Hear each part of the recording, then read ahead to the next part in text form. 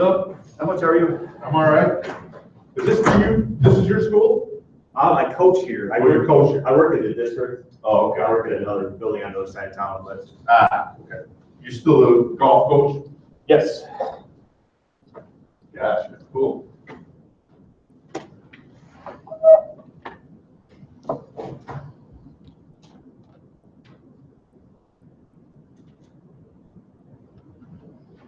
How's the team looking this spring? I was playing the fall. So. Oh, you playing ball? Yeah. Very good. Made it as a team in the sectional. First, second time in school history. So. Wow. Cool. Congratulations. We were one kid over the cutoff for like biggest class. So we were one less kid in the building. Would have been in the middle class. Would have been 2A instead of 3. Would have won regional. We would have won state. And then you get stuck in the big schools. Yeah. One kid though. Yeah. One kid. One piece of shit. Do nothing. Kid that just hangs out here. Yeah, just needs to show up, right? That's all you need him to do is just be there. Yeah. One time. Oh, you couldn't get like, the trainer or somebody to just say they were on the team? No, not even on the team, just in the building. Oh, in the building? The building. Oh, okay, so it's the size of the school. School. Got it. So we had one less kid. Really? One of the stoner kids that never comes to school was there on the 6th day of school. This is all live on YouTube, by the way, so just Today? yeah, it's already so. Oh, really? Yeah, we put it on our Facebook page, so Okay. people that couldn't come and watch it. So picked up your Well, thanks. Now I'm gonna be nervous. Cool. Hey, I was telling Jeff, and I don't know what happened. We're trying to figure it out. He sent an email a couple of weeks ago with the agenda.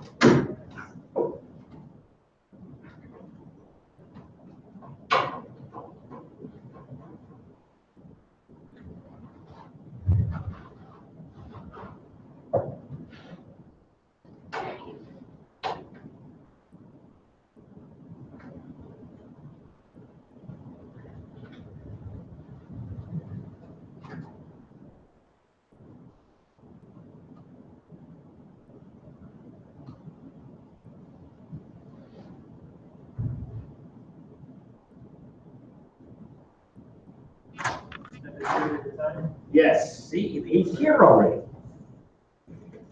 Yes, I am. Where do you want to sit? Wherever you like. Right there. Right there is good with me.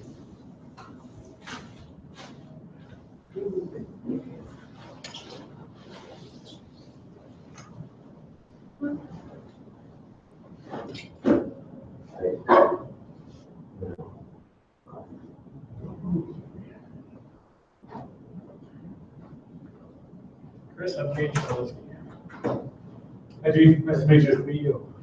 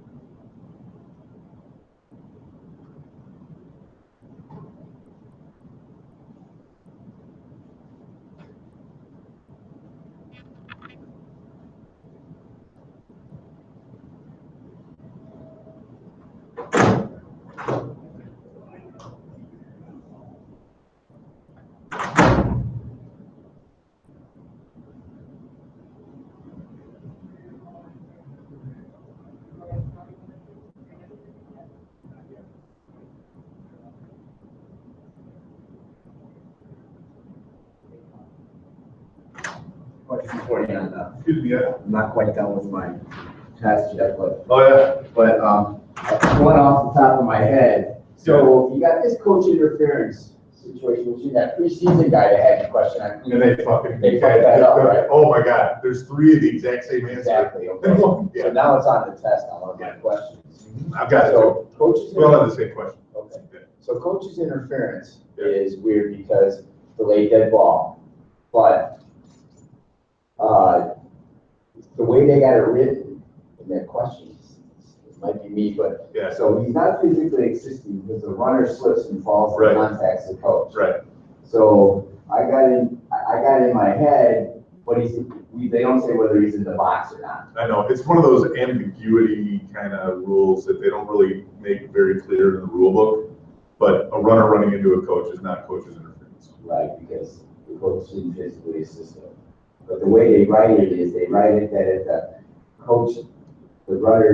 coach can't touch the runner, but the runner can touch the coach, which is, you may call not necessarily, like if I come out and I use you for the stop, I may call that as I mean, coach yeah, interference. I mean, you know, if he is trucking and he deliberately uses them to hit the brakes, Right, and you can judge that he's gaining an advantage by doing it on Right, purpose, right. yeah, you can call it. right, so I'm going back and forth, I got a question mark on that question, there's another one too that I had. Well, I can tell you this, 2 things. In real life, they're not gonna give you that judgment on a test. You know what I mean? They're not gonna offer you the opportunity to judge whether or not this particular one unusual time it happens to be interference. I'm not gonna do that in the test. And 2, I can tell you that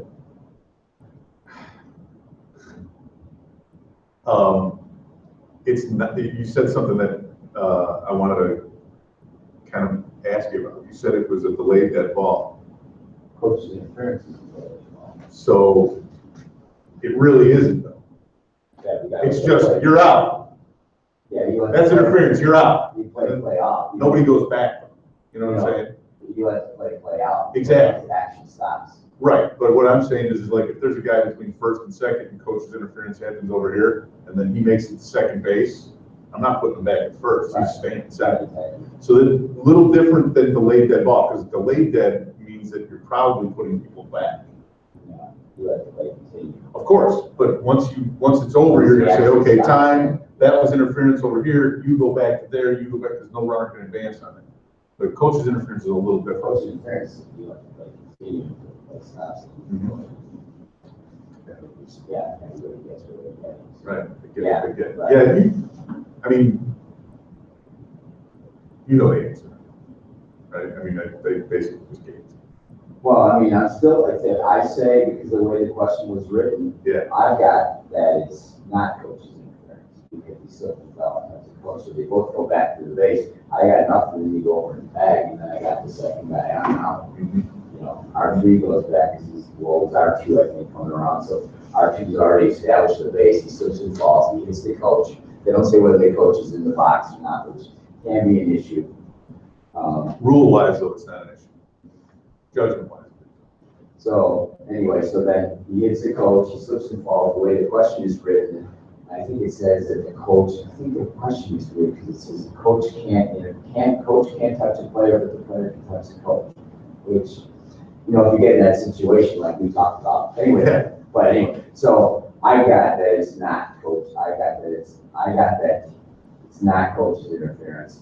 That once he goes back and stands on there, now I'm the third baseman, I got the ball, and I'm going here, you know what I'm saying, you know, R2 is safe and R1 is out. Yeah. So that's what I'm calling. not gonna argue with your answer. Yeah, because, My test score would agree with that. yeah, because, but I like if you stand there and I come in there. Oh, yeah. And then I go back and I'm going. I mean, when "You're out." you see him like running and he's looking and all of a sudden he grabs the coach, falls down and gets back up. Right. That might be interference, Yeah. even though the coach didn't do anything but stand there and go, Right, but even if the coach is trying to get out of his way and uses them to stop, I might still say, you know, you're out.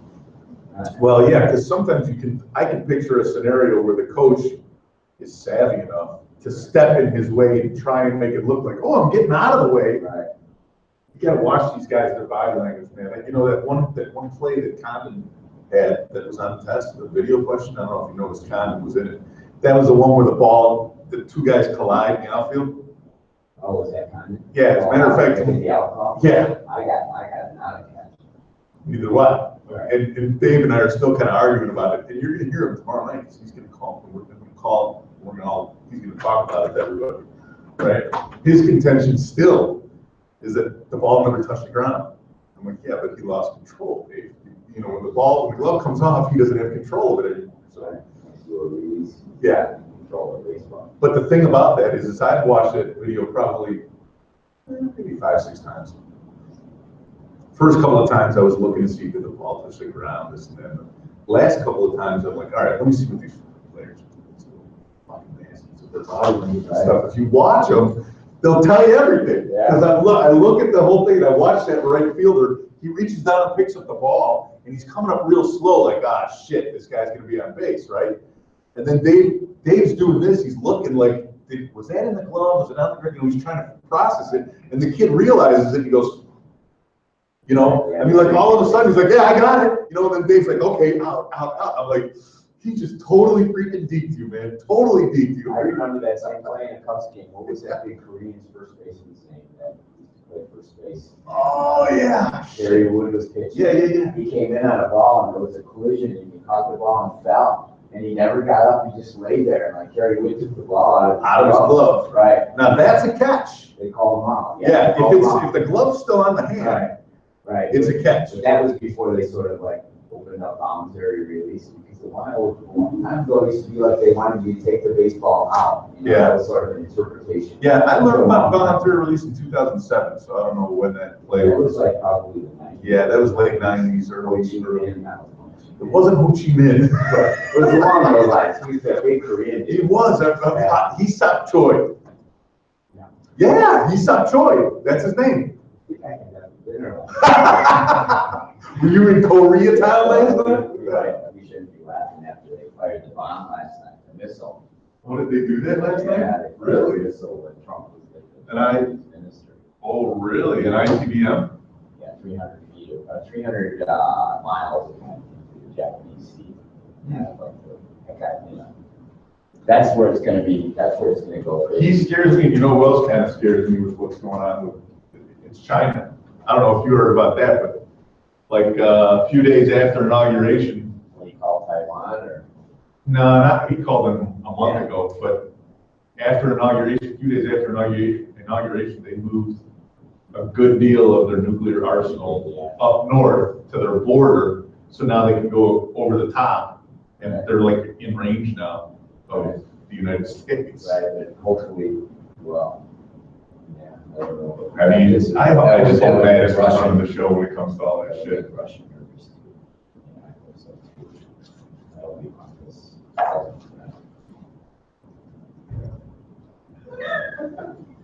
I know, it's a weird world. All right. All right, let's do that. Yep.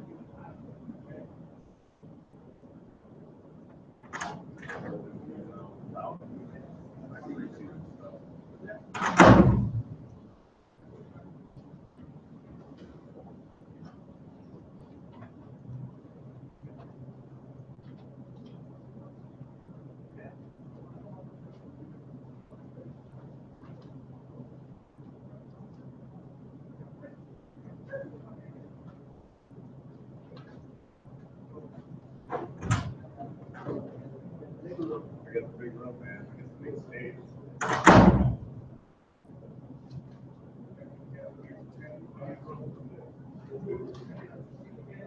Yeah. How you guys doing? You're already streaming live. Already? Yeah. No. Yes, so are we. Really? Yeah. I'm already right there. I better be careful what I say then. Streaming live right now. Yeah, I did a YouTube the other day, and I We thought- saw it, we all watched I it. know, and I forgot there was a F-bomb. I forgot there was YouTube by F-bomb a couple times. Did you? You have found it? A couple times. I did it one with Phil. Well, that's right, Phil's, I saw part of his presentation on working the plate. I didn't watch the whole thing. What did you focus on? Okay, everything. It was an hour and 48 minutes, 2 hours long. Everything. Sounds like Phil. Phil pregame. Yeah, I bought these, I was looking for Under Armour That's right, shoes Billy. That's online, right. looking for them. And, I couldn't find a pair that I was willing to throw down cash on. Yeah. I always like to have 2 pairs for the season. And, about a week later or something, I got an advertisement on some website, you know. Yeah, they know. They know what you're Oh, looking yeah, for. They know what you're looking You for. want, not only do they know what you're Right looking in for, front of you. dude, they don't just know what you're looking for, they know stuff that Yeah. blows my mind, like, what was it that happened to me recently? A friend recommendation popped up on Facebook. And the person was somebody who I had just been talking about like a week earlier. And this person. Talking about online or talking about verbally? Talking about verbally. Right. Okay, and this person has no connection to me friend-wise. There's no mutual friend Yeah. at all. All right, so what happened? So how? You've never had a email from that person? Nothing. Some, their name has to be somewhere. I know. That's happened to me. Or your where- microphone got turned, or they turned your microphone. Where somebody. Yeah, I'll plug it back in when I'm done, guys. So you can go on here and get everything set up. Okay. Then we just. I got my computer. Okay. Mine's in the car, just in case. Yeah, you didn't. Always bring extra laptop. Wow. You have to walk His days in, off, like, closet. like, I was over days. January 1st, like, you know, 2 days before. So it's messed me up. I'm leaving for Arizona. Yeah. Yeah. So I've been like, Brian, I've been like busting ass for the last 2 weeks, just trying to catch everything up. So you need me and Mookie to go do some investigating? Is that what you're saying? Yeah. No. I don't want to cross my work than I already have. Keep us away. Yeah, keep us away. Yeah. Yeah, so, Wow, that's unexpected, isn't it? but it's totally, yeah, and it's busy as hell too. I mean, it's, he said he was too stressed out. What did he do before? He's a cop, still on the job. Oh, so he's still working? Full-time job. Right, but, you know, he had a couple of people leave. He said he was too stressed out. Oh, you need power, you need the So juice. anyway, I just thought of I it. recognize that sound. I'll be back like working hard again April 5th. All right, well, if we have more shit come up, I'll let you know. Starting with Luke on the 5th. Are you? Yeah, my first game. Luke. Who you with? Me and you work together 3 days. like- Hey, did you get anything from Matt, What's that? Bill? Yeah, I've got like 2 or 3 games. Good. Is he I have still have 0. games out there? Yeah, I don't think he's done I yet. think I have 0 on that. One date in the CCIW. They got 1 date in the CCIW. Who are you? Employee, for different reasons. That's me. Yeah.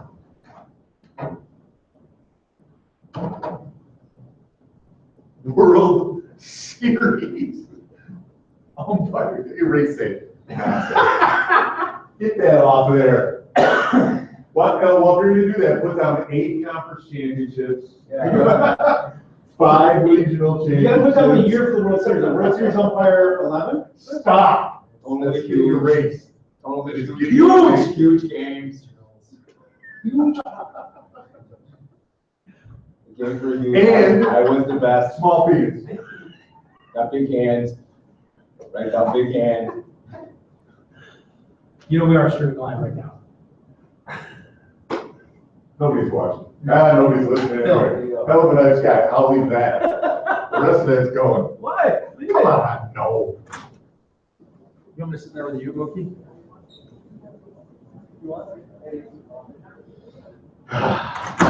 Is that really on right now? I guess, I don't know. Yeah, I guess we have to watch what we say at this point. We're live. Did you ever see that video of the guy? I forget who it was, but it was some ESPN things. The guys were calling a game.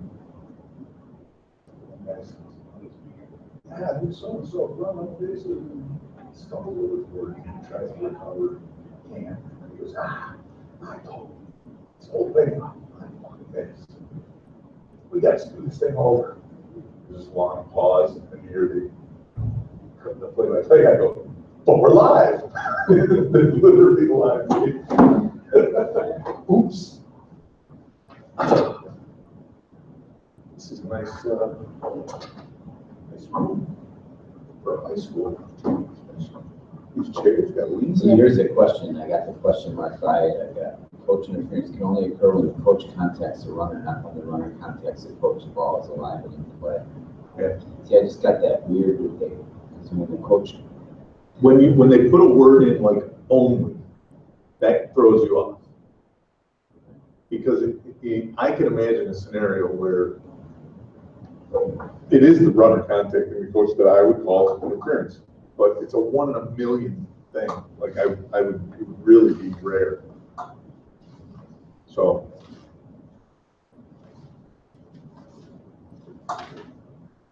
Don't worry though. I gotta take this tomorrow. I put mine in on Thursday. Hey, it's my first one ever. Yeah. There were a couple of questions that I had some issues with. I'm sure. I've been doing them off the top of my head. You know which one was tough, I thought, and it was mostly because of the way that it was written, not the way it was written, but the time of it, was that batting out of order question. That's a challenging one. Yeah, so, you know, it's really, when I read about the batting out of order, there's really only two people you have to worry about batting out of order. Who's that? And that's the batter, just the batter bat, and when they. The improper batter And then the one before. and the proper batter. Right. Yeah. So once you just kind of do that. Yeah. It helps make it easier. The thing that made this one tough though was because it was the first batter of the game. Right, so he's actually third in the line, he's normally first, so he bats. Once he bats, they didn't do anything, he's legitimized. As soon as they pitch to the next batter, the lineup becomes legitimized, and if that batter is potentially improper, And so what they do is you take the batter who should have been there out, he's out.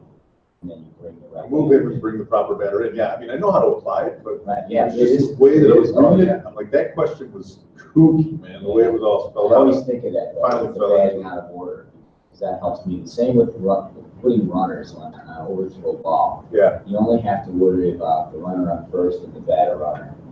Everyone else is scoring. You know, I always Yeah. think of that in my head. that's true. Yeah.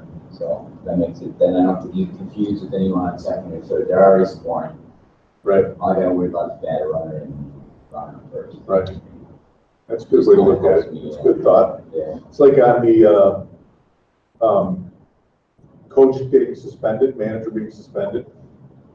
So I realized this year, going through the matrix and everything, that a manager of the team, the head coach, will never be suspended for one game. It's either no games, or 2, or 3, or 4, or 5, or whatever, but it's never for one game. Right. This two is the automatic posting.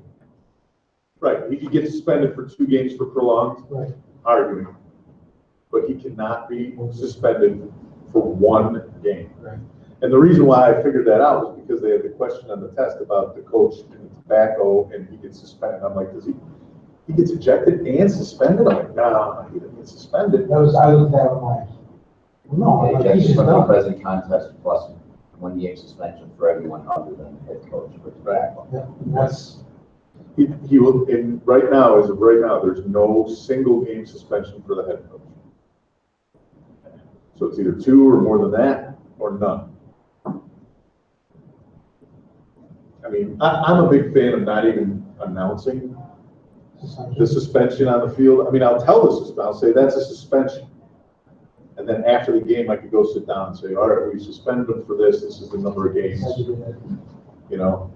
And I don't think the NCAA has any problem with that because you gotta go through the whole thing after the game anyway. Right. So, what did you put on the batting out of order answer? You know, the Baker, Charles. Yeah, I had it. Oh, okay. Well, then, I don't remember off the top of my head. Okay, call somebody out and put somebody in the proper place and, oh yeah. but I think, Play stands. I got 6, I think I put place stands. No, that's not Was what it that was. not right? You got it wrong. Okay. Well, I got 6 wrong. I figured that was one of them. That was one of the ones that I spent, I didn't crack open the rule before at all, just took it dry. Me too. I did well, I cracked it open after I did it. There were a couple that I wanted, like the tobacco one, I had to go check. Well, But I did the whole test without looking at the rules Yeah. once. Here's a question right here. The current batting lineup is David Baker, Charles, Daniel, Edward. Charles, who had bad leadoff the entire season, is put in the 3rd position for this game. Charles, expecting the leadoff, bats first, not realizing he's listed 3rd and strikes out. So then Baker comes up, who's the number 2 hitter. Baker comes to bat next and doubles. The home team head coach appeals that Baker batted out of order. So you got Charles, who came up. He's actually in the 3rd position, but He's batting out of order when he's at the plate. Right. So then once he bats and completes, and then they goes to another guy, then he's legitimized. That's the legitimate. Now the order becomes, his spot was actually now the proper spot. So he's still 2. He was 3, but now number 4 should be in the hole. Or I mean, should be at the plate. Okay, so Davis or whatever it was, should be on. Daniel, but Baker bats because he's number 2 and he is a double, and then they come up and peel. So he's out. Nope, not. I don't see that Daniel's out because he would be the batter that should. Daniel's out. Baker stays in 2nd. Baker's off. Baker. He's He has a seat. Yeah, He's not out. It's just his at bat just doesn't count. Okay. Yeah. because there might be times where you actually have the player get a hit, Yeah. you call out, and that player comes back up to bat again. He just Right. got a hit. Yeah. Right. So the thing that I read that was helped me make it easy, there's only 2 people you worry about in batting out of order. You worry about the batter that batted when they came out, and Right. the one who precedes him. So the one before the guy that just hit. And That's all you worry about. So if that guy's, because otherwise you could go down the chain and go batting out of order like 10 guys down the road. So you can only worry about once the guy bats, you only worry about the guy in front of him and the guy who hit came out. Right.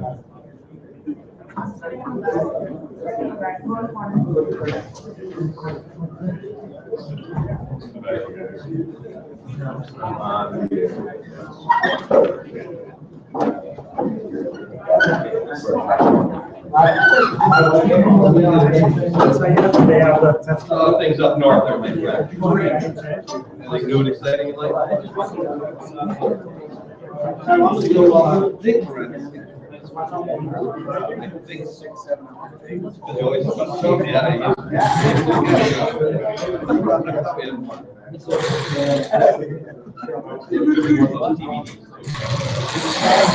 Get us out there at 6 a.m. They still playing. Playing work. Filling up there up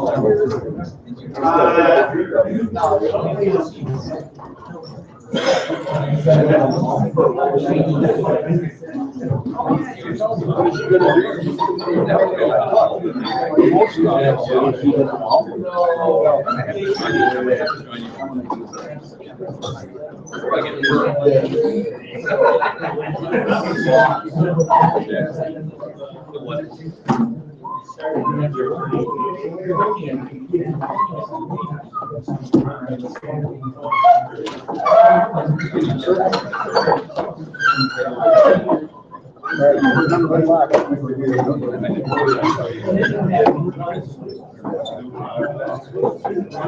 do want to give you a call.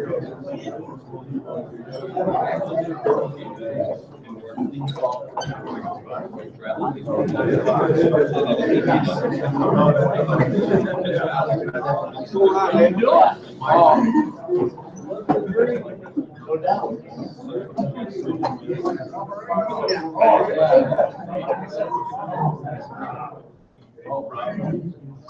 That'll get me really good.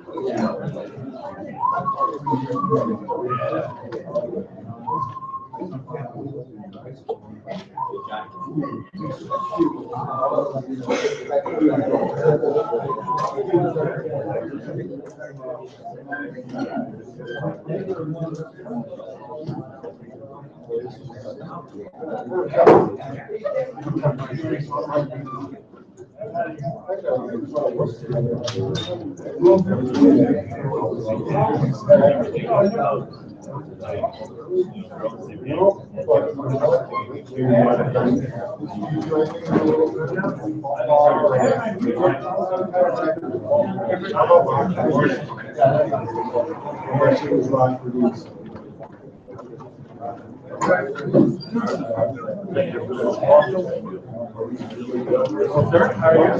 Good, how are you?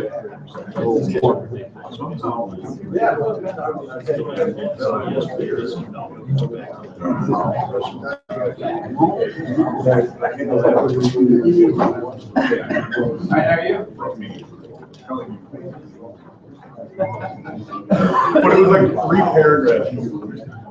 I don't remember. I was looking at going, I couldn't say it because he never would have talked to me again.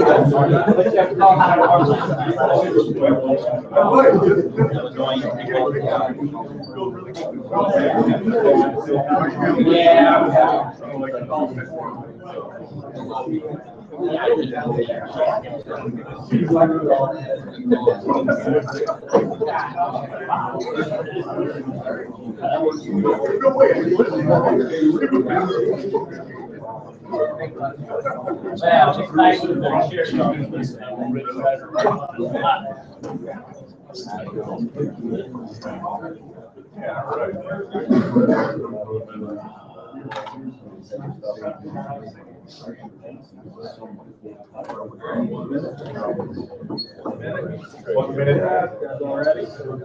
1 minute.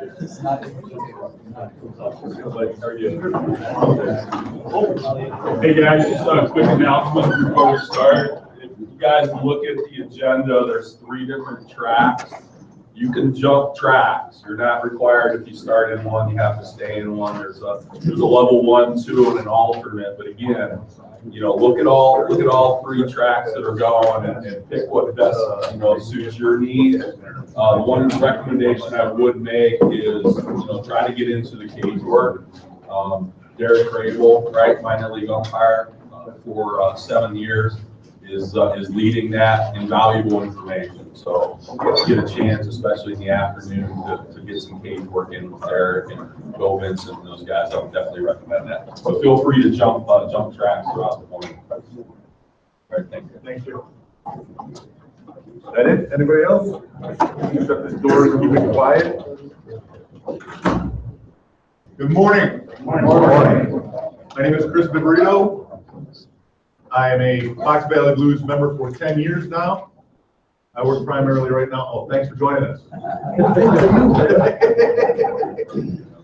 I've been working college baseball now for about 7 years, and that's primarily where my focus is right now, is in college baseball. But Fox Valley Blues was kind enough to invite me here to speak with you guys today, and I'm very happy to be here. So thank you for allowing me the opportunity to share some of the things that I've learned in the last 10 years with you as you get ready for your season. The presentation that I'm going to give you today is going to be pretty much a high-level overview of the things that have helped me to become successful as an umpire. All right? By no means necessary, and what I'm going to share with you today is it gospel. Well, there are a couple of things that are gospel Bible. For the most part, this is the stuff that I've used that has helped me to get what I've got in this game, which is a lot of fun and a lot of friends.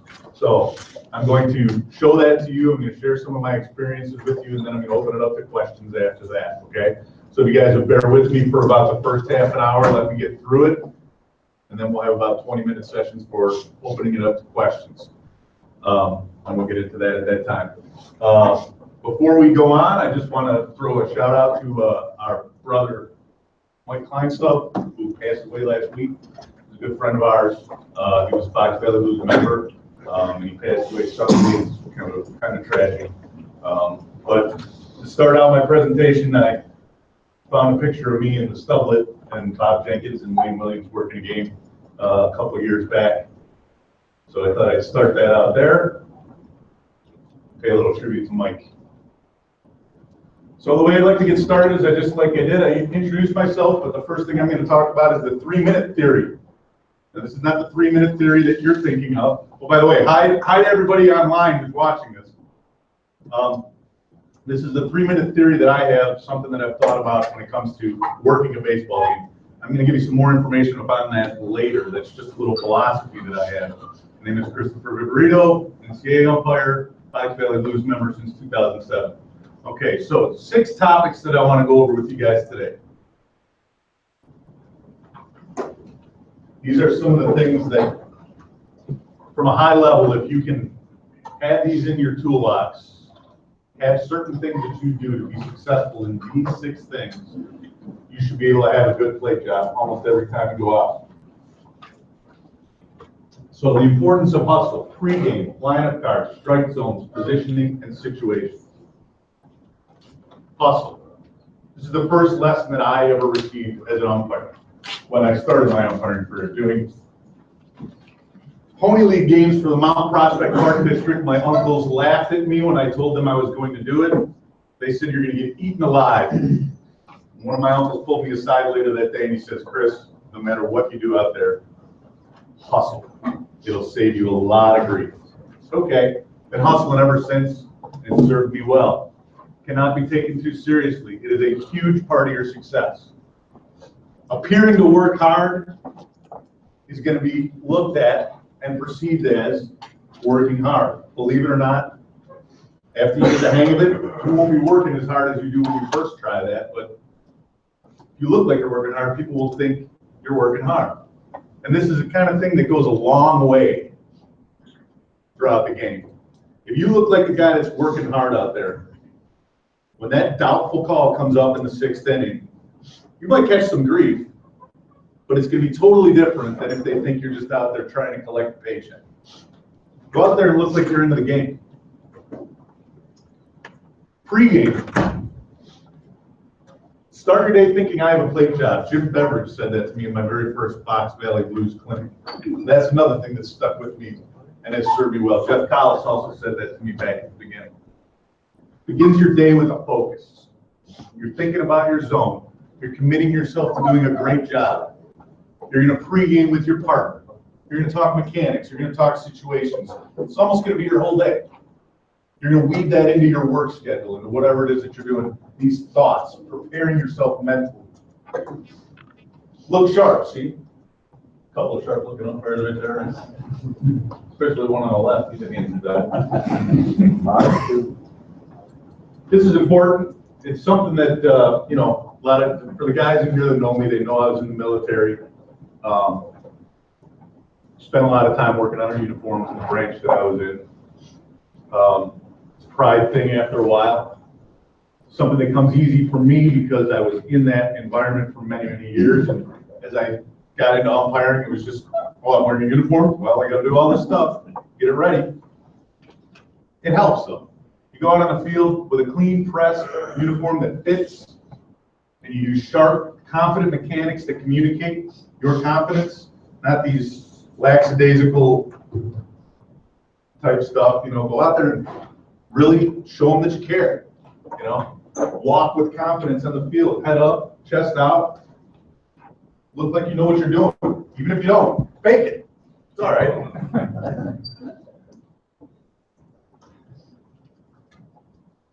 When you get to the plate conference, greet your coaches, be personable, create a loose and fun environment. Hey, how you doing, Dave? Nice to see you, Steve. You guys ready today? Are we going to get some rain? No? Good. Get your lineup cards. Take the home team first. Tradition. You want to know how it became a tradition? Let me tell you. I don't know. But it's a tradition, so we're going to do it. Once you're done ask if they have any questions, and again, be personable. And something that seems to happen from time to time, you'll get coaches who like to run the pregame themselves. Like you're just there collecting paperwork, passing it back out, smiling, laughing.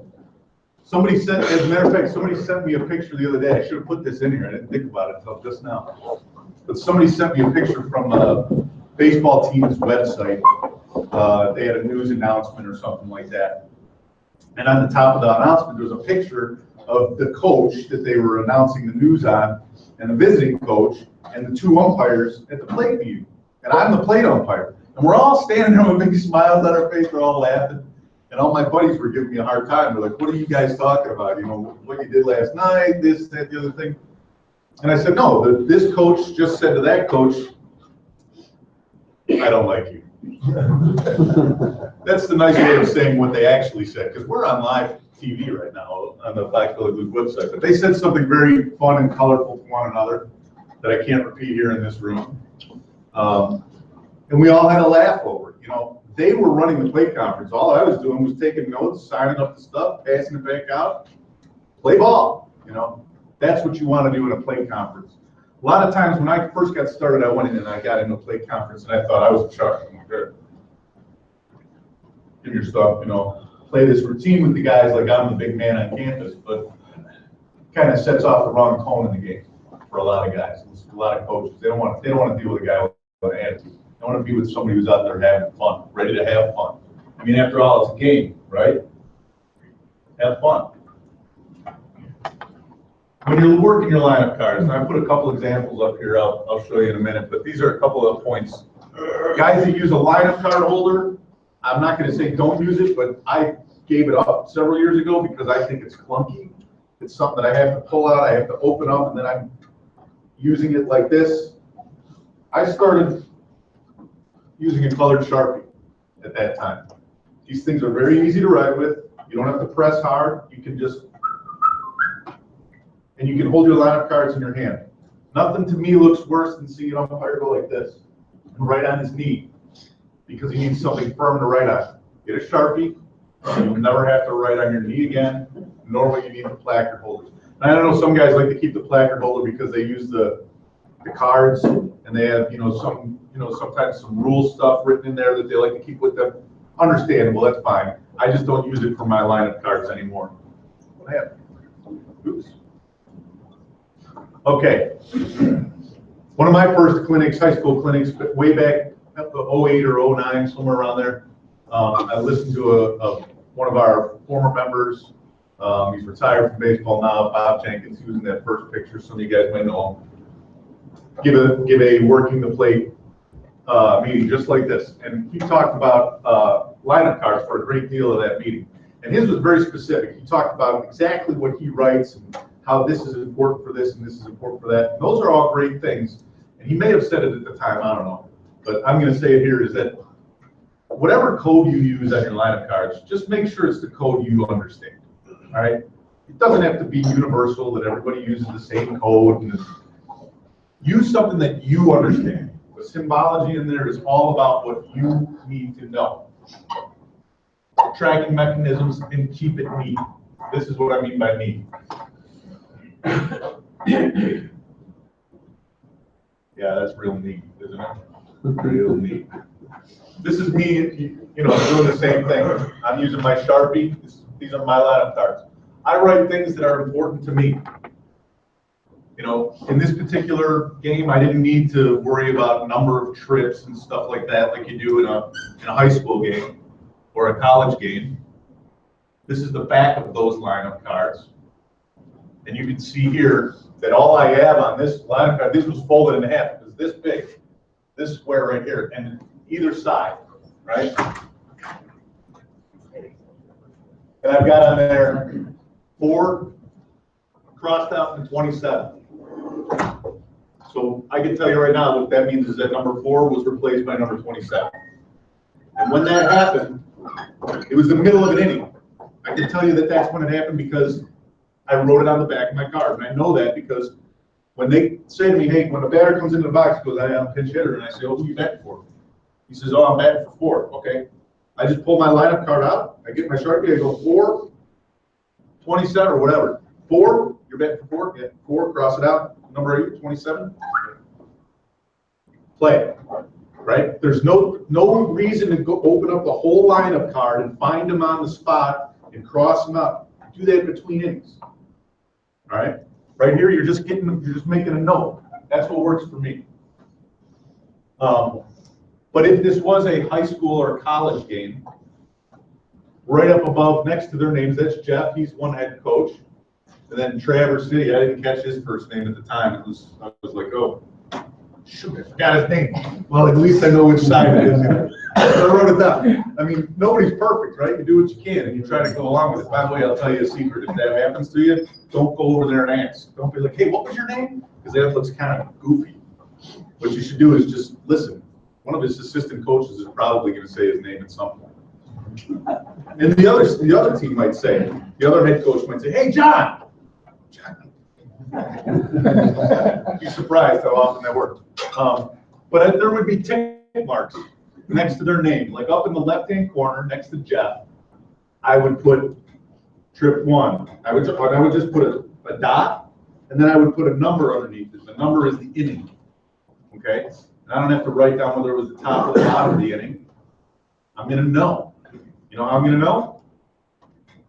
It's on the left-hand side of the card. It's on the left-hand side of his name. It is a trip to the mound. If it is on the right-hand side of his name, it is an offensive trip. That's my code. That's how I know what's there. And then going back to the other one, you can see my code mostly, well, it's easier to see here because there's not as much stuff to look at. Okay? But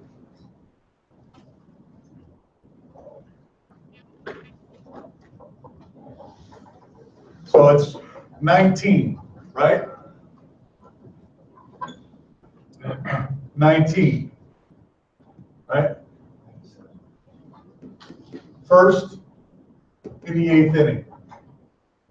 Over here, similar type stuff. You can see 29, crossed out 19, right here. Second in the 6th inning. I have my code. Why is that stuff important? Just in case anybody asks. To be honest with you, I've never ever needed somebody to tell me what inning it happened. But I can foresee that happening. So I just jotted down. I have my code.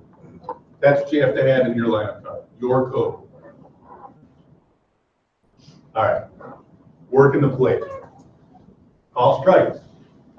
Let's talk about the strike zone. You notice I started this slide out with call strikes. If you didn't notice that, please do. Call strikes. If it's between the pipes, it's a strike. We'll get more to that in a minute. Hold your catchers accountable for presentation.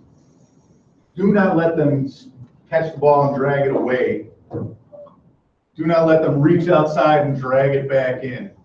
Don't let them do that stuff to you. Only makes you look bad. I mean, they can do it. Just don't give them the strike for it, is what I'm saying. You know, don't tell them not to do it. I mean, you can if you want. That's not really a great technique because whatever you say to him at the plate, he's going to say to the coach in the dugout, oh yeah, call strikes. I didn't mention that. Let the zone be the zone. Don't go grabbing stuff. Makes you look bad. Trust me. Find a zone. I didn't even put the thing up here about consistency because everybody knows consistency, right? Let the zone be the zone. It's the stuff that you deal with behind the plate other than the zone that's challenging. The zone should just be what it is. It is what it is. And great umpires let the game call itself. Great umpire who is in this room, that I will not mention his name at this point, told me that he likes to let the players call a game for him sometimes. Practice. It's a practice thing that he does, you know, in a meaningless game somewhere, you know, practice type game, scrimmage, you know, summer ball, you know, something like that, where you let the play happen and you just look at the players and they will tell you everything and then you say, it's kind of the same thing behind the plate with this point about the game calling itself. You'd be surprised. Good catchers know what's a strike and they know what's not a strike. If you pay attention to their body language, game will call itself. If you have a pitch that you're wondering whether or not it's a strike, and the catcher's body language is it's a strike, and you call it a strike, nobody's going to say a word. Maybe the batter. But they're always crying about the strike zone, right? So, you know, that's not going to seem unusual. Between the pipes. This is what I always say. This is what I tell the catchers. This is what I tell umpires when they're talking about, they're like, call this pitch that's over here. Like, call this pitch that's over here. The entire ball is between the pipes. These are the pipes. The insides of the batter's box. The entire ball is between the pipes. Now, I'm not going to do the math equation that another umpire mentor of mine likes to do, but I will explain it to you really quickly. Plate's 17 inches, ball's 3.5 inches. Any part of the ball crosses over any part of the plate. It's in the zone, right? How much space is there between the edge of the plate and the start of that pipe? Depends. Good answer. How much is there supposed to be? Okay, so a ball that's right alongside here, just the edge of the ball is touching the edge of the plate right there. How much is left if you subtract the plate and the ball that's being covered on? Less than 3 inches, right? So would you say that you call a ball, call strikes a ball off the plate? Is that a ball off? It's actually not, because part of that ball is on the plate. The ball off is the one that's in between that miscellaneous 3 inches, okay? So just keep that in mind. If it comes in through that area, the catcher does what he's supposed to do with it. It's in the high and low area, you know, up and down, it's legitimate in there too. You got a strike, gentlemen. No one's going to complain about that. Positioning, plate stance. So we all like to get in the slot. We know about that. Does anybody not know what it means to get in the slot? If you don't say so, I'll explain it, but we all know what that is. Lock in when you get back there. Don't be drifty. Hey, Chris, Tough. Yes, sir. there's some youth umpires here too, so maybe just real quick, say where the slot is. Okay. I will draw you a picture. Since you are on that side, I will draw it over here. Thanks, Ken, by the way. Happy to do that. Here we go. Oops. I'm not an artist. You see that all right? Okay. So that's the plate. This is your umpire. I'm sorry, your catcher. Right? And here's your batter. Let's say he's a righty. You want to position yourself in the slot. This is the slot. The space between batter and catcher. Okay? You want to make sure you get your eyes in that area. And I'll show you at the end of this, I have one last photograph of a really horrible umpire. You can kind of see the slot in that picture, so I'll show you a little bit more when we get there. But when you're in the slot, that's when you're standing there in that space. You've got a batter here, you got a catcher here, plate's there, you can see the whole plate. You're going to get into your position, you're going to lock in. That means don't drift. That means you're going to get ready and you're going to be locked. Don't be, you know, doing this and drifting back and forth, especially if you're young and you're just starting out. You want to make sure you're locked in, your head's locked, and you're tracking the ball with your eyes, not with your head.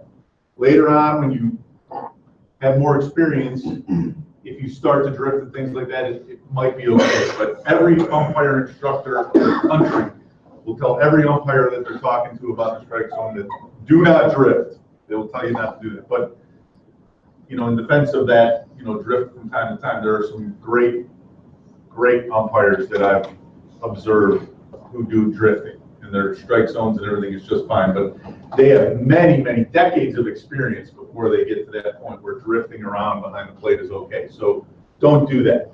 Track the ball all the way to the glove. Make sure you hear it hit the glove. You hear everything, you see what happens.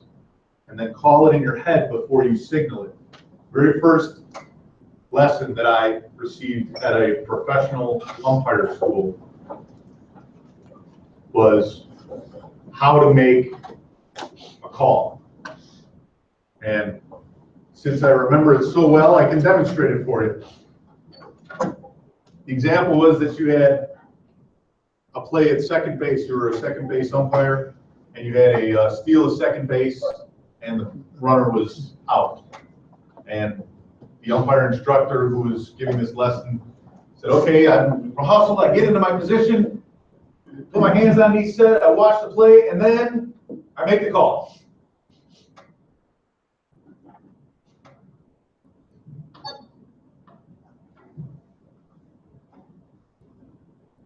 Oh, you want to know what it is? He's out! He's out!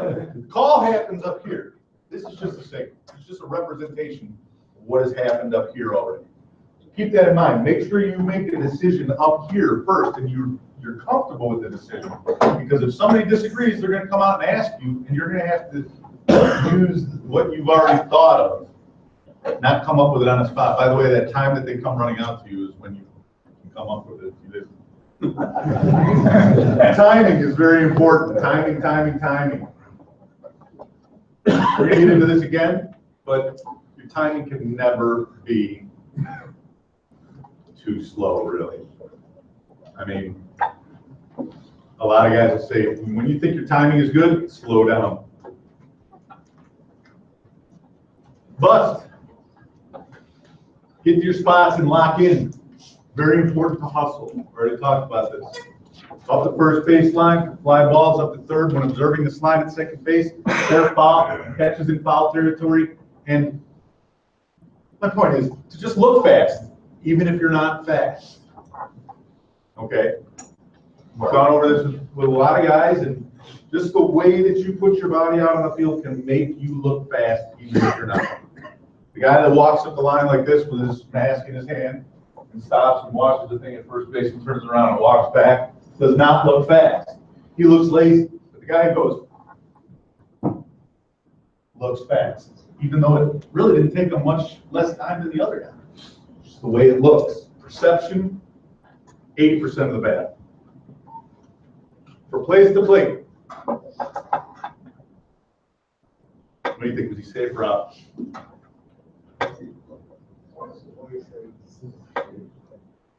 Safe? That's an easy call. I'm out of position. I should be probably a little bit further over here. But you see where I'm at? I'm actually in between the two of them. And you see how the catcher's coming around with his glove like this? That's what I'm keying on. You can kind of look at my eyes. You can see I'm looking right at his glove. Right? And the reason why I'm doing that is because I'm following that glove. The glove starts going like this, I'm going away from it. Like that. I'm curling around. And why that's going to happen is because the tag's going to go like that, right? It's going to go, and the runner's going to be over there. So if I'm here following that glove, then I can all of a sudden stop and see everything happen right in front of me. I'm a little too close to it too. I should be about 5 more feet back, right on the other side of where the dirt is. Stay on the glove side. That's what I was talking about. When you're watching, you stand at the back point of the plate, you're watching the plate come in, and you know the ball's coming. Look at the catcher. He's got his glove here. Stay focused on his glove side so that you can move away from it. Because that's how you're going to get yourself into a position to watch that tag come around. Keep spacing to see where the tag is going to be. That's, you want to make sure that there's space between where his glove is and where this guy is coming in. You're going to want to be able to see that space and move around it. And you want to have 10 to 15 feet of spacing away. So like, right about like this is about a really good distance. Maybe a little closer if you want. But for the most part, you want to be a little bit back from these plates because you'll be surprised how much more you'll see by being further away from it. Get up too close to it and it'll blow up on you.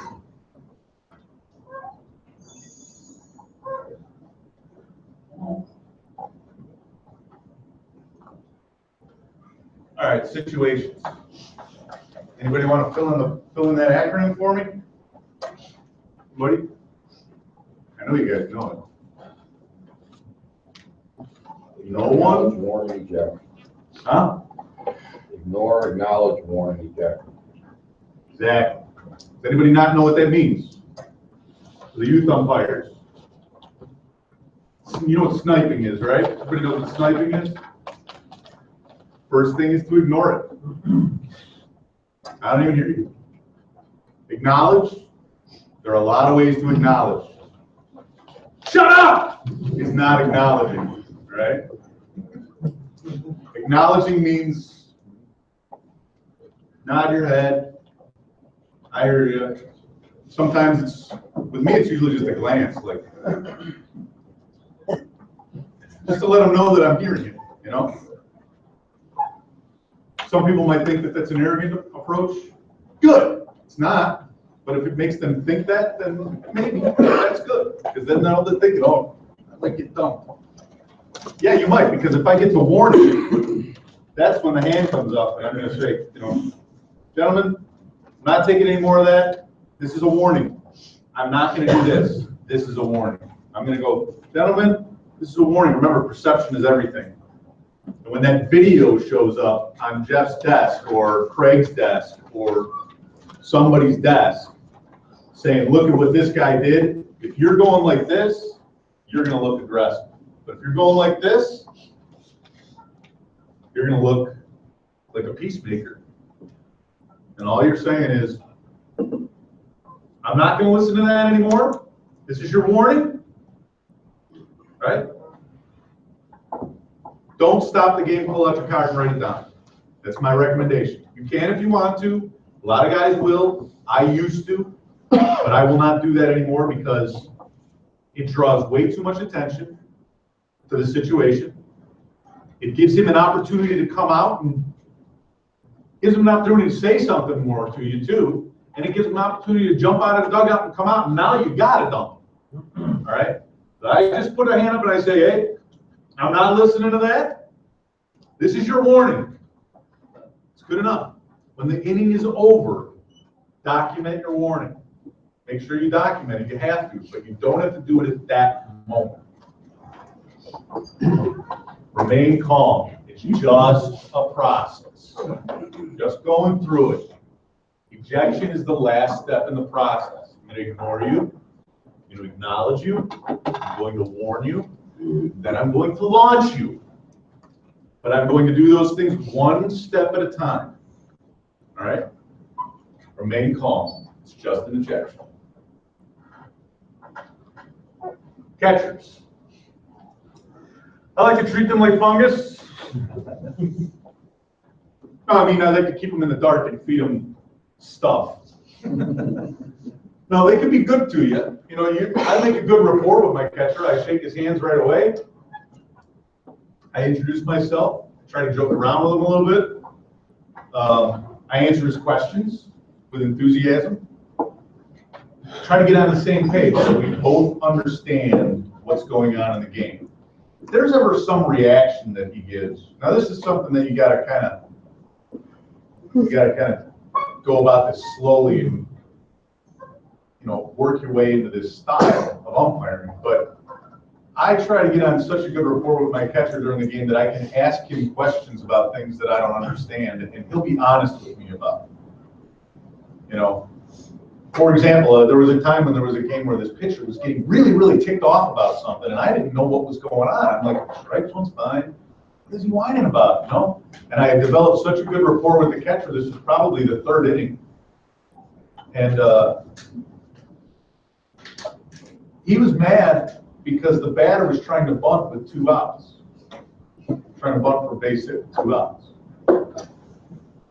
Now, I don't know, I played baseball, but I didn't play at a high level, you know, so it's not something that I ever really thought about, you know, but I asked him, I said, what's he crying about? He says, bunt with 2 outs. I'm like, it's a 1-run game, man. I mean, he's trying to get something started. What's the big deal? You know, he goes, yeah, I don't know, it's stupid. That's what he's saying. I'm like, okay, you know, all right. But that's the kind of relationship I try to keep with my catchers. I just try to talk to them and let them know that we're both back there together and I'm working hard for him. I'm trying to get things done. But I don't tell him things that he can take back into the dugout. That's what I mean by treat them like fungus. Don't give them anything that they can take back to the coach to start something else up. You know, hey, I need you to, you know, tell them how to work the pitch and stuff like that. No, you can say something like, you know, when he catches it, he drags it away, you know, and he says, where was that one? You go, I don't know, you dragged it out of the zone so fast I couldn't tell where it was. You know, you can tell him like that, but don't tell him, hey, if you drag your glove, I can't give you a strike. He's gonna go and tell the coach. Then the coach is gonna go, oh, it's all about what the catcher does, huh? And then you're gonna be in a world of hurt. Don't give him those kind of opportunities. Keys to a great plate job: relax, timing. When you think your timing's good, slow down, hustle, look sharp, stay focused, dial in. And the 3-minute theory. I told you we'd get back to this. How am I doing? Half an hour, right on schedule. Okay, so the 3-minute theory. Something that I came up with, and it's a bunch of nonsense for sure, but I'm going to share it with you anyway, and just philosophical approach to the game that I have. A long time ago, when I did my first umpire training, one of the metaphors that was used in the training was to talk about how when pilots are trained to fly planes, you got pilots in the room? Anybody? No? When a pilot is trained to fly a plane, you know, you look at the cockpit as somebody who doesn't fly planes, you look in, you see all those buttons and switches and knobs and dials and gauges, and it's like, how do they know what they're doing with all that stuff, you know? But the thing is that each one of those pieces, components, has specific purpose. When they're flying that plane, they're dealing with one specific thing, they go to this one specific box. They don't have to worry about everything else that's going on in the cockpit. They just need to deal with that one thing. That's what's going on when you're umpiring a baseball game. It's kind of like flying a plane. You got all this stuff going on around you, and everything that's happening all at once. Some things are important, some things are not. But the most important thing is what's happening right now, right here, right in front of you. Might just be that very one pitch that's about to come in. Okay? How many pitches do we see in a game, in a high school game? Probably 200. Right? Let's say we see 200 total for the whole day. Out of those 200 pitches, I want somebody to throw a number at me here. Maybe this youth umpire is just getting started. How many of those 200 pitches do you think are going to be obvious, whether they are a ball or a strike? To everybody, not just you, to everybody.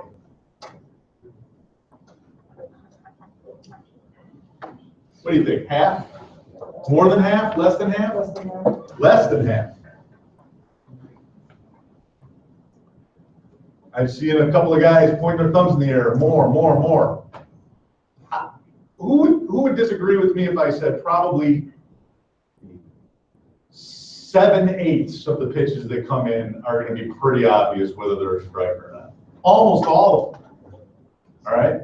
The ones that are in the dirt, those are easy. The ones that the catcher's diving out of the zone for, those are easy. Ones that he's reaching way high and way out and way in for, those are all easy. The swings and misses, very easy. The foul balls, extremely easy. But for that 1/8 of the game, there's going to be those borderline pitches. Those ones that the catcher is just enough good. It's just on the borderline there, and you're going, everyone's like, one side's going to be screaming, that's a strike, and the other side's going to be going, it's obviously inside. That 1/8 of the game is really all that we are there for. The rest of the game calls itself. We have to make the decision on that 1/8 of the game. When it comes to everything else, the 3-minute theory is about that. In a game that lasts 2 hours, if you really do the math and think about it, they really only need us for about 3 minutes. It's true. Okay? The rest of the time, the perception of what you're doing drives the ship. Okay? And you let them play the game. Give them the perception that you're in charge. Give them the perception that you are involved in every little detail, which you are, but you're not necessarily doing anything special in relation to it other than appearing to have control of the ship. Huge. Perception is huge. And so I'll show you that last slide now because I promised I would. You guys see how I'm set up here? in the slot. See the batter, please here, catcher, and I'm kind of set up behind this catcher, looking over his shoulder. It's actually a bad spot. Now, this is about 5 years ago. I was working down in Florida. Bill, you recognize that field, I'm sure. In the lakes.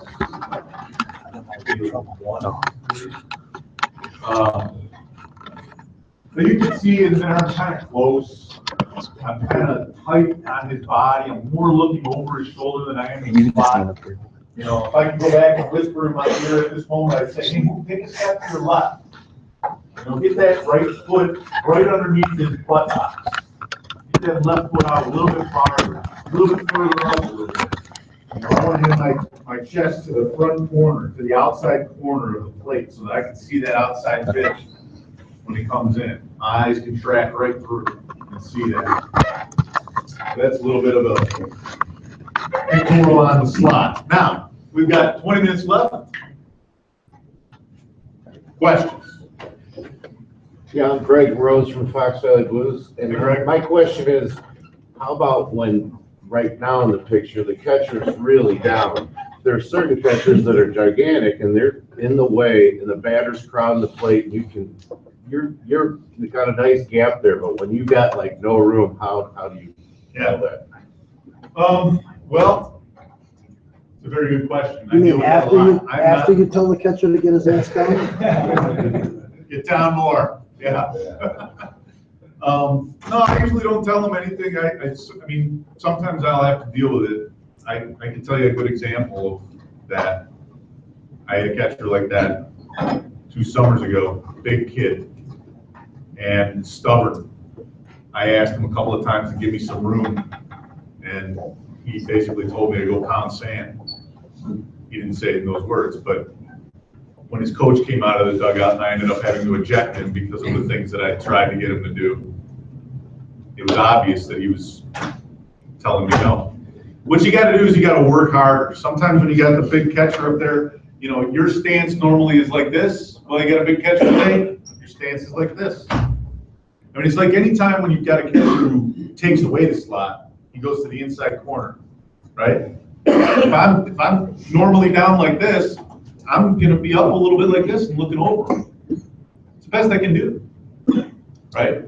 When you're doing this, though, timing becomes extremely important because now you got to watch him catch it, see if he drops his glove, see if he moves it around. Okay, it's all right. He threw it back. Strike. You know, you got to work harder when you got a big guy. You got to find a way to work around him. You know, that's really the best I can tell you. Some of the tricks that I do are just lifting myself up a little bit. Yes, sir. When you got a one-man coming out behind home plate on steals at second, and then also I've had a bunt down the third base line. So you go down the third base line to see if it's fair or foul, and then you're 100. Now you got to go across. You're 100 feet away from first base. I mean, is there any advice on where should you be on a steal at second if you're one man? How far are you going to get? And which way are you going to go? Is I got a righty or lefty at the bat? Righty. I'm going to go opposite the bat if I can.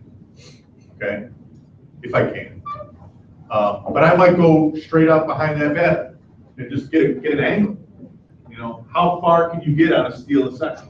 Not very far. Yeah, pretty far. You know, the key is to get a clearance and be stopped and watch.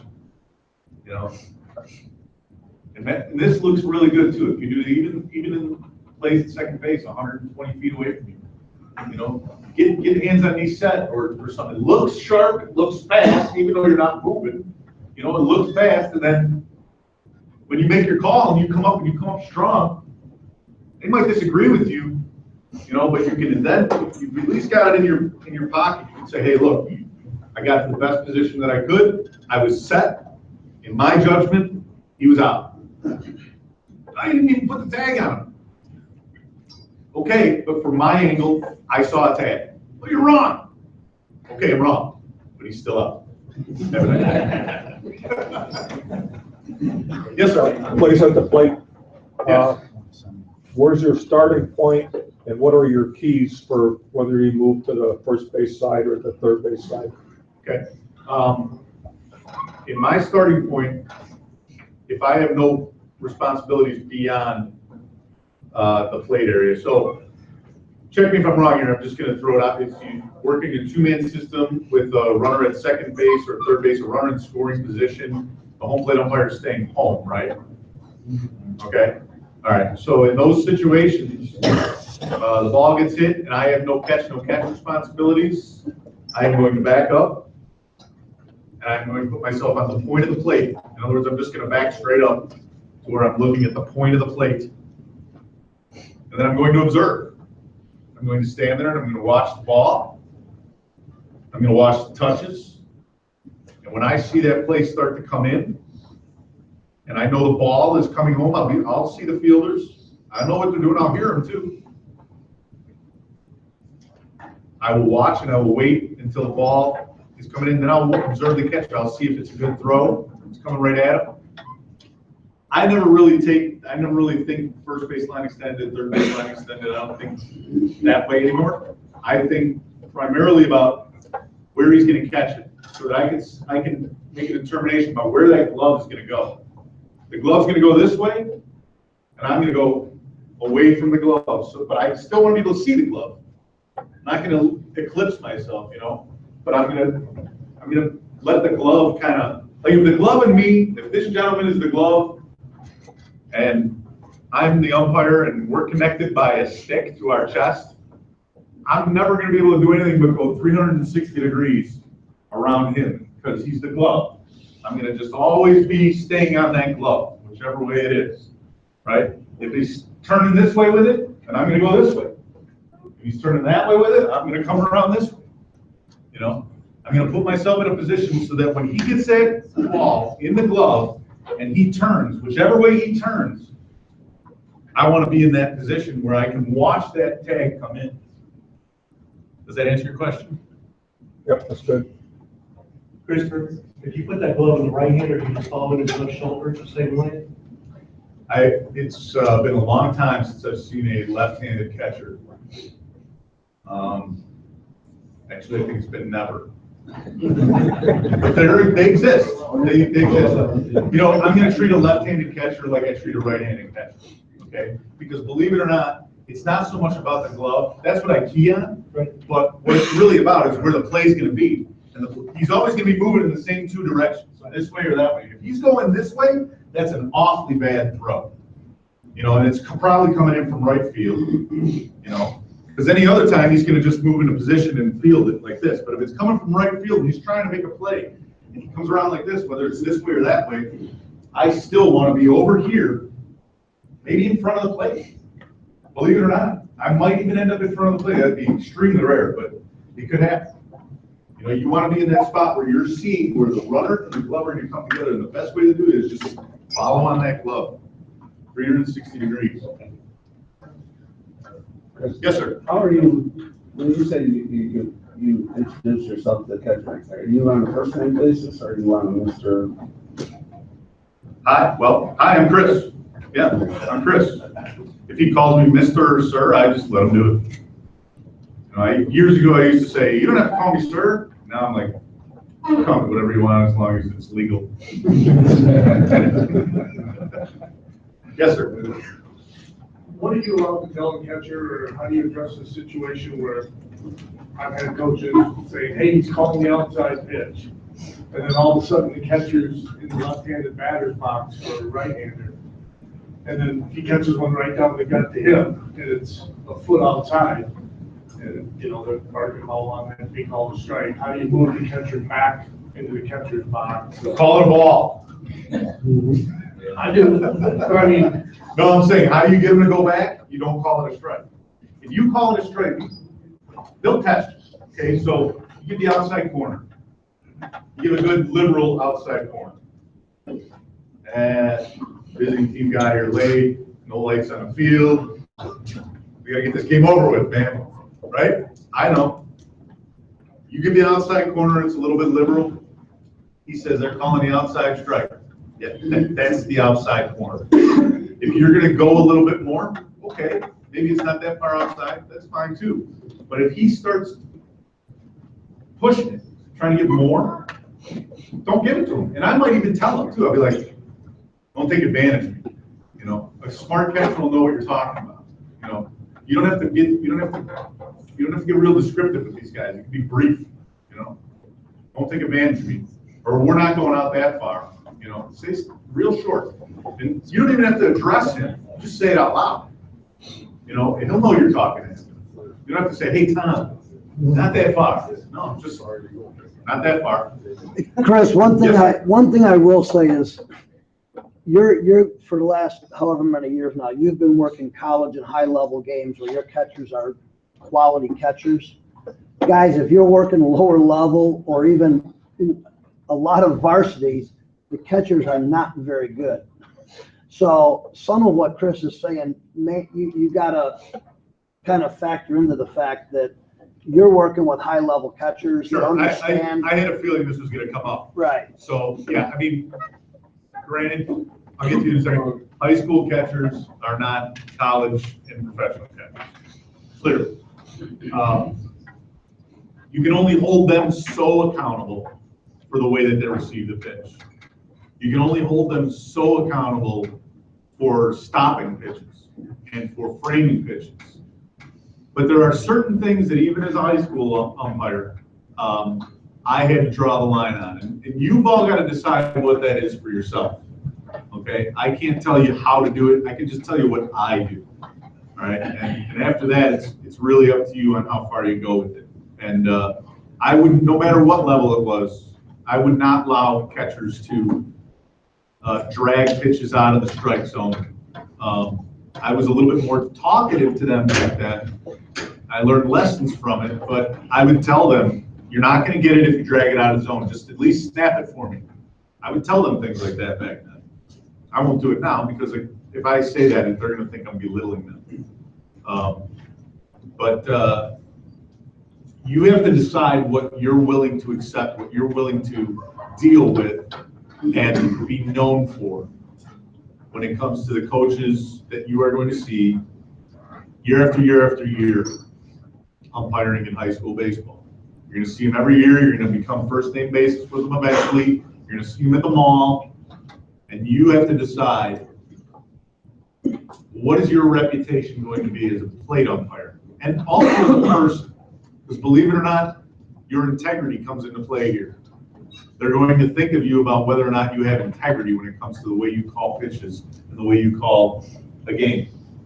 So, very important. I got an interesting philosophy that I thought Before I get to you, Ken, I have a question over here. I'm sorry. Go ahead. Yeah, well, when you say about the catchers and like the level of catchers, I mean, yeah, varsity, some catchers, if you talk to them, they'll understand, but I had so many freshman catchers last year. Yeah. That never caught before, it seemed like, and a lot of them don't understand what you're saying. And I'll get pitches that look decent coming in, but they're taking it and they're like catching it and dragging it down the dirt, doing that. Yeah. Like, where do you draw a line of like, all right, you want to call a strike, but I mean, they're making borderline pitches look like This crap. kind of ties into what I was going to ask you is, high school, we now have pitch counts.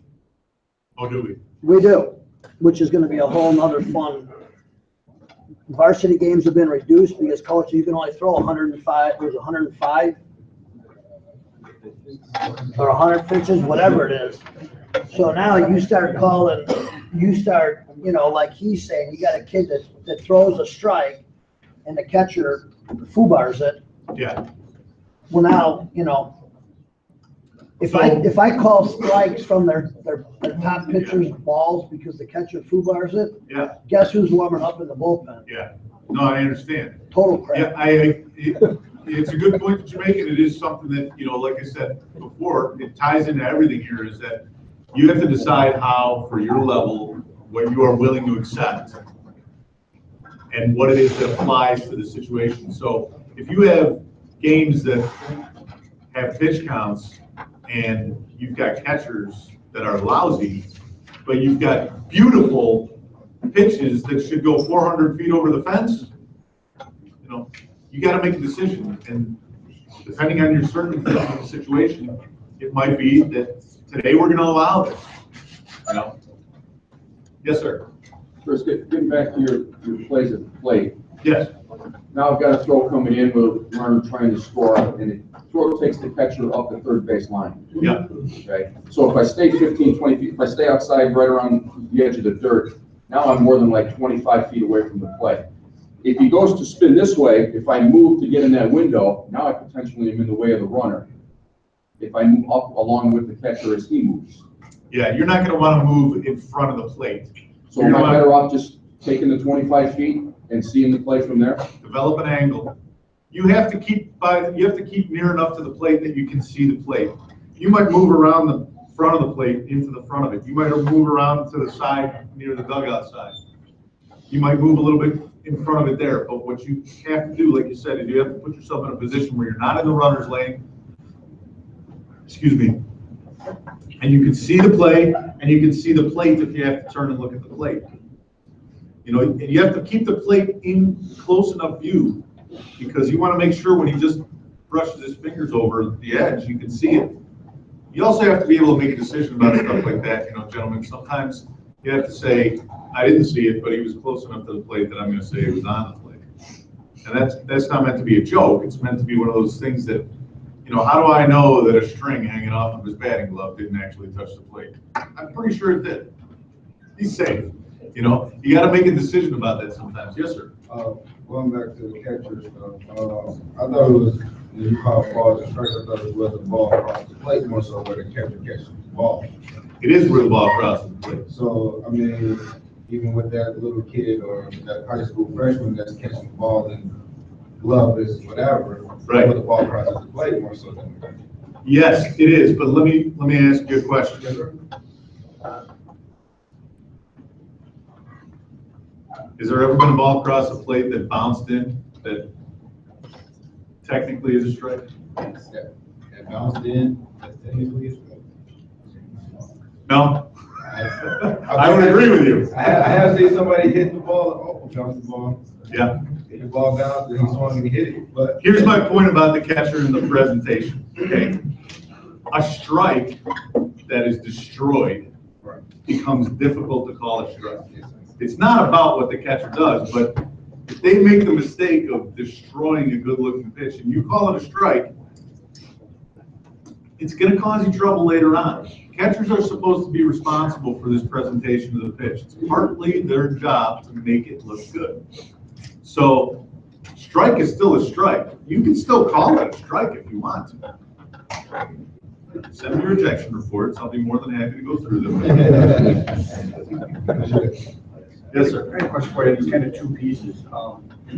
First part, you know, you've got catcher, you got right-handed batter. The catcher goes out into the left side batter box and all that. You know, part of the getting in the slot is to protect yourself and then get the angle of things. But the catcher's while you're out there, say it's an 0-2 count, where do you position yourself? I do not follow the catcher. You stay at the plate. I stay where I'm supposed to stay, and here's the reason why. You're more likely to get hit with a foul ball out there than you are in the slot. The slot is specifically chosen positioning after hundreds of years of experimentation and umpiring. This is where they stand because it is the least likely place to get hit by a foul ball. You're still going to get hit, but the percentage of you getting hit, the chances are much lower in that spot. So the second piece of that, you know, the catcher, you know, is out there, his gloves, you know, say outside the pipe, you know, type thing, and he sticks one, you're gonna ball it? No. If he's outside the pipes? He's outside the pipes, ball. Ball it. So then I'm gonna ball. So you're basically, you're using the plate as what you're supposed to use, the plate as a ball. So between the pipes, to me, it's over the plate. I've seen That's catcher, where the plate start starts. pitching, when the guy's outside, and you're getting the call outside. And you're not getting it, right? Because why? Because the catcher's making it look good. That's why they wanted a strike, because he goes, right? Why can't he do that when he's over the plate? Right? Okay, yes, sir. If he's outside the pipes in high school, I thought that would be a legal pitch. The catcher has to have both feet. That's not what the pipes are. Well, the pipe is, if he's outside that means he has 1 foot in the batter's box. If he is outside the pipes, no, that's not, I'm talking, let me see it. when I say if it's between the pipes, I mean, if the pitch. What he's talking about his feet being outside the catcher's box. Where the catcher's. Yeah, you're talking about catcher's block or an illegal pitch. Exactly. I'll be honest with you, that's not something that I pay too much attention to. Well, if everybody's having trouble finding a position in the slot because the catcher is outside the catcher's box, then that's all you have to do to correct it. Right? Well, first of all, he'll pitch one time, and I think he'll if I have a catch, they don't have the catcher's box on there, but it's not right about here. Yeah. We go back. When I have a catcher that sets up outside of the box, I don't let them pitch. I say, hang on, you gotta have both feet in the box. All right. When he slides way outside like that, I go, hang on, you gotta have both feet in the box. I would say it's very rare for the catcher to be that wide. Yeah. Any part of that shoe is touching the line that we probably don't even have drawn in a high school game, he's good to go. Yeah. And if the line's not drawn, how am I gonna say he's not in? It's not really a concern. The catcher's box is not a major concern. You gotta understand what that rule is for. I think I might have time for one more question after I explain this, but the rule about the catcher's box is in place for the intentional walk, which you guys don't even do. They don't throw pitches. They don't want the guy to walk out here and stand there. They want everybody to be in fair territory. And since the catcher sets up outside of fair territory, they drew him this little box to say, okay, this part of it is considered in for a catcher's body. They want everybody to be in fair territory at the time of the pitch. Because they don't want, it's mostly to do with appeals too. Because in an appeal situation, when they throw the ball over to a base to make an appeal, they have to, if they err, they make a mistake, they lose the right to appeal. So the logical thing to do would be to put somebody behind him to back him up. Can't do that. Everybody's got to be in fair territory at the time. So there's another thing with the catcher. They want him in that spot. Not so much about the pitch. I mean, it has an illegal pitch thing to it, but it's more about creating an advantage, disadvantage situation for the defense. And I got time for one more question. I think I have one right here. Over the years, how often did you change your stance or your walking mechanism? Every year. Every season I change something. So, I mean, in that picture you saw, I used to go down like this and put my hands behind my knees. Now I go down like this. My hands are in front of my legs. You guys are probably gonna think I'm crazy, but they're soft. I'm gonna get hit anyway. I get hit on the arms with my, you know what I mean? If I get hit on the hands, it's gonna go, they're loose. You know, it's gonna do that. It's where I'm comfortable now. I change every year. I make an adjustment every single year. This year, I don't know what it'll be, but it'll be something there. Last one. Win it down. The pitch is ball or strike. Strike! Does anybody have a baseball on this? No? Well, in a pregame one time, one player stood there with me and said, "What is this?" I said, "It's a baseball." He says, "No, it isn't." He looked at the veteran in the room. He goes, "What is this?" He goes, "It's a strike." Okay. Gotcha. Thanks, gentlemen. I appreciate you guys. For 10 o'clock classes in the cafeteria, we're doing 3 math mechanics. If you want to get up on that. In this room, we're doing video case plays. And then in the driver's ed room, we're doing concept resolution.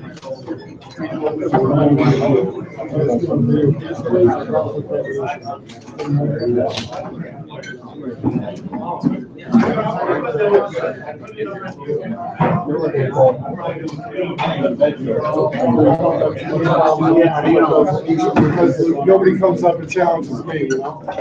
They come and start walking out the dugout, they see how big I am, they say, "Oh, I'm back over."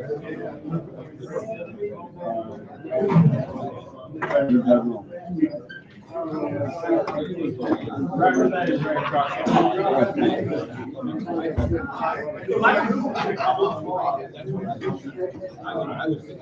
What's up?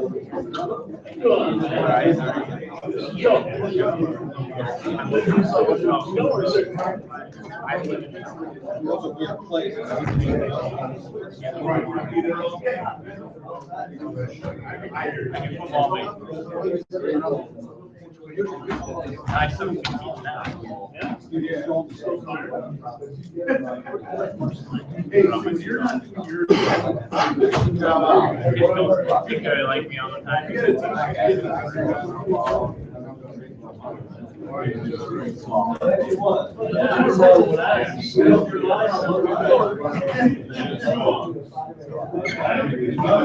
Well, it is funny, like, they forget, man.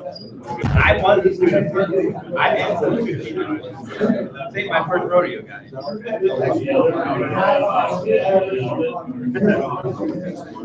And I went to school at Bendy Crown High School. I'm teaching like, you know, I went to school at Bendy Crown. This ain't my first rodeo. I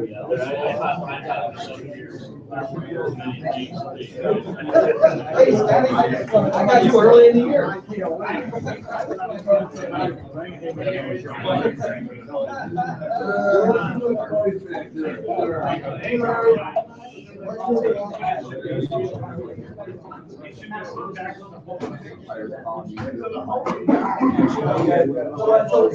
Oh, I used to know you guys used to do that.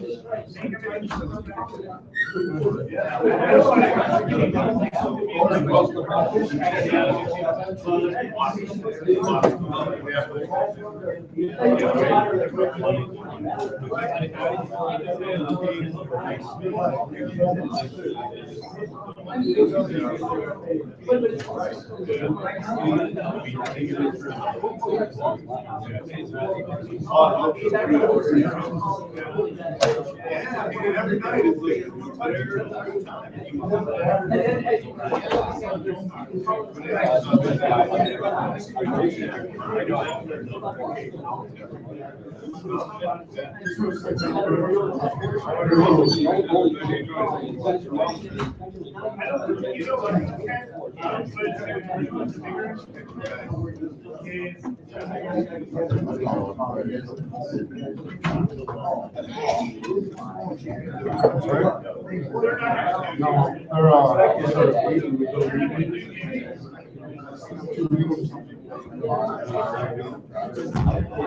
Saturday in March. It's like a year or something, right?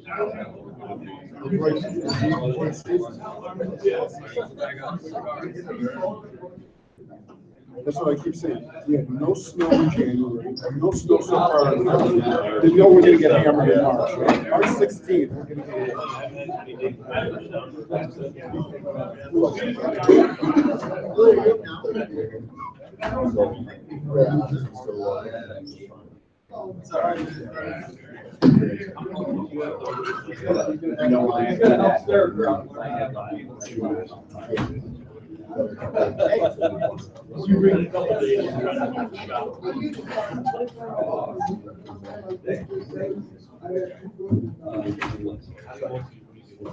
Okay, perfect, hard.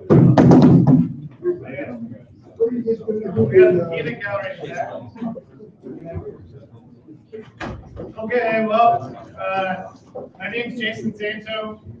My name's Ryan Mulcahy. I've been with FVB about 9 years now, doing all varsity, some junior college stuff. The plays we're going to focus on today are mostly there's some high school, the first two. There's going to be some college, 3 college plays, and then a compilation of some MLB, and the last one is a minor league play that explodes pretty quickly on the umpire. So it will kind of revert back to what Chris talked about working the plate and everything. the home plate umpire kind of loses control. So we'll go through them, we'll kind of stop, we'll talk about them. I'm not gonna spend a ton of time on each of them because some people might have different opinions on them than others, but I want to try to get through. I think I only put like 6 or 7 plays on here, so I want to try to get through them. I'm hoping it doesn't lag via YouTube, but Ryan will press play on the first one, which is a high school play. So you're going to be looking through a chain link fence. Some of them will have some low.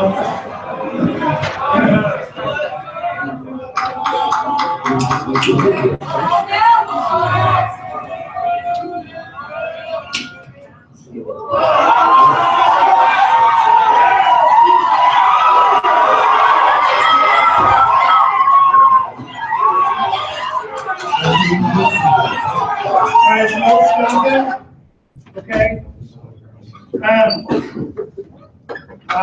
It was tough to see the umpire because the camera operator was garbage. Okay. What did the umpire call in this situation? He called out. He actually did not do obstruction, actually, initially. He just called straight out. Okay. So this was a close play. Okay. And it's a close game. Fans are going to get into it. This is going to happen. For newer guys, it might not happen at that freshman level, but if it does, at the freshman level, it's going to be potentially way worse than at the varsity level. Because little Johnny's dad thinks he should have been up on sophomore already, and or varsity thinks that the varsity coach is garbage, the freshman coach isn't using him properly, okay, and then he's going to take it out on you, okay? You're the one who's causing the problem, not his kid causing the problem. This one, varsity contest, as Chris mentioned in the previous one, there are 3 minutes roughly in a game where we actually have to officiate, okay, and that the game is not going to take care of itself, okay? He does call out, okay? Who would have an out here? Does anybody have an out here? One here? Until we see a replay. Okay, I'm gonna, Ryan, can you replay it for him one more time? And then we'll watch the official, both umpires, and what they do.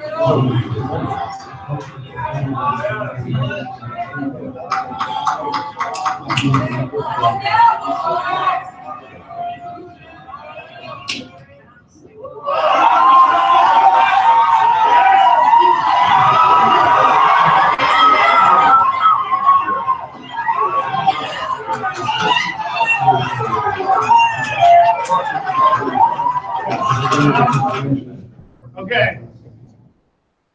Thoughts on this after now seeing it twice? Yeah, I think it was safe. I think he's clearly given him, it looked like the catcher's legs were spread. He's clearly given the runner room to slide. You think he's giving him room to slide? Yeah. From this view, yeah. Right? Okay, yes. First pitcher's at home. Uh-huh. And then the catcher comes in secondly. So you got a cluster situation there. And then he drops his leg down before the ball. There's no path. Okay, so a couple of things I would point out on this. The pitcher gave him access to the plate, actually. The pitcher was on the opposite side of the plate, so he was in good position for me, okay? I still would have been fine if the pitcher was slightly in front of the plate on the front edge of the corner, okay? He's still giving him access to it, okay? The umpire on this, on a pass ball, I know we're gonna scramble, okay? But the best on a pass ball to scramble, and I talk to my catchers ahead. And what I always say to my catchers is, hey, you're going to make that first move. Because I don't want to move right if you move right. So I'm going to stay here in passes. If you go left, I'm going this way. But I'm going to try my best to be on this side of the plate. This umpire is directly behind. Okay? So it really doesn't give him much of an angle. Okay? I'm going to let it play out. I'll talk about it first, then I'll let it play out. Okay? I am going to call an obstruction on this. Okay? Because the catcher pushes basically the pitcher out of the way. And then without the ball, or currently making a play on the ball, he's waiting for it. Then he goes ahead and completely blocks the plate. So I'm not going to have it out on this. Does anyone disagree? Okay, let's play it out. The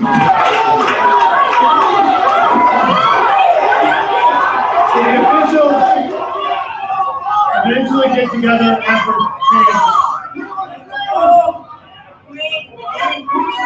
Basically, trying to get everybody back in the dugout because everybody ran out all crazy because of the family. We were getting everybody back in the dugout, and then they're gonna get together and talk about it.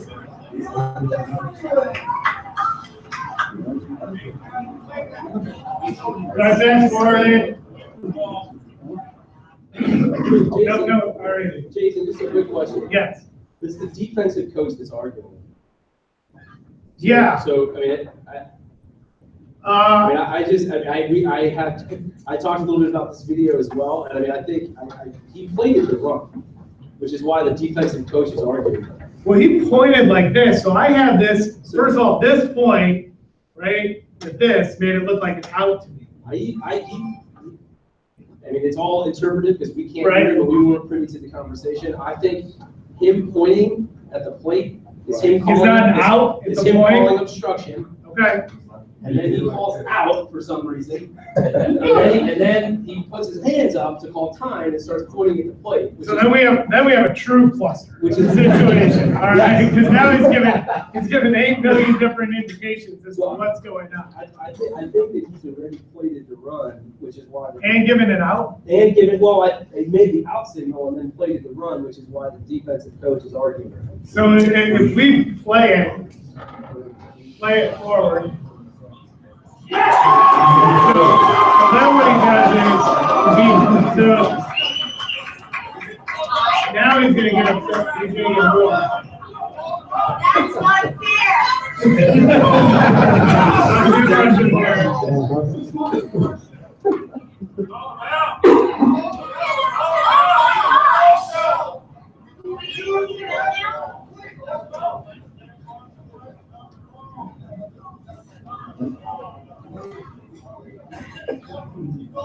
That is, you called him out. Okay, so.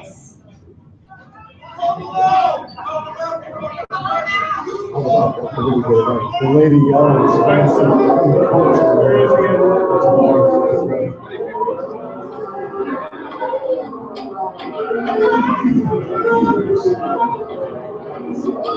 Okay, so stop. So I've got obstruction, okay? I've got the kid safe. We're gonna play. I have no out there, okay? I don't think he ever said that. Huh? I don't think he ever said that. He was pointing. He went like this. Yeah, he went up like this. He definitely went up like this.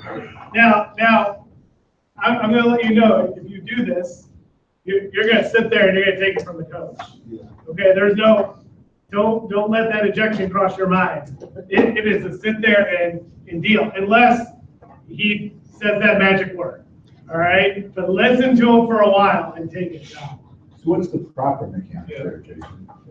So my proper mechanic would have been, that's obstruction, and then I would have killed it, and then I would have gone. So you would have called him safe, you just called time. Yeah, there's no need, because I'm calling obstruction, so he is safe. So I'm gonna go safe on that play. Yes. How do you know it's obstruction when you don't see the plate?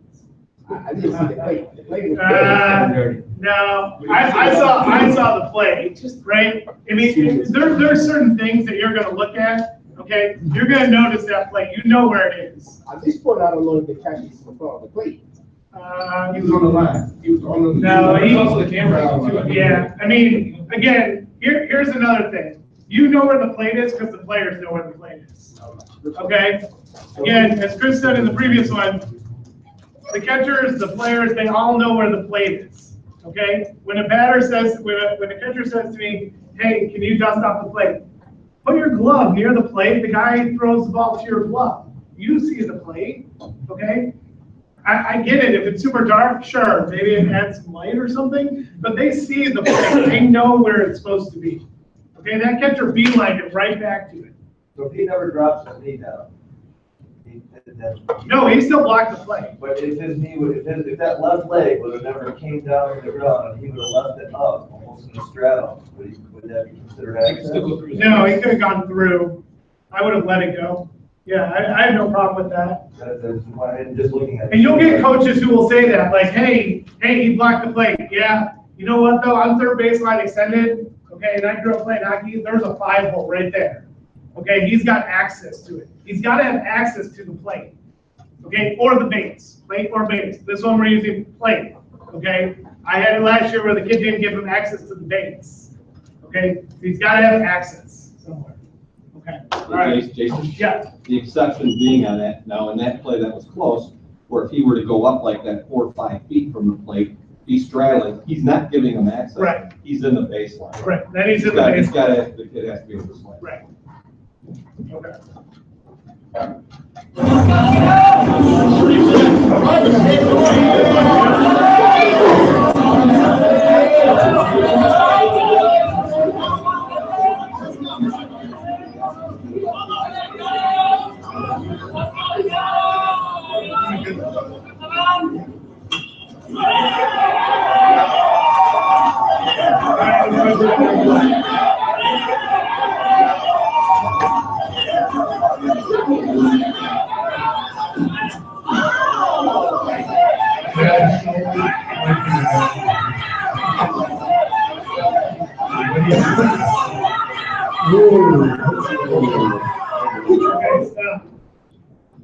All right.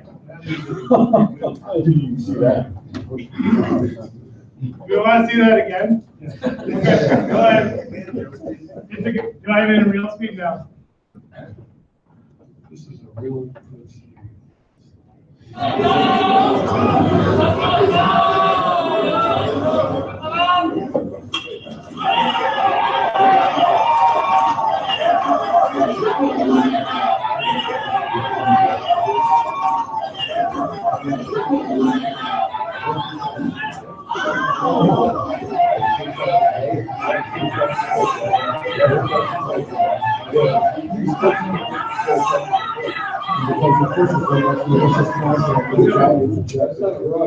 All right, so he calls him out. You should be out and in the judge. You didn't slide or avoid contact. You didn't do either. You don't have to slide. Oh, you didn't slide or avoid contact, and you didn't do either. You didn't slide or you didn't avoid contact. Well, you call obstruction because he's in the baseline.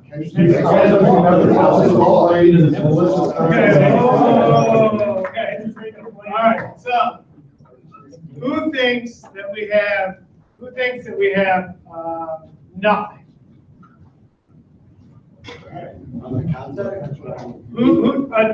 We'll get to the post because I probably have something before the contact act, the push. I probably have an ejection when he's standing over the guy. Okay, that is not a good sign, and I'm not going to allow that to happen. Okay, A, stiff words are going to happen, but B, that ejection is going to come pretty quick. Okay, so I'm not dealing with the after. Let's deal with the play at the plate as it happens. So who has nothing on the play at the plate? Okay. You mean as far as obstruction? Just nothing. Let me go. That's baseball, boys. You made the call out, correct? I say let it play. He did. Again, unless this is his ejection call, which is the worst ejection call ever. Unless this ejection call should have been here. Like I've gotten out and I've gotten the guy out of the game. It looks like you pointed at the plate. No. He said he did test the plate. Make your ejection calls really good. Really let everybody know. Or be quiet and then have the coach circle back. Okay. Okay. Who has an out who has an out? Batter, runner, causes, or the runner, I shouldn't say batter. The runner causes this. It's his fault. We got an out. Yeah, and an interference. Why do we have an interference? I don't think he slid or avoided contact. Okay. Other thoughts? I don't think he could. You don't think he could? So he could. Now, again, this is going to be interesting. Unfortunately, based on your level. Okay.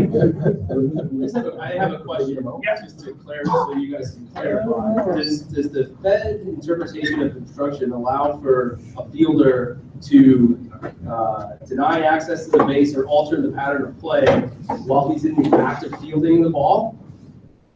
Batted ball or thrown ball? Thrown ball. I don't think he knew where the ball was. Good question. He came from behind him. He had a clear pass and the catcher made a play on the ball, which got in his way. He was gonna run through, but the catcher was there running the play. Somebody should have been telling him to slide. That's why I say nothing, because it was just one of those plays where the ball took the catcher and took the pass. And I don't think he maliciously was trying to aim for the catcher. I didn't see, here, Finish your thought, finish your thought. here's kind of my thought on this one. I can see in a replay situation where this is a clear malicious context, but there are also times that become more clear when a guy really lowers down or something like this. His running stance seems that he's just normally running and got no signal from his on-deck batter like he's coached to get down or to get up. And I think he's thinking, I'm just gonna go ahead and stand. That is not the right thought. Okay, they should be trying to get down.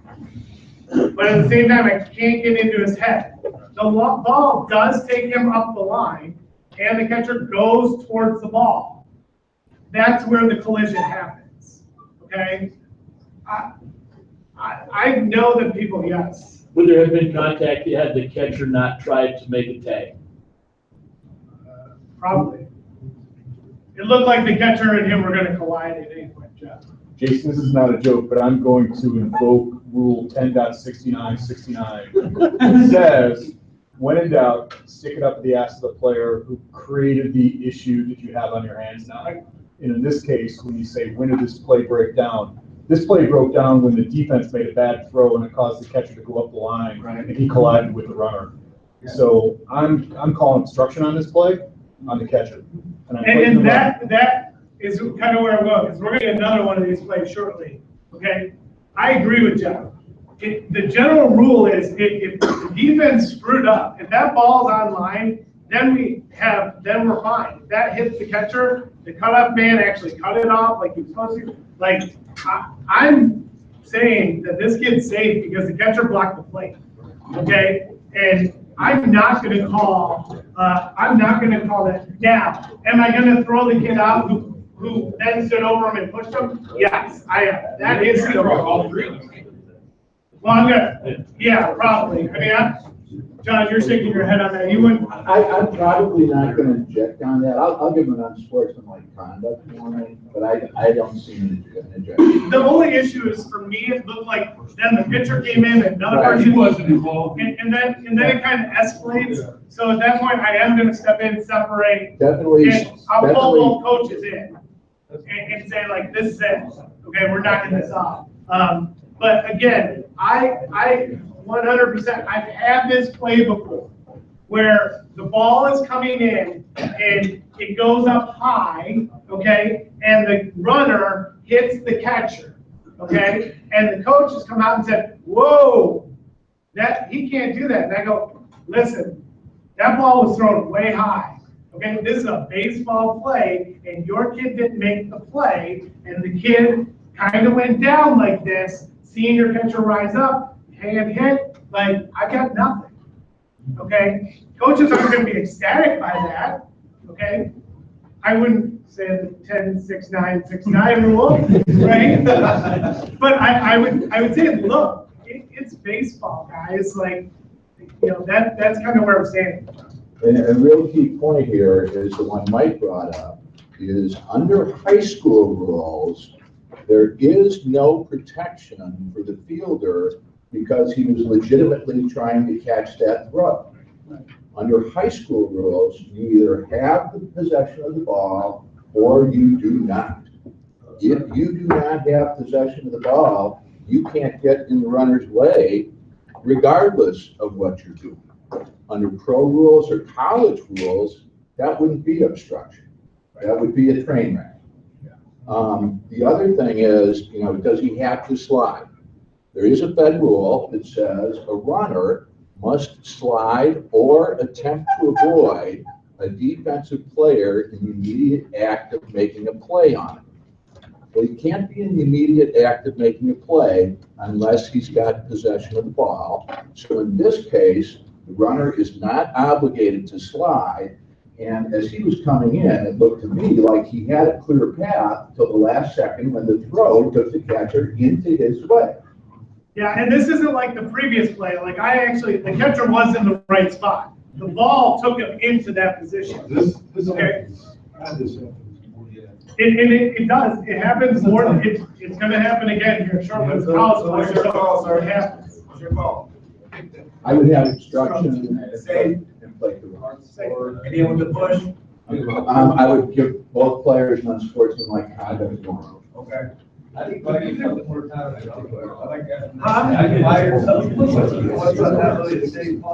So, you know what? You know what I would, again, guys, if you're solo, okay, and Chris talked about this, if you're alone, the best thing to do, okay, is if you want, it's just to take time, right? And then think about it. Because what I'm going to do, I've worked with John a bunch, okay?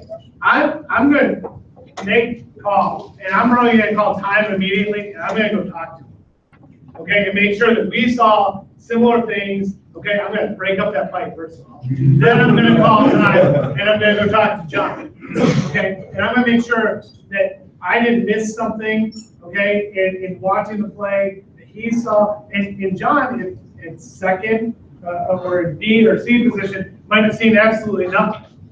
And then it's back on me. But I like to kind of slow it down because I want to make sure, again, in that 3 minutes, that I'm doing everything I can, that I grab every picture possible to get the right call. Okay, and that is the one thing I do. I kind of slow things down and kind of look and go, all right, we're good. Okay, because if I miss something, then we are going to have arguments, right? So, and one coach is going to be pissed no matter what. Okay, it's a no-win situation. Yeah, I mean, the worst collision I saw last year was baseball. I mean, it was just like that, only the catcher, it was bang, bang, the catcher did catch the ball, the runner did slide, but man, it was just a perfect storm, and boom, I mean, the catcher was almost knocked out, the runner, and there was and both coaches and I agree, we stood there and said, the guy, dropped the ball, safe, nobody did anything wrong, it was amazing, but, with all these rules right now, but you can still have a terrible collision and everything happened right. And I don't care if coaches. I'm all right if they don't.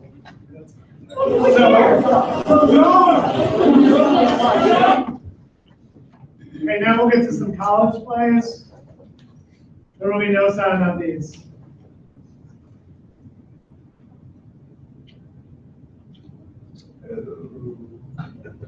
I'll let it play out a couple times. That was a very weak hit. The first base, Myers coming.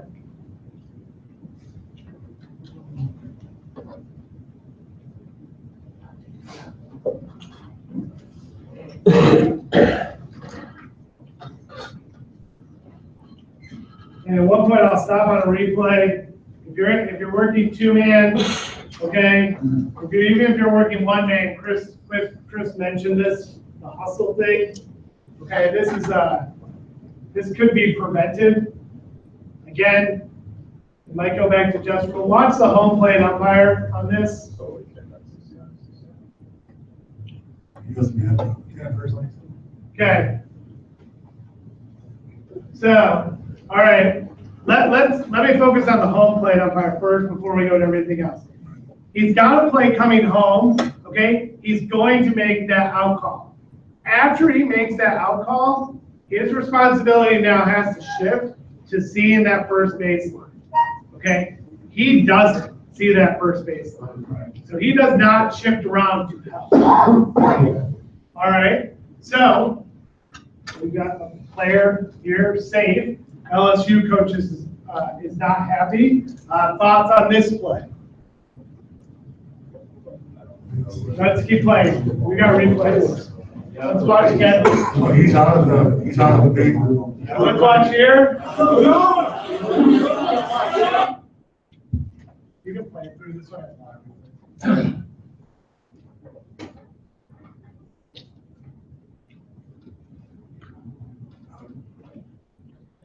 So the question is if he's not in the basement. Right, not in that,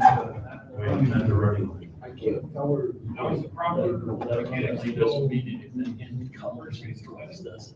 So then he would have moved over, yeah, so he would have moved over and seen the first base line. At the end, you would have. I pulled this straight from NCAA, they really gave it to the home plate umpire on this.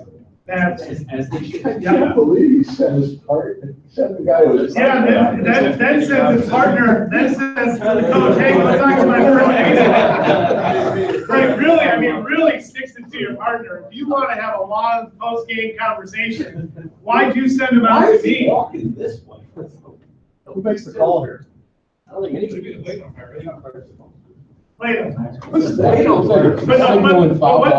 don't know what this is, there's no signal, like. Yeah, that's what I was.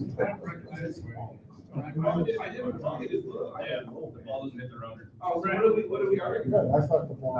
He's on the other side of the line, he's on the left side of the line.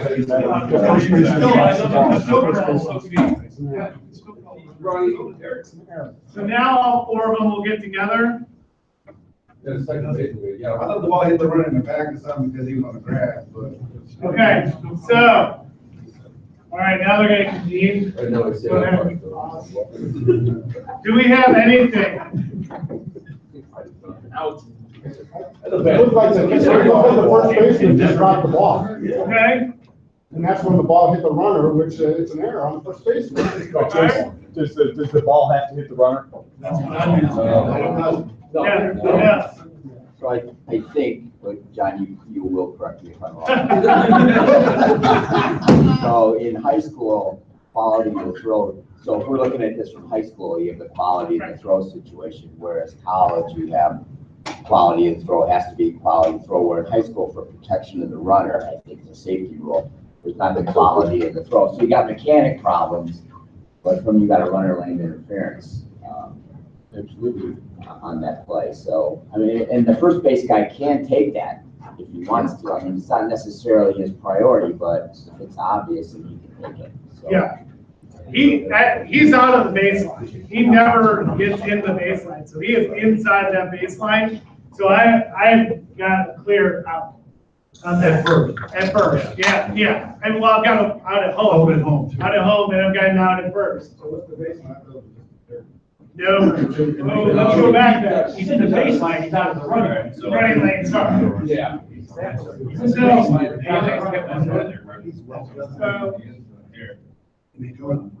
He's right there. He's gotta be here. He's gotta be right in the line. He's over here. He just has to have 1 foot in there. You can have a foot on the line.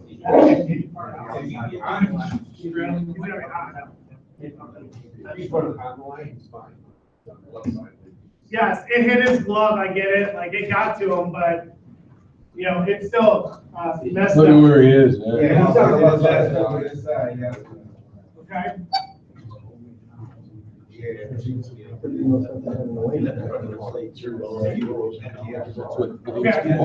So what's the, so. Yes. Very quickly, so you do call run interference on that, what else do you have to remember? Yeah, what is the ultimate call? What is the ultimate? Yeah. Because you have other runners. You have other runners on. Right, so, yeah, on this one, so you are putting them back to their spot. To their spot when? At time of. At time of. Time of pitch, time of interference. Time of interference on this one. Time of interference on this. It'll be a second. That guy will get time of pitch. Right. Yes, you would go back to first. Well, I have to see where all the players went. Yeah. So that's the first, so then. And you're not gonna put him back. Right. He's out. And then you got the out at first, and you're gonna put the runner back in Second. He was on first. No, yeah, base, so yeah. That's where he was. Your base is loaded. First of all, you have bases loaded. So where are the runners gonna be? What's the situation after this play's over? So then after the situation, I'm gonna have runners at second and third. Are you disagreeing with that, Al?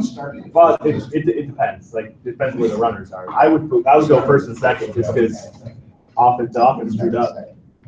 The time of interference though on that. I would say chances are, if you can't see from the video, chances are the other two runners have advanced to the next base by the time the interference occurs, because the interference occurs almost at the base.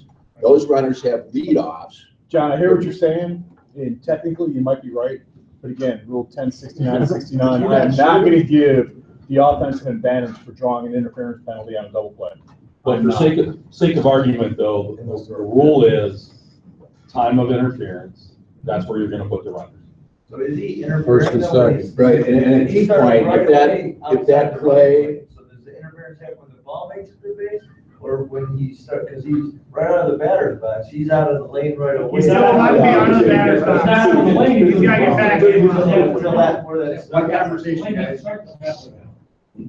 Yeah, he's allowed to initially, and then he's gotta get back in line. Yeah, but really, I think it's a good question though, like, when does an interference happen? As soon as he impedes the first baseman's view of the ball, or when the ball hits so really you could, I mean, that's 10, could be, 5-10 feet difference. And that could be the difference between where you place the runners too.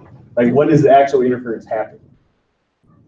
Front end of the lane, It's or when the ball makes it. No, He's making the throw. it's as soon as Catcher with like high school, I'd say as soon as the throw happens. Right. As soon as he was ready to throw, the interference takes place. But it Because depends. he doesn't have to throw in order for it to be interference. Right.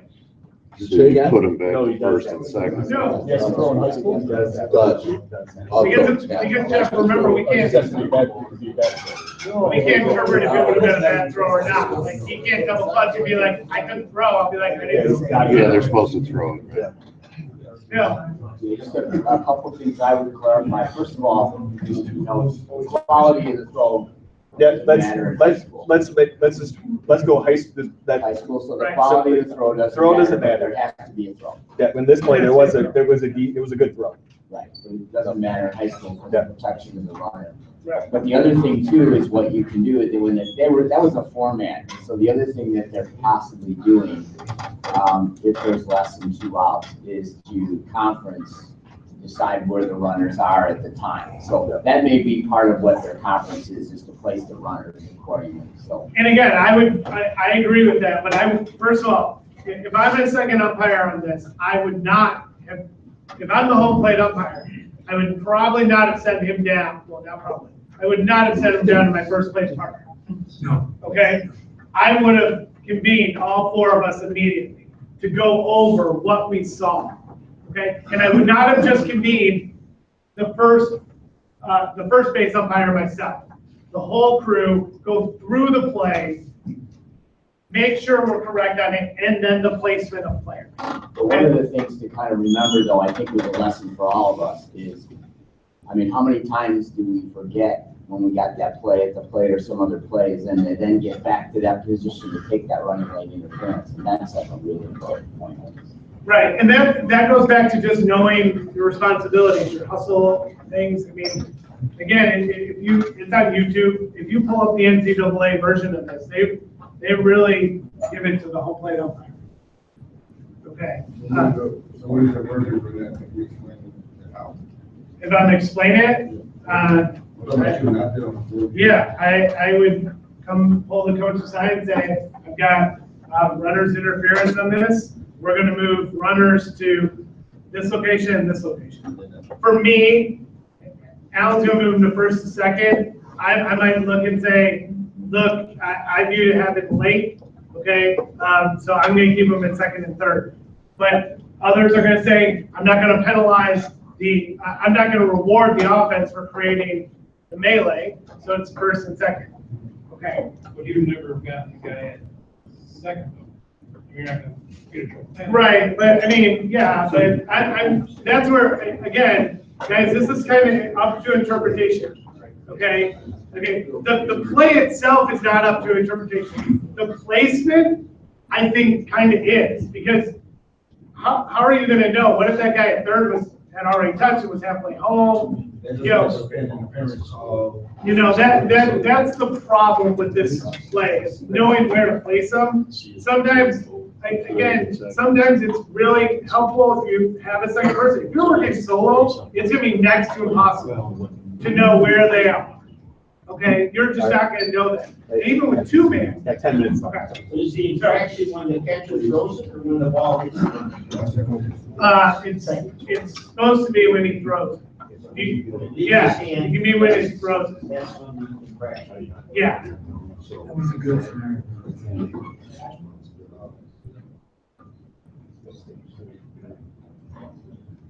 So watch again from this angle.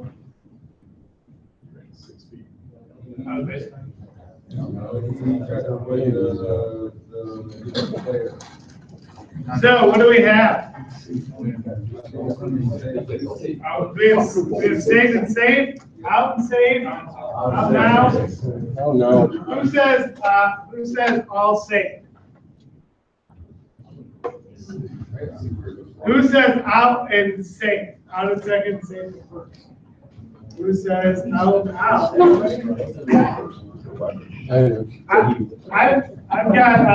I've got safe and safe. Yeah, John's shaking his head now. The fielder is coming in. He's trying to avoid collision with the fielder. He was within that reach. Okay, and then the tag's there. If there's no tag, I gotta say, now this second base umpire is straight line big time on this as well. But I've got safe and safe. So, John, why would you differ? The runner going into second left his baseline to avoid attack. Even though the fielder's coming in? Yep. That's how I see it. Because he kind of contorts his body to avoid attack. Look at You can request, don't slide back just a little, because I want to get to the last. Stop it at the point where the fielder has the ball. You need to see that other angle. Trying to avoid a beer. Right now. One, yeah. How is avoiding his arm though? How is his body though? He's reacting to the arm.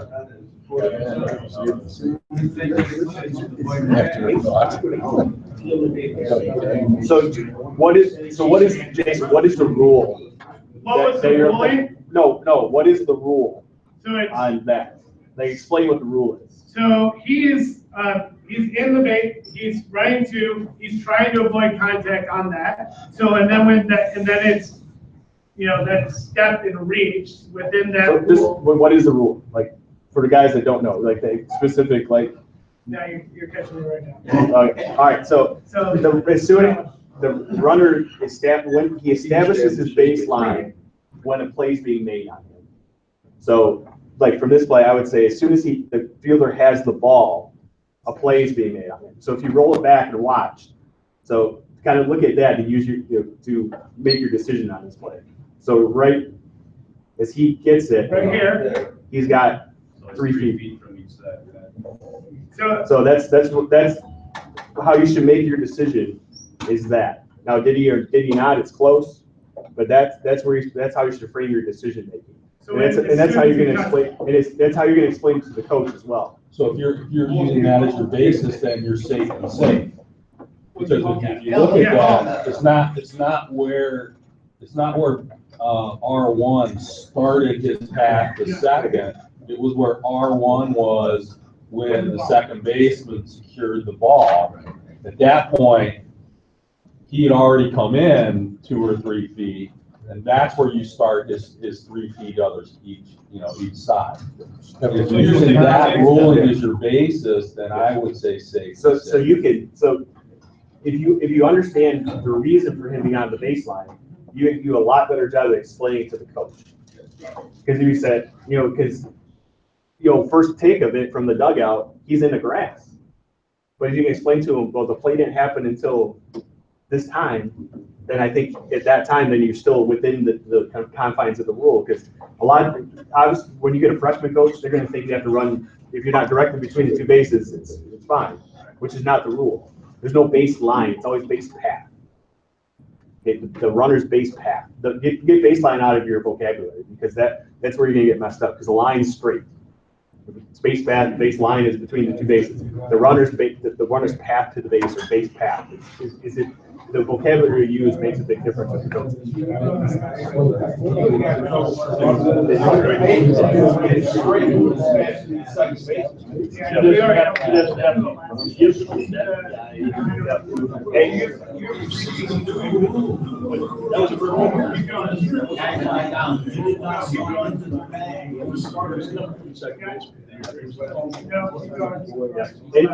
To be honest on that play, guys, if you just call him out, you won't have an argument. You might be wrong, but nobody will know you're wrong. If he's in the grass, just call him out. So you're gonna call him out? Just call him out, because even if you're right, nobody's gonna believe you. Does it matter, is this perception being right or actually being right better? That's the question. So, and then this last one, I pulled, oh no. Minor league. I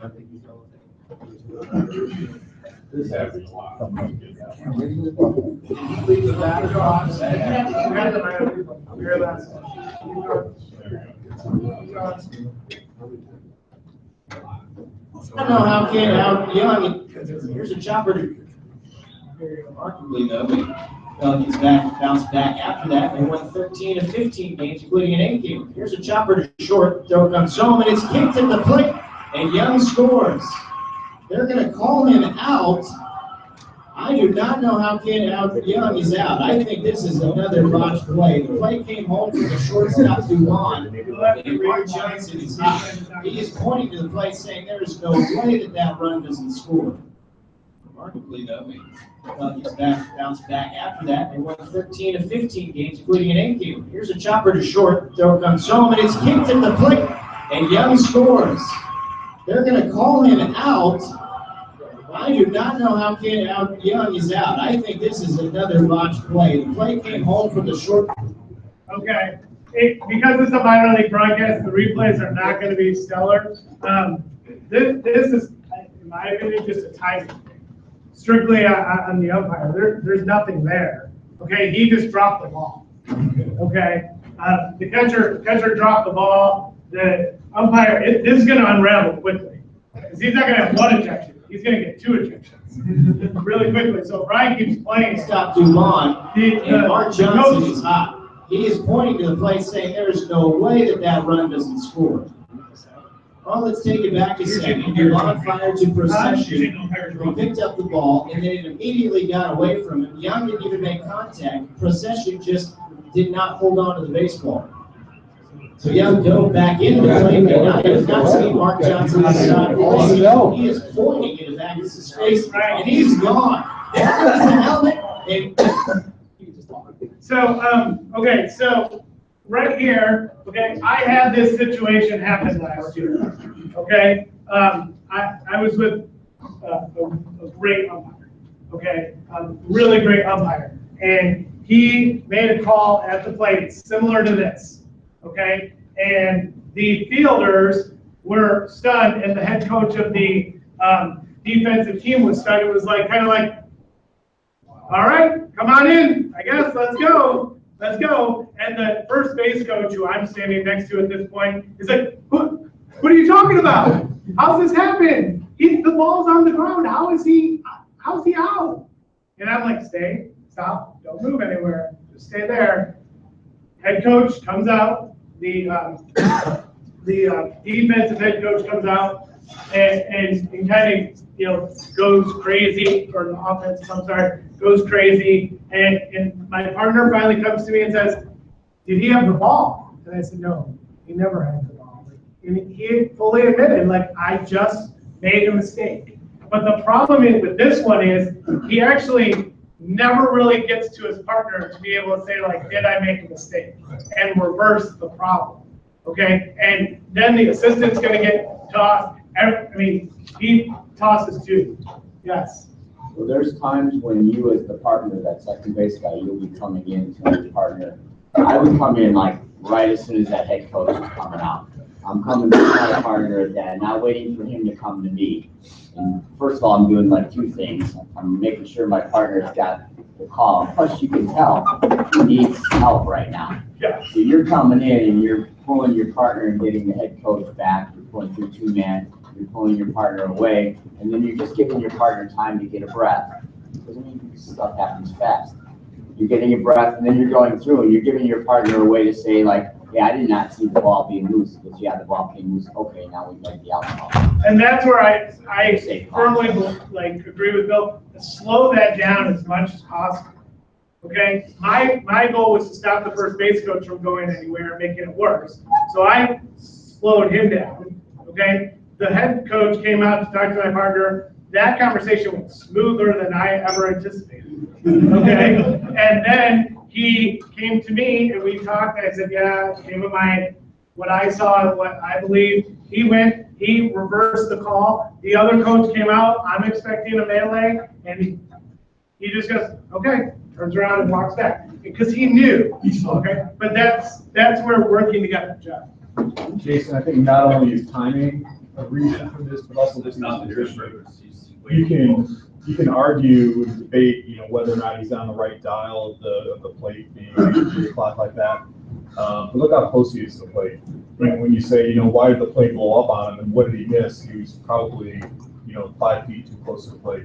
And guys, I also show this, not just NCAA or minor league baseball, because they're going to make mistakes. Like those are going to happen.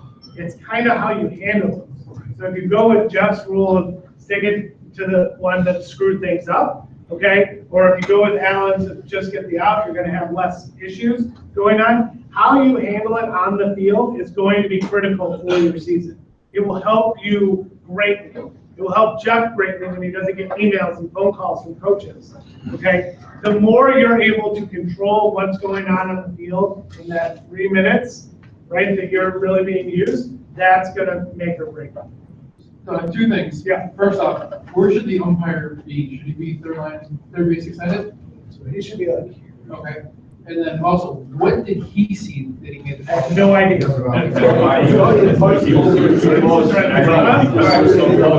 had an interference. So he saw the block, and he thinks he has the ball, and he got blocked by it. You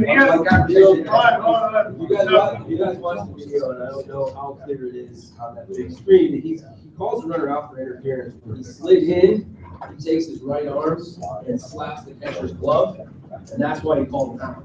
What he didn't see is that the catcher didn't have the ball anyway. So, but you can see him point a couple times, and then call him out. He's calling interference, and I don't know if it's clear on the video, but when he slides in, and kind of turns his body and hits the catcher's glove with his hand. Can you see that one more time? That's exactly what it is.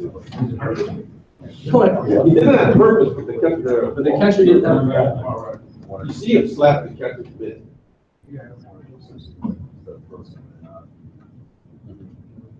You watch. Yeah. Right there.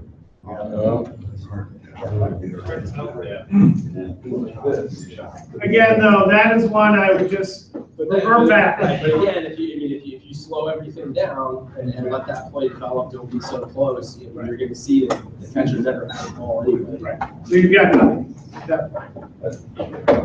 But if you're a third baseman, would you come running in and say, never had it? Or no, I mean, he called interference, so it's not. Because you don't know, right? If you actually see him never have the ball, just wait until he comes to talk to you. Well, if he comes to talk to me, he's gonna say, he might say, did he have the ball? And I'll say, no, he never had the ball. Okay? I always want my partner to ask the question clearly. Exactly. Don't be vague and say, hey, can you tell me exactly, just say yes or no. I want this to be as quick as possible. Okay, I want to be able to help my partner as much as I can. Okay, if there's extra information I can offer, I'm going to offer that information because I want the call to be 100%. So, if he goes to a partner. Partner, by the way, I agree with Bill. The partner should have been in after the first ejection. Okay, I mean, that's two. Now, can you reverse the interference call? If you make a call? Yeah, you could have reversed. Yeah. Like, I mean, Yeah, because you would have called him, you would have flipped it around, and talked your partner, get it right. You know, that's the thing, is make sure you're getting it right. Ultimately, like, that's what I remember back to, that's what I tell my partners, so it doesn't matter who I'm working with, I wanna make sure we have the right call. Okay? Yeah, we're gonna place it where, well, if you have the guy first, if there's a guy in second, we can place from there. Anything else? All right, if you have questions, I have this, I'm gonna email, Alan has it as well, but I'll make sure it's on YouTube, I put these plays together, so you can grab them. All right, everybody, we got lunch from 11:30 in the cafeteria, and then at 12 o'clock, I'm sorry, 11:30 to 12:30. 12:30 here, we've got dogs we're talking about. Driver's ed room, we've got the A's preparing for season. And then again, we got game work.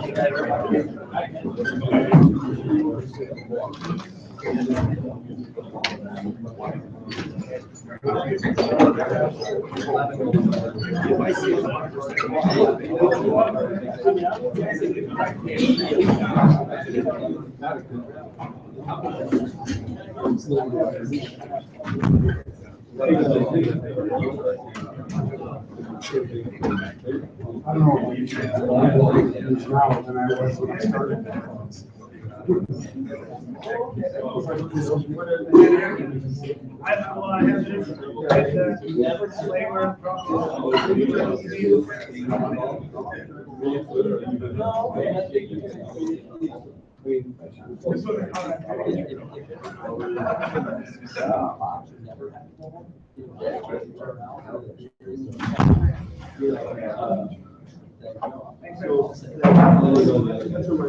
You're gonna get an injection. No problem, thanks. You're gonna get together. You already taken the steps like it's gonna. You know what I mean? Because I mean, now you just bring other people into the conversation, and you're still gonna get involved. How would you get that? Also, No, I mean, like. How would you get the appearance if you have the first base guy can't take it? When you conference, when you using the conference, you go over like, hey, this is what we're gonna do. Not only what we got, you know, like, hey, this is where we break, this is how we're gonna handle it. So your crew chief, so you're calling on fire. Oh, man. You put them in the dugout in college baseball, they can't come out. So you explain, you're gonna go up over, you're gonna explain it, and if they can put a hand up, they can't come out. All right, guys, come on in. Yeah. Right before the. Well, you put them both in the dugout, they both gotta go to the dugout. So once you conference, you put them both in the dugout, you go, I really have to be in the dugout. We just want to remind you, we'll come over and give you this. Comes out to me to reverse the They call. know that. He calls, comes out to me to reverse the call. You know, so you're gonna have your informant, you have your crew chief, and your calling umpire. They're gonna go to the, they're gonna have the courtesy to walk over to the dugout. You know, you got hair deal. Well, they're gonna walk over to And the let first them dugout where they're walk gonna have out. the adverse situation. He The other two guys will be able He knew. to go to the other one. They will go both, but I mean, they're gonna go to the adverse. Yeah, they're gonna go to the adverse one first. Okay, come on, so like, he wasn't gonna blow up too much, but. But usually your crew chief and your I mean, calling on that- umpire, and the other people you're pissing off. Well, that's If you thought that just slap that claw, Yeah. then you are, right? That's why at high school, But the whole thing happened because Has to be a throw. Out of position. You know, I did it. I get that. Good, two guys was called, so you're like, make that call, and it's like. But like all of those at the plate, you notice, they're in the wrong position. Yeah. On every one of them. They're too close. And the first base line is standing, wrong position. Yeah, well, The this was first base the first. place, wrong position. So you can see that what's happening when you make that one call. No. You don't react quick enough for the other. I know that's, we're supposed to, also know, take a couple steps some type of federals in there. You gotta have it, 'cause you gotta have that. Yeah, know what's going on. You gotta know, okay, the bases are loaded. This is what If they could throw happen. a home, But- I have to, you have to be. Yeah, they're gonna answer the question on that, with the throw is terrible. No. You're. Yeah, that's You're major. trying to But you drop still right back, have to, you know, instead of maybe Because dropping it's really right the back, you interference just start of working third baseline extended, so that you can take a step So right. now, yeah, now you got the nice line. You know, so you're. Just That's something. good, that's blocking. good. That's I good. mean, We're trying to remember. Because like too often, And it's, when you're sitting there and all of a sudden you're like, well, it's I hard because assume you he have. touched third, but like you lands over the last. Yeah. second. Yeah, he did. So- Well, even if you move comes up, there's still 90. I mean, don't give up on the slide, you know, I mean, Oh, yeah. Because you could have a four-point slide rule, you know what I mean? And now, you know, like this kid slide. That basement turned out. Catcher out. Work in progress. Oh, sorry. No. Nothing ever happened with your post or anything, right? No, so, Thought you were gonna talk, though. then I talked to, so then, I talked to, and then, Mark's like, he's like, oh, yeah. Then he looked at all the, kind of like he did. Well, I told you, you have to open up that wall above it in order to know exactly. Right, so he started going through and he goes, well, why is this leaving 5 vents? He's like, there's no air then. And he's like, if you want to put in a ceiling, we've got it. And he figured out one of the return ones, was way too long. So he came out and he gave us, that it's requiring us to now just put up studs now. That's like fixed, well, no more beams, but it's just like, fix the, let's fix. But that bearing point had no. No, he's like, I'm gonna knock that thing out too, Yeah. but he's like, I wanna fix the HVAC, and then I wanna go from HVAC to, you know, all these other things. Yeah.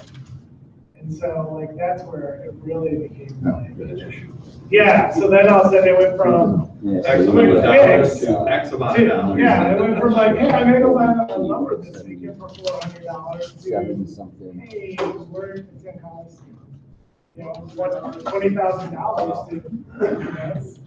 This is window 7, 11. Fixing the plumbing area, HVAC. That's, 7, 11. you know, but he just went through. Yeah. 8, 7, 1, 8. No? Yeah, 7, 1, 8. 7, 11, H. Sorry, 7, 11, T.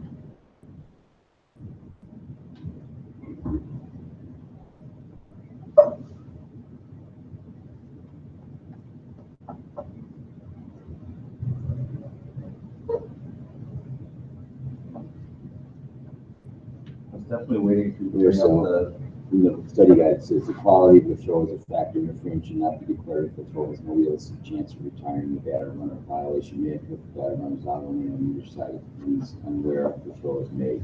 See pages, place 250 and 251. So how do you reconcile that with the note says?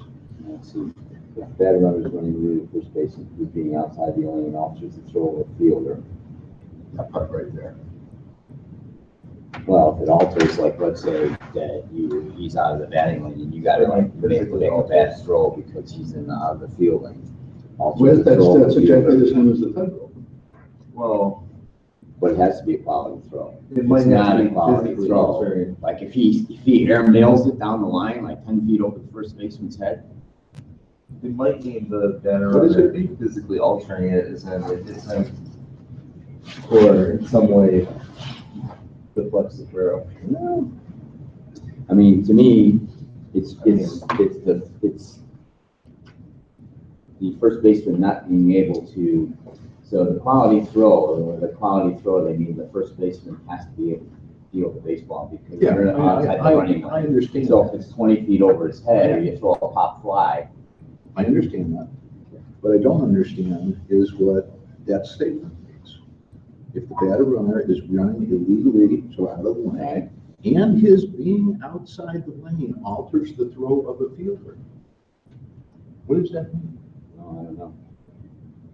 Because to me, it would mean, it might alter it to not being a quality throw, because the thrower was trying to avoid the runner who was. Yeah, that I don't know. And that note didn't show up till the 2015-16 rule that was published.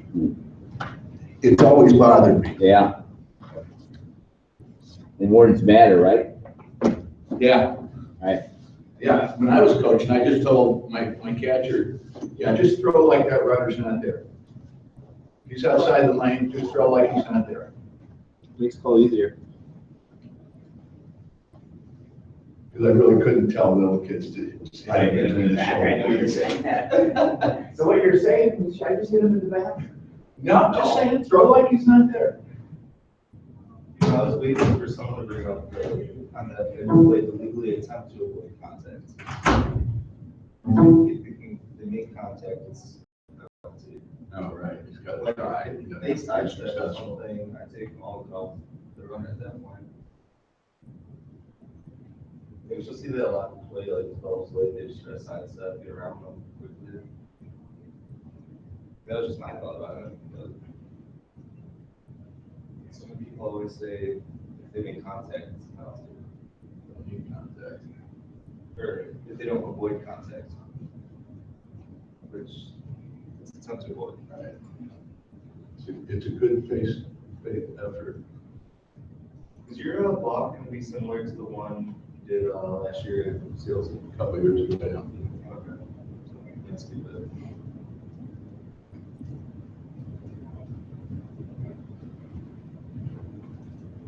Oh, this lunch. I already got my sandwich again.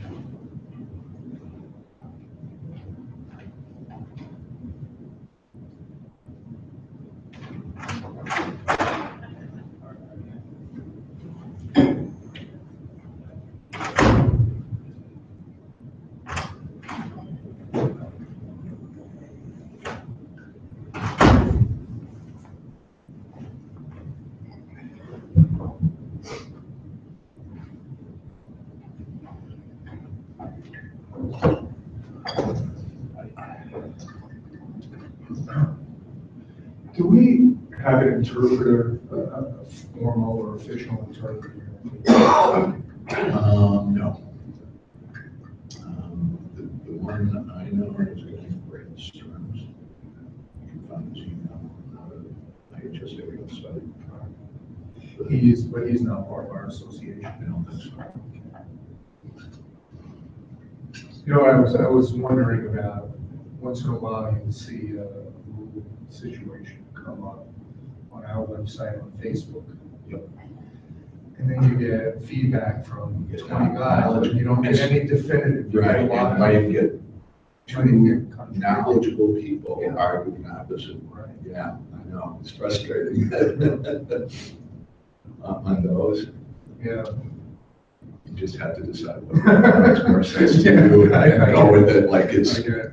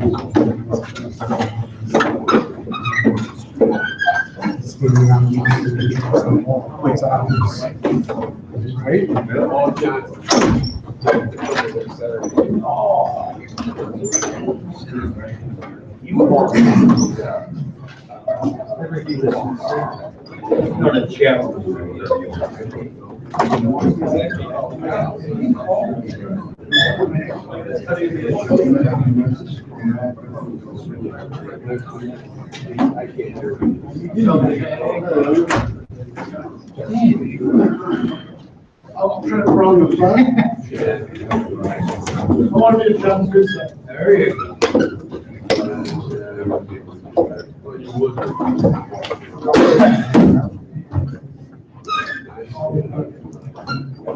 Yeah.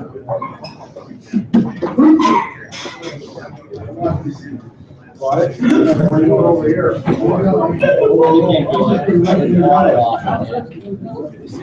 Get the ball, as John said.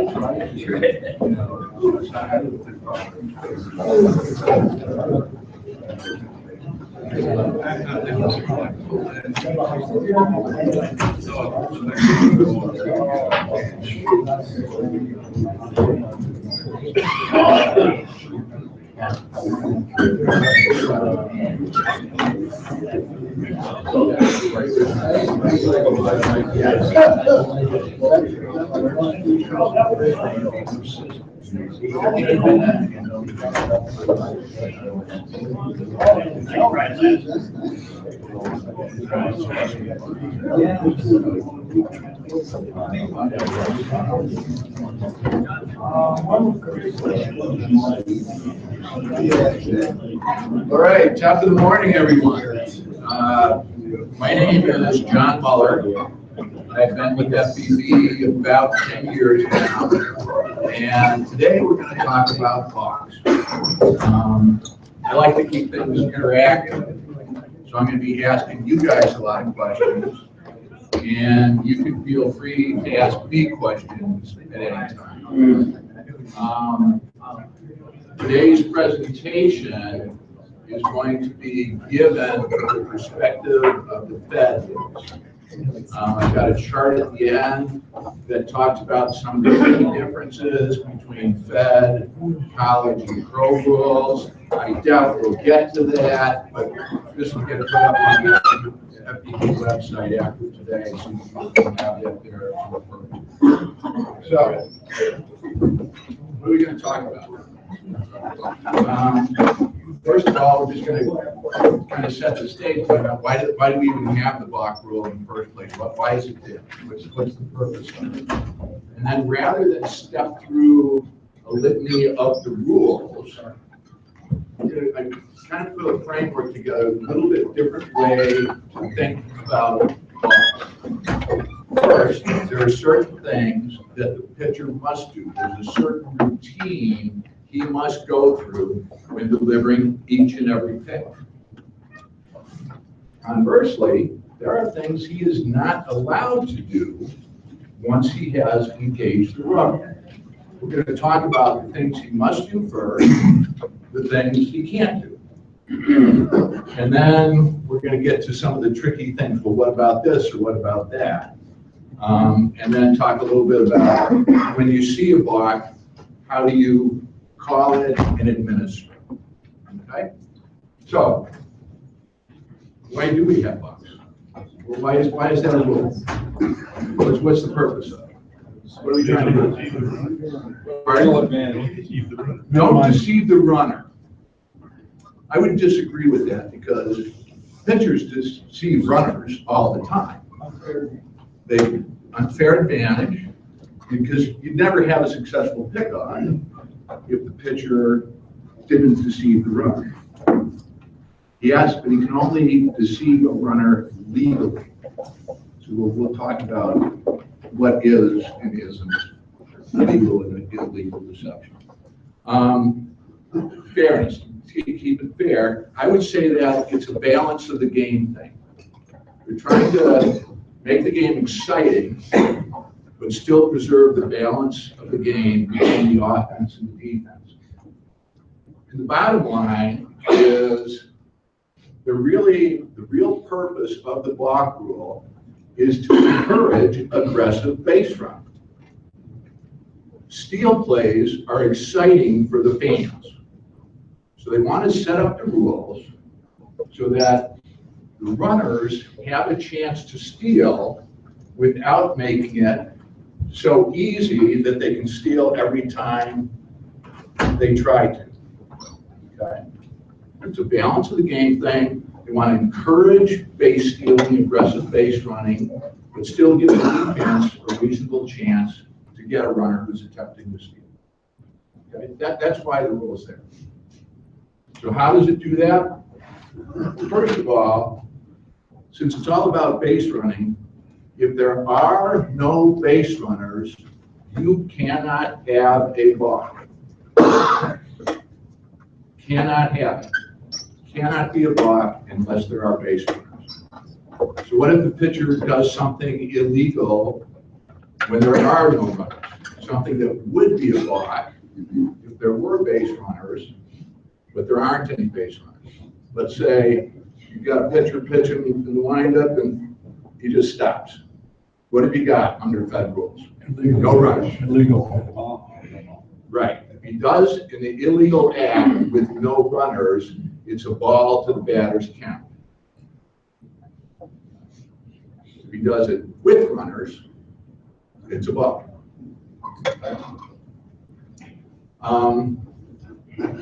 Part of the way it encourages base running is by forcing or making sure that the runner gets to know when the pitcher is engaged on the rubber or when he's not.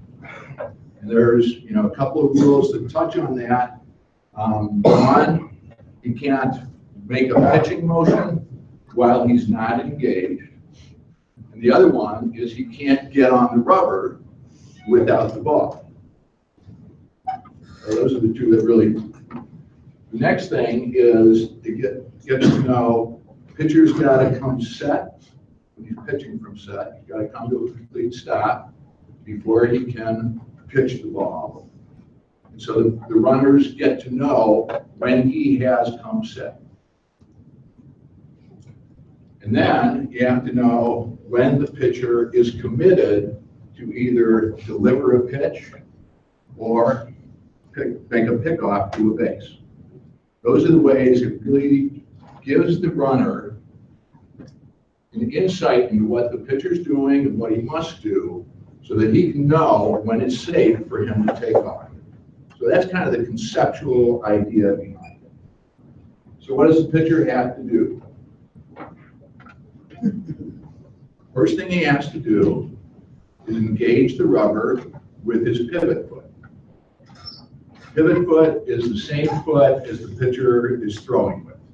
So if I'm a right-handed pitcher, my right foot is my pivot foot. If I'm a left-handed pitcher, my left foot is my pivot foot. And I have to have the ball either in my hand or in my glove when I first intentionally get on the rubber to prepare a pitch. I then have to pause long enough to take a sign, pitching sign from the catcher. What if the catcher isn't giving signs? Might be doing some lower level ball where the coach just tells the kid pitch. Don't worry about, you don't really have a curve ball, so just pitch, try and get it over the plate. Is that legal? Pardon? You still have to pause. Okay, so I don't care whether he's giving, whether the catcher's giving signs, I don't really care who the pitcher's getting them from. We just want to make sure that once he gets on the rubber, he pauses long enough to take a sign. What they're trying to prevent is the pitcher getting ready, stepping on the rubber, and going right into his pitch. Batter gets that chance to get himself ready after the pitcher has settled on the mound. Okay, you got to do that. Doesn't matter, he can have the ball in his throwing hand or in his glove hand. Either of those is fine. If he's pitching from windup, he can actually take the rubber with his hands together if he wants to. If he's pitching from set, he's got to do it. He must take the rubber with his hands apart. So if I'm pitching from set, I can't get on the rubber like this. That's not legal. Okay? Hands apart, don't care which hand the ball is. Once the pitcher is engaged, he can do 3 things or 2 things if he engages in the set position versus the wind. Those 3 things are deliver a legal pitch, make a legal pickoff move or feint a legal pickoff move, or he can legally disengage the rubber. What do I have to do to legally disengage the rubber? Right. I must take my pivot foot and land it behind the rubber, and now I am no longer engaged and none of the block rules apply to me. Okay. Set position is a little bit different. The pitching, why does it say the pitching hand has to be at his side or at his back? Why is that? So the runner can see you put your hands together when you know. Say that real loud. So the runner can see when you put your hands together for a set position. That's exactly right. That's the part about letting the runner know when the pitcher has come set. Okay? You see, some kids will get on the rubber like this. Is that legal? Everybody see? Okay, help place that one. I take this is my glove hand, this is my pitching hand. Not legal. Why not? The runner cannot see if you're engaged, if your hands are together or not, if you come set or not. Okay? So when I hit the pitcher, clicks there, I've got a runner on first. I take the rubber like this. I can come set by just doing that. Can the runner on first see that? And the first base coach see it? No. If I'm like this, or like this, any runner is going to be able to see when I come set. What do you do if you see a pitcher get on the rubber like this? Correct it. That's exactly what I would do.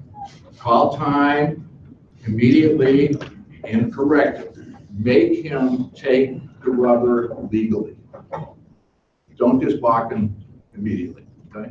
Sometimes you see kids do a little routine like this. What would you do there? What do you got? Is that okay? Is that wrong?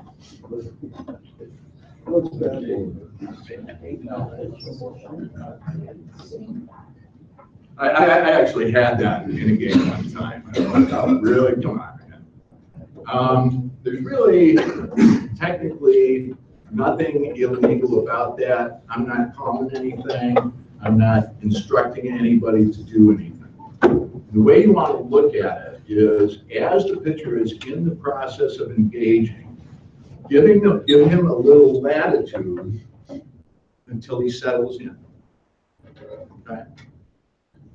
Just because his first foot first touches the rubber while his hands are together, as long as he's legal by the time he settles, he should be. That's my advice.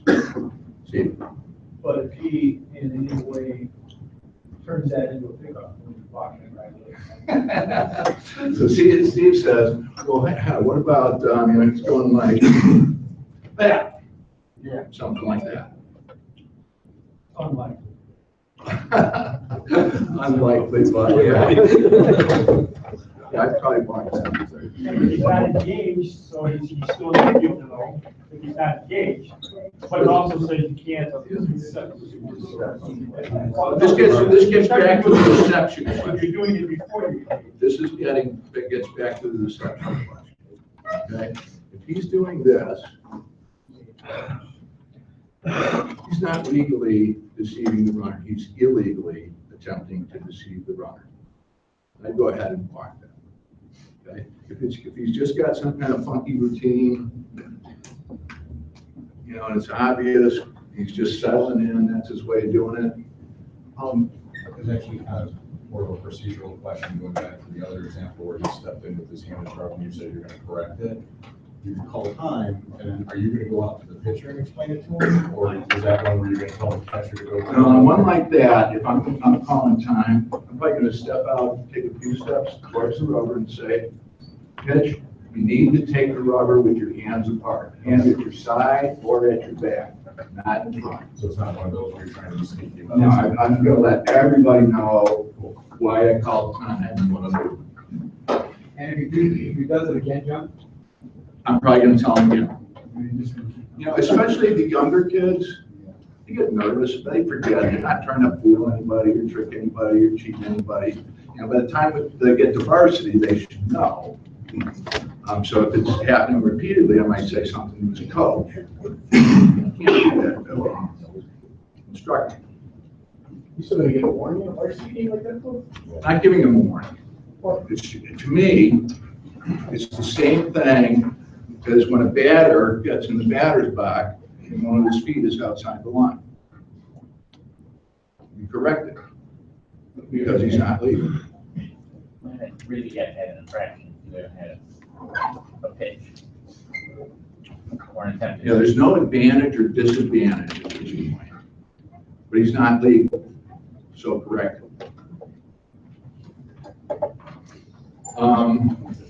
Once again, takes the rubber, hands apart, and then before delivering the pitch, he must bring his hands together in front of his body and come to a complete stop. How long does that stop need to be? Sorry? You'll hear people say 1 second, stuff like that. It's just discernible. Discernible to whom? To the umpires. That's all that matters. Did you discern a stop? Did your partner discern a stop? If you did, you stopped. If he didn't, it's a ball. Okay. What about if the pitcher is going to come set, and before he's stopped, he throws the pickoff? What have you got there?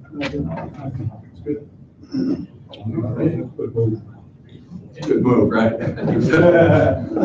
Yeah, the requirement to stop, come to that discernible stop, is only before delivering the pitch, not before delivering the pickoff.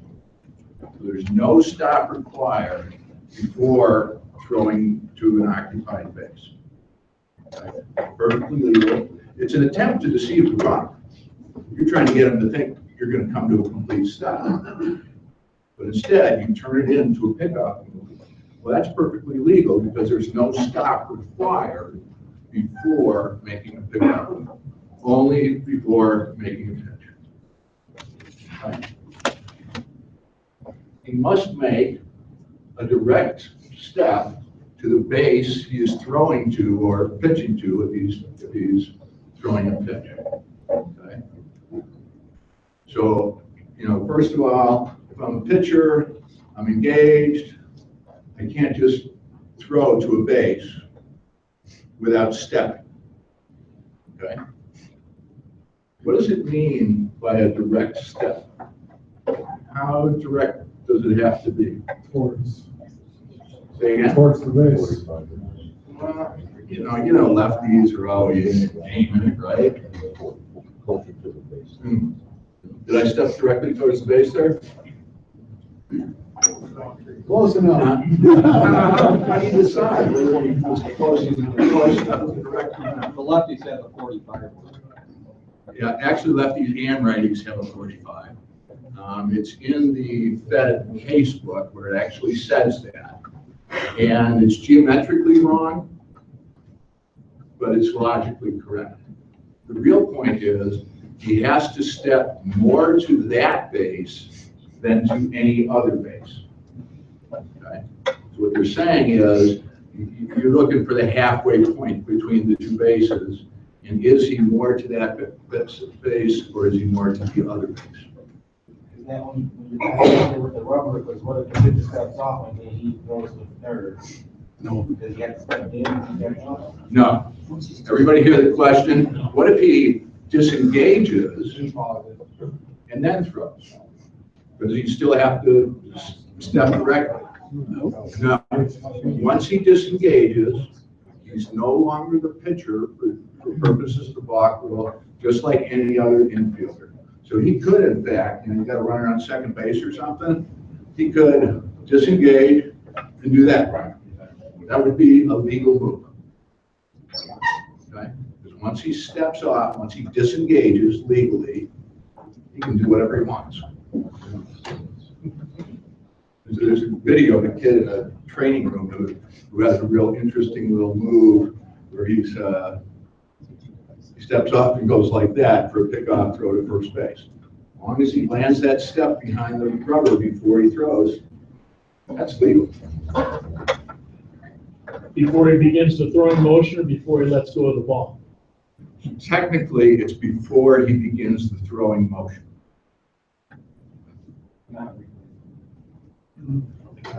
Gotta land that step behind. Once he initiates a movement, he's got to finish it without stopping or hesitating or stuttering. Okay? There's a couple of tricky things about this in the Fed rule book. We're just going to go through a couple of things. Let's say I'm a pitcher, I've got the ball, I've got runners on. Look in, take my sign, let me go. Is that anything? That's a balk. That's a balk because I started my motion to come set and did not finish it legally. Okay? So after he gets on, he's got to come set. If he starts to come set and then goes back down because he didn't, why that catcher give me another sign, that's a balk. Okay. How about he's looking like this, he goes like that. Anything? No. Okay, he's in looking for a sign, he goes, you got anything? Okay. He's in looking for a sign, he goes.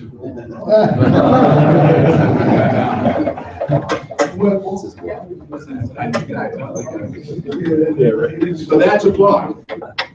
So why is that a block? No. Why is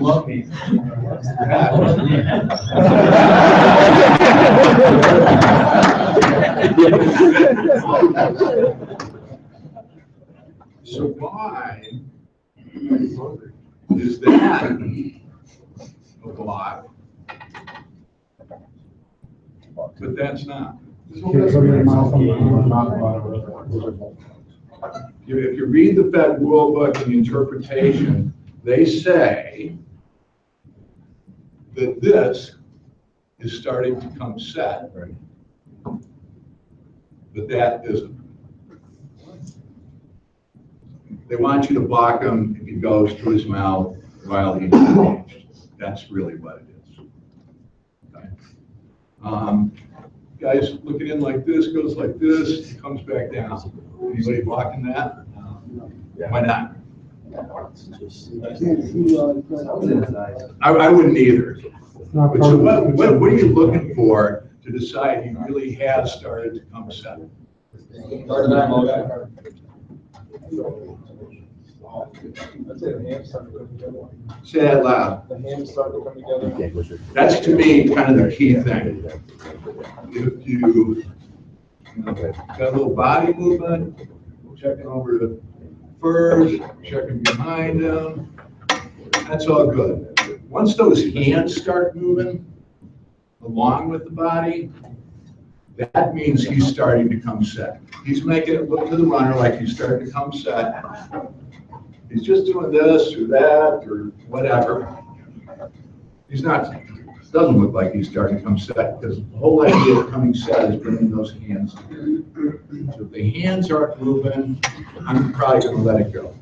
You know, you could probably see something like that or something, maybe. I want to see those hands moving. Commit and come set. Remember, even once he does come set, start to come set, he's allowed to turn that into a pickup. That's legal. You know, you'll see guys, that's, you know, he's starting, or, you know, go, and catcher wasn't quite right. And he kind of moved like that once he's brought his hands together. If he doesn't complete that move, either a pickoff or a pitch, he's got to complete it. He can't hesitate or interrupt or stop. From that position, picks up the seal and puts it back down. Is that a block? Like this, you go like that. No, it's picks up he's just barely discernible, picks up the seal and puts it back down. That's a block.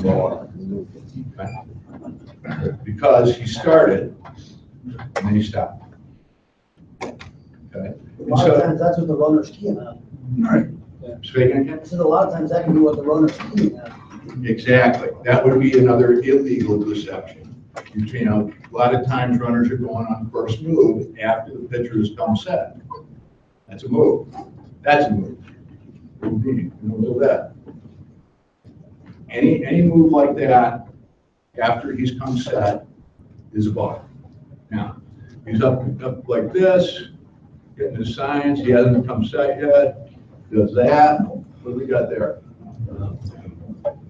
Come set. It's a block. So once he's come set, he's constrained. Before he's come set, he's allowed to check his runners, he's allowed to turn. He didn't do it real sudden. Okay. Once he's come set, any movement, he's got to complete it, or he will not. Okay. It's still on his head though, right?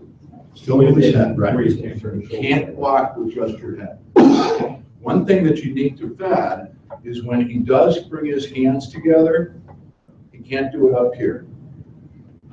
He has to have some part of his glove at or below his chin. So this is not a legal set in Fed. It would be in pro or NCAA. You also can only stop one time before delivering a pickoff or a pitch. So if you got a pitcher doing this, and this, and then pitching, that second time he stopped, he balked. Okay? Now you see some guys do the slow motion set.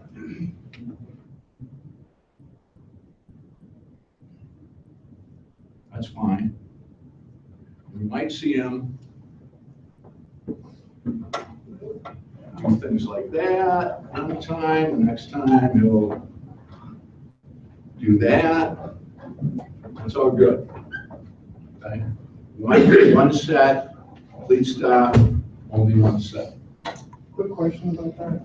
On the one, like, you're coming set up too high, are you, as soon as he pauses there, are you calling the balk, or are you waiting for him to start? Okay. So like, because the first time you showed the double pause, the first one was up here, so really he wouldn't have gotten the second one if you did it right, because you'd kill it up here anyway. Stop. Stop. I think there's a major league pitcher that actually pauses 3 times. He comes like here, and then here, and then down to the waist, and it pauses in all three spots. So, John, clarification on that though, hang on, so if he stops here, he stops up high, right? Which he's illegal, then he disengages his pivot foot. I've still got the bar. You're gonna call the bob as soon as he stops. On the Up high high. side, that's a violation right there. I have no idea why that's a violation in high school rules, but it is. Once he started to come set, he can still step off before he's come set or after. But, you know, as part of the motion of coming set, that's okay to turn that into a disengage. But not once he stops illegally up top. I've got him blocking right there. Don't understand what the advantage. That's fine. This one, I wanted to clarify what Aaron was saying. Yeah. Would you consider that preventive officiating, John, if he stops the first time there, just give him an opportunity to correct himself, let him step off, or wait till he commits? I'm probably not employed. Sometimes the best way for people to learn is to call it and work it tends to stick. You won't, you know, they should know that. It's pretty common. And sometimes that's how they learn. They get called and don't do it. I'm on this job, you start to see a lot of kids like shimmy shaking. Like them streets doing. Right, so you know, and you're gonna see more and more of this, you know, like this stuff the Japanese pitchers do with their, and the point is, they can actually stop something as long as something is still moving, okay?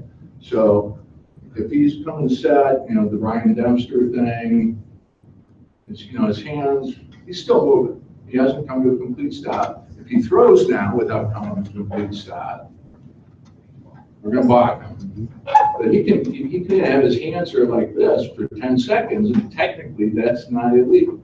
And then stop here. You know, however, there's a lot of different variations. You see a lot of the Asian pitchers coming over. They have some pretty funky deliveries, and that's getting picked up by other major league pitchers. It's getting picked up by the kids. So you're saying at some point he's got to stop. He's got to stop it before he pitches.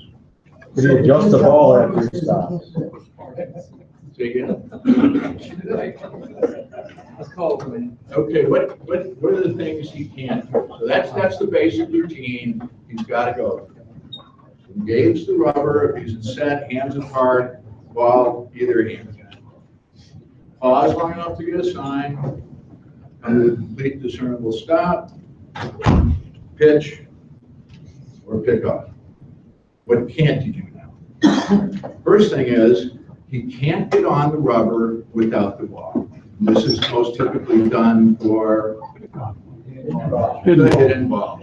Right.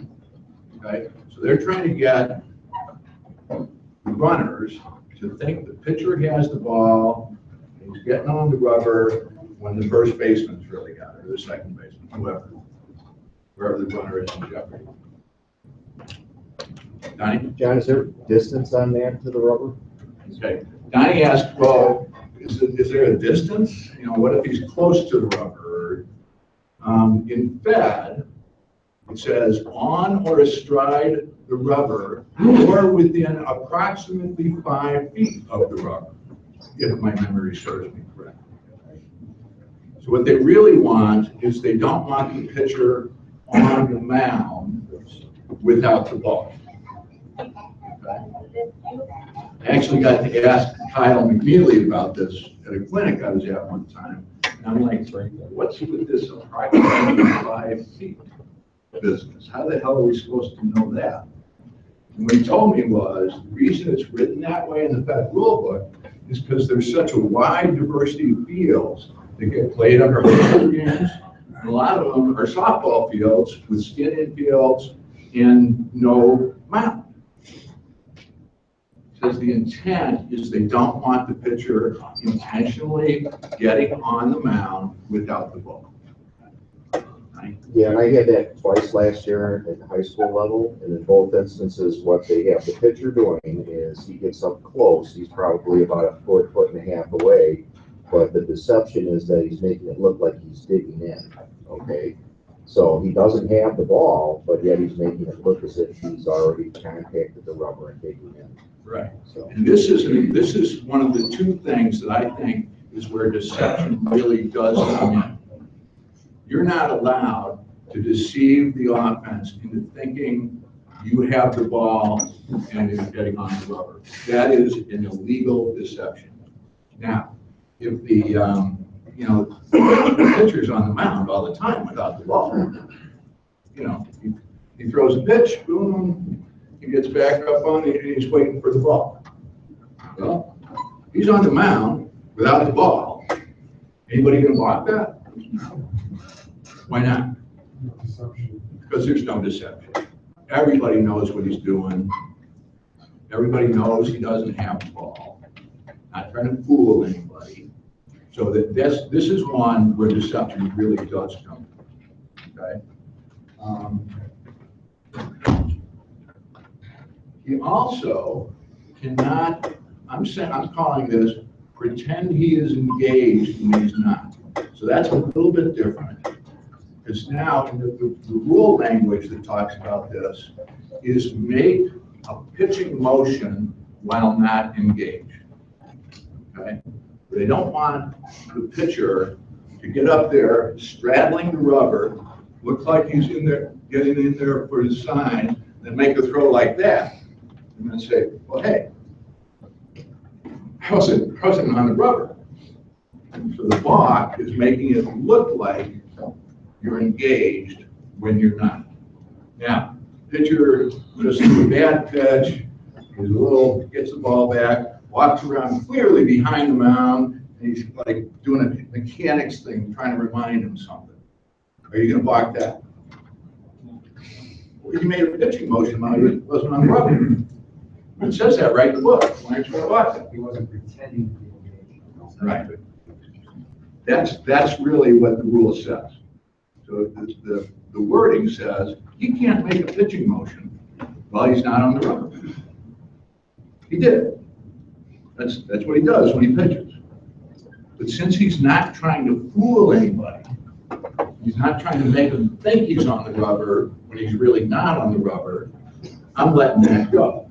If he gets up there, like what Donnie was saying, he's trying to make it look like he's on the rubber when he's not, that's a ball. Or even if he has the ball, this is when he does have the ball.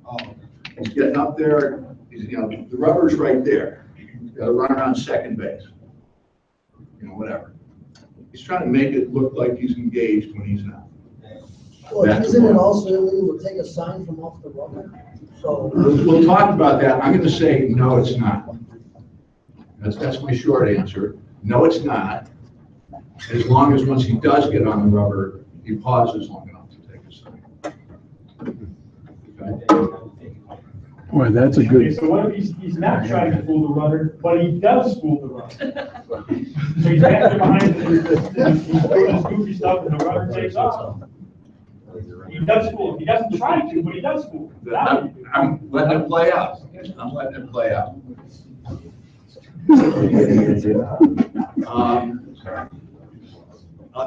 Another thing he may not do is make a move, either a feint or a pickoff throw, to an unoccupied base. Okay. What does unoccupied base mean? No runner there.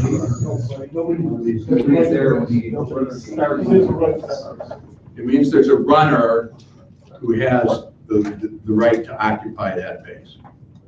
Okay. So if I've got runners on first and second, I can't make a feint to third and then go back to first. Okay, because third base is unoccupied. Okay. What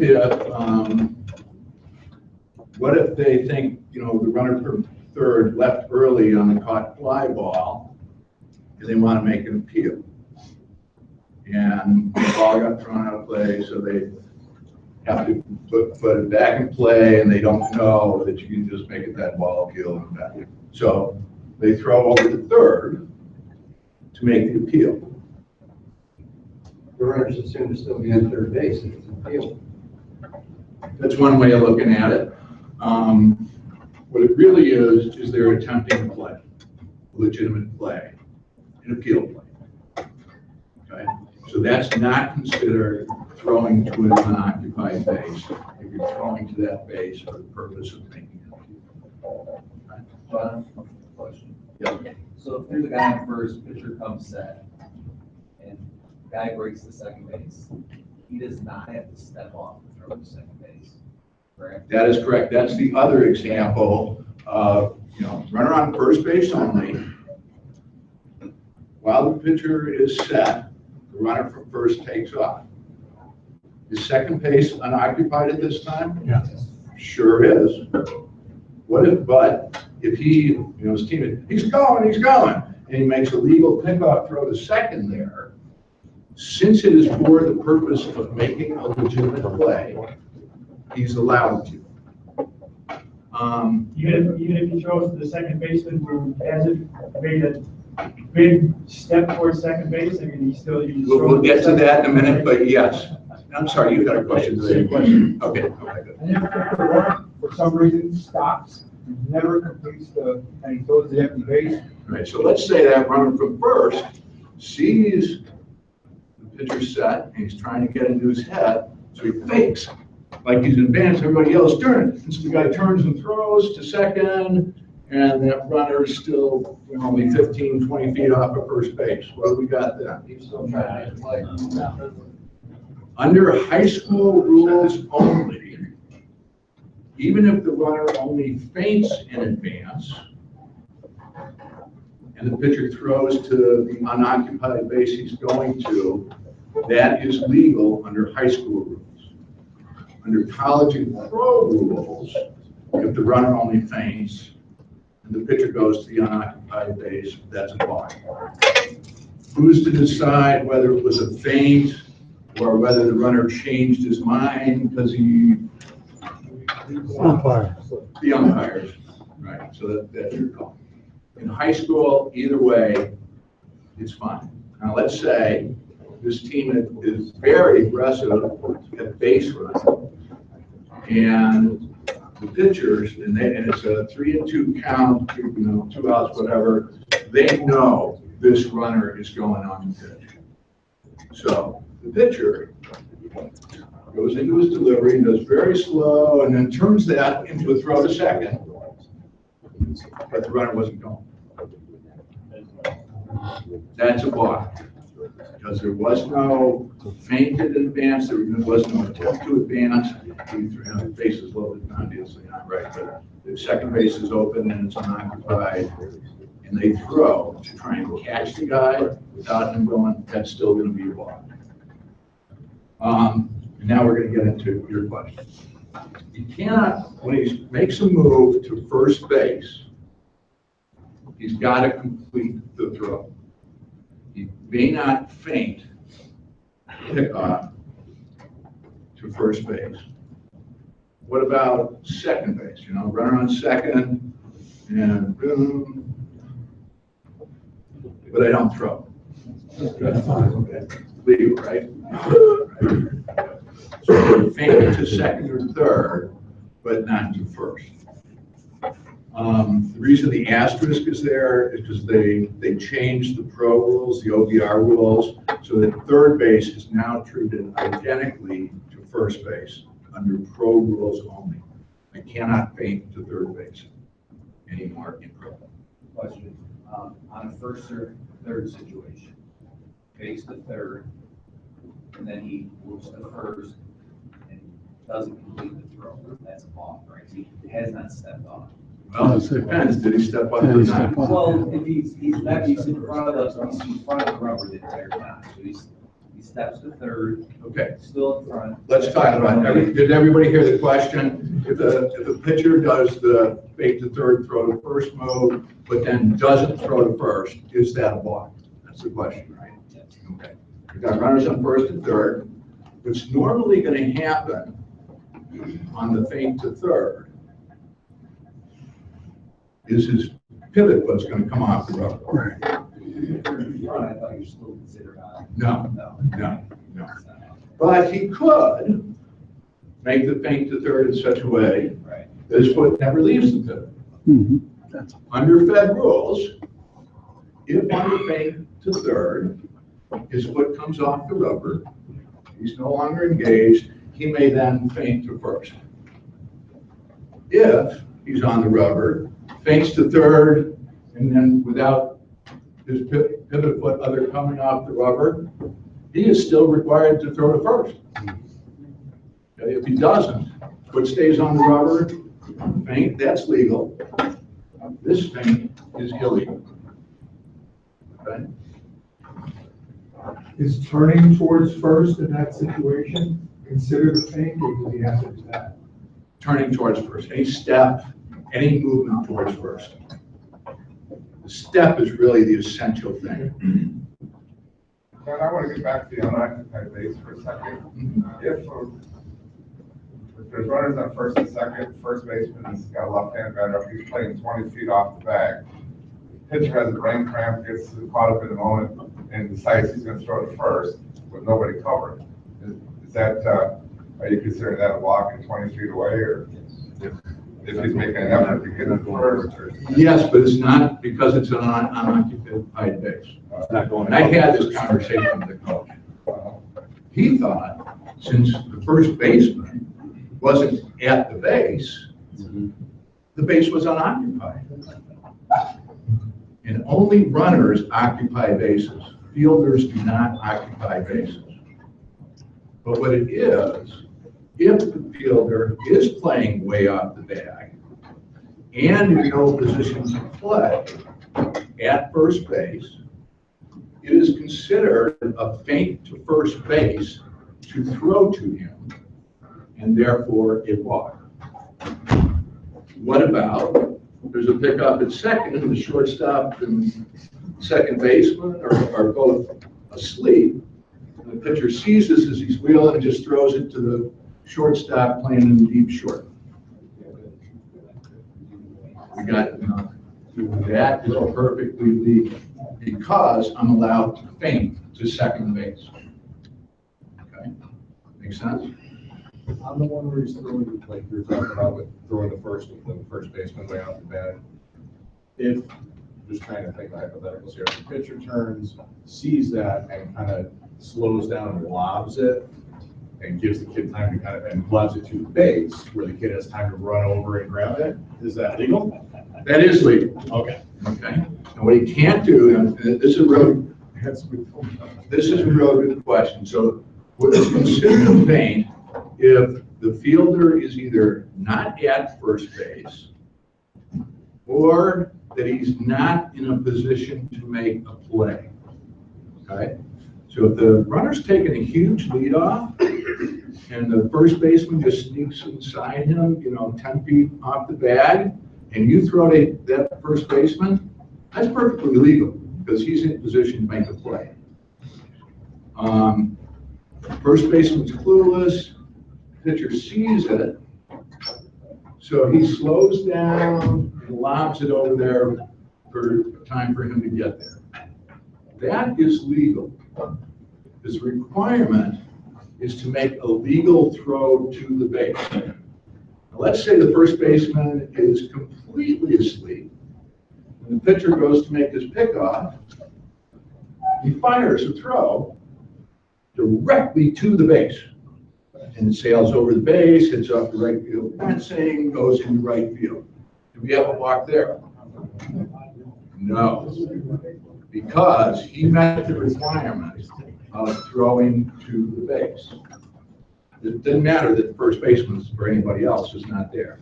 If he throws to the base, he's good, and whatever happens, happens. What if he sees that the first baseman isn't there, and he doesn't want to throw it, but he kind of just drops it down a couple of feet away from him, but it's towards the base? I'm probably blocking that. Okay. He did not make a throw to the base. The other thing you'll see realistically, when the pitcher makes a move to the base and the fielder isn't there, is asleep, a lot of times they'll hesitate. And you block that immediately. So he steps off the rubber. So I know sometimes pitchers step off the rubber, they don't make a move, and then the runner doesn't go back, so then they turn. Can they And they expect to throw then? Once they step off, they can do whatever they want. Okay, so it's only when they do the jump, only when they jump, throw they have, I mean, if they jump, they have to throw. Right. Okay. Right. And do you have to go behind, you don't have to go behind the rubber, the pitcher's plate, in order to do a pickoff? No. So a lot of people think that, you know, a right-handed pitcher can't make a pickoff throw to first base without disengaging first. Some coaches I've run into have a deep religious conviction about that. And it's perfectly legal. There's a couple of different things that are legal by interpretation, and you'll typically see it, right-handers going to first base. One is the jump turn move, where he starts on the rubber, comes with both feet, lands his step towards first base and throws. And the other one's called the jab step, which is his first move, is actually to take his pivot foot and step this way, and then pivot off that and turn and step to throw to first base. Both of those are legal moves under all rule codes, and they're both considered moves from the rubber rather than moves after disengaging, even though the guy's pivot foot comes off the rubber before he releases the throw. Okay. Legal, not a disengage, considered a move from the rubber on the jump turn and the jab step. If it's in front of the rubber, you're on the rubber. You're considered engaged. Behind it, you're disengaged. That's a good way to think of it. Well, I was gonna say, the other thing on that, if he's doing the jab step or the jump turn, he's starting the throwing motion before he's breaking from the rubber. So he's already, you know what I'm saying? Yeah, I guess. He's still, the ball's still in his hand. Right, but he's started the motion to do the pickoff. Right. The jump or jab is the start of a motion that commits him to make that pickoff, or feint if he's going to second and third base. Okay. Over here. So if he takes that pivot foot and steps off of the rubber, but he's in front of it, and he doesn't take a step towards first and throws the ball? That's a walk. Okay. He has to step with that.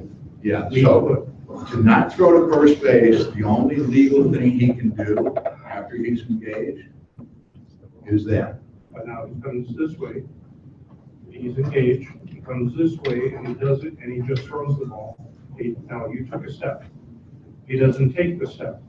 He comes off the. Oh, he just goes like that? No, this. No, just your pivot. Is forward. This? That foot comes over and he doesn't step. The left foot never moves. First. This foot comes over. Jab step. And now it's off, he throws the ball to first without moving, yeah. No, Without that's moving. blocked, because you threw to a base without making a direct step more towards that base than any other base. Okay, so that's that direct step. Can you talk then, what gaining ground actually means? I don't know, the really quick pickoff where the guy almost pivots, but it doesn't really. Okay, so Ralph's talking about the one that might look something like that. You know, did I make a step there or not? Was it a good enough step? So what the interpretations say is that free foot must gain distance and direction towards the base you're going. So how much of a step is required? Is that a step? No. No. So the interpretation that I've seen that makes most sense to me is that the entire foot after the step must be closer to the base than any part of the foot was before the step. Okay? So if I'm like this, and I go like that, and I'm still basically half in my footprint that I was in, that's not a good step. Okay? Got to gain distance and direction, and the free foot must move so it's no longer in the same footprint. Now, practically speaking, if you're working a two-man crew, how are you going to tell whether the pitcher, let's say we've got a lefty, and how on earth are you going to tell the pitcher does one of these, kind of right on the 45, right on the halfway point. How on earth are you going to tell whether he stepped more to first or more to home on that step? What do you look at? Well, who's going to get that call? Base guy or the plate guy? Went at the base guy. He's closer. What's he looking at? Can we get to that in a second? The base umpire usually can't get that call because he's got to make the call at the base. So as the pitcher is making the pickoff move, he's going to be stepping up and turning with the throw to get into position. And he's not going to get a good look at where that foot landed. The plate guy, he's got no responsibilities at first base unless there's an overthrow. What you really want to look for on that is the plate guy on the step, because you're looking for space between the pitcher's legs, which you have from the home plate perspective. Okay? If he steps and what you see is no space between his legs, he didn't make a step. That's a balk. Now, who's got the best look at whether he stepped directly to the base or not? The first base coach. And, you know, so they'll be arguing with you. He's going to home. He didn't step to the base. And I've told coaches, you know what, coach? You've probably got a better angle on that than either me or my partner. So you may be correct, but from what I can see, his step is legal. You know, something like that. Is that the point you were getting to? He also cannot drop the ball once he has engaged the rubber. So you stand there, a lot of these kids will be nervous and kind of twirling the ball in their hand. That falls out of his hand, his runner's on base. What do you got? Depends if that ball rolls at the The other thing you'll see is sometimes we go to pitch and we lose his grip as he's pitching. And that ball will start rolling. What's that? It depends. What does it depend on? It depends on whether or not it crosses the foul line, which now it's a ball, it's live and it's live. Okay, everybody hear that? Ball slips out of the pitcher's hand, starts rolling towards the line. You know, pretty hard to imagine him just fooling around with it like that and getting that far. More typically happens, he loses his grip as he's delivering the pitch, usually when he's trying to throw some really funky breaking ball. And if that ball does not cross the foul line, it's a ball. If it does cross the foul line, it's a ball. What happens if nobody's on and the pitcher, you know, the ball slips out of the pitcher's hand and doesn't get to the foul line? What do you got then? Is that a ball because it's illegal? That's nothing. That is a do-over with no runners on, drops or, you know, loses grip on the pitch, doesn't get to a foul line, nothing. Does, you got a ball. Aaron? Question on that though, just hypothetically, like it slips out of his hand and is rolling in general towards the plate. Looks like it's going to cross the foul line. Catcher jumps up, runs over, picks it up before it gets to the ball. I'm blocking that. Didn't get to the foul line. I didn't go beyond that. It's just nothing. Right. Even though it was probably going to cross and be a ball. What happened is pitcher delivered a pitch and it did not cross the foul line. That's a block with runners on base. Yeah, something like that, the kid's not thinking that way, he's just gonna. Sure.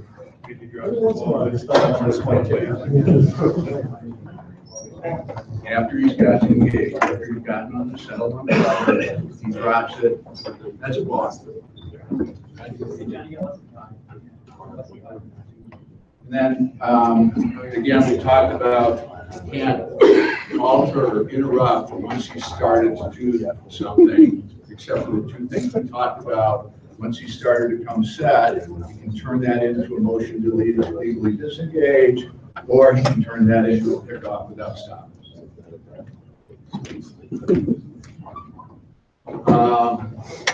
So a couple of things that come up a lot, we've touched on a lot of these already in the discussion. First of all, when is a block disregarded? Yeah. The batter steps out of the box in the middle of his windup and he stops. You got it. Exactly right. So in high school only, when the block is called, the ball is immediately dead. So whatever happens, because what will usually happen where it gets interesting is on a no-stop block. Pitcher, the runner's on, he gets up there, and he's nervous, and he goes, and he delivers the pitch. Naturally, batter hits a 3-run double or whatever.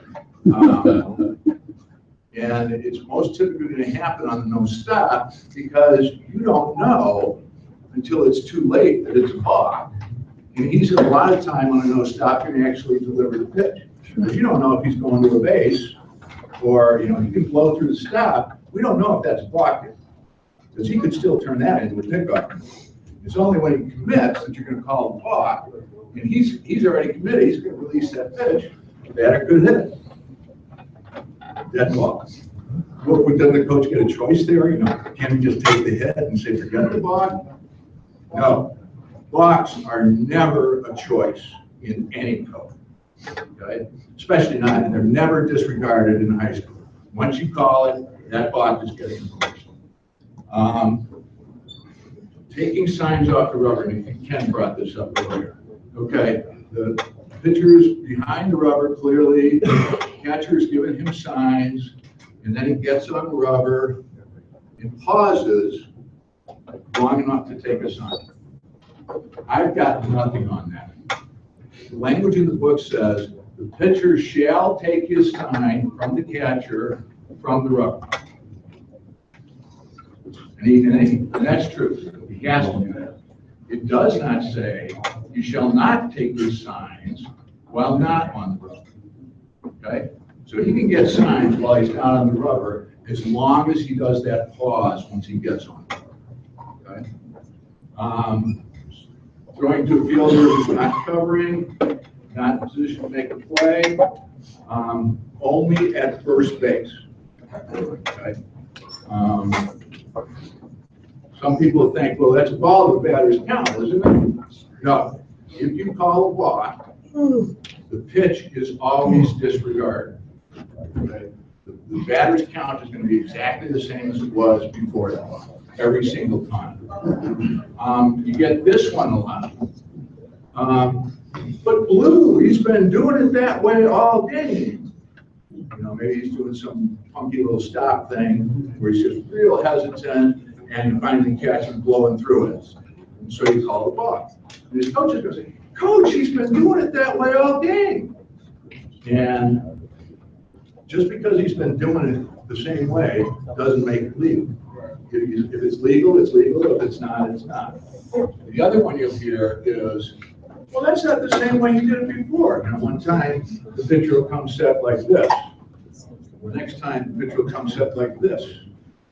One time, he'll do this, and he'll do a quick slide step to keep the runner. The next time, he'll do a big leg lift. There's no requirement that the pitcher be consistent from one pitch to the next in how he delivers. Okay? Not a requirement at all. We already talked about the other things. The runner doesn't, you'll hear coaches say, hey, he gets to see the ball. Well, no, he doesn't get to see the ball, but he does get to see when the pitcher brings his hands together. So, you see a balk? How do you do this? You want to, while the pitchers are warming up, you want to see what their routine is, how they're doing, are they setting up correctly? And then, the first time they get a runner on, really watch him like a hawk. See what his pickoff move looks like, how his routine changes with a base runner. And then make sure you're aware, is he stopping here or is he stopping here? Just watch it, especially when he's warming up.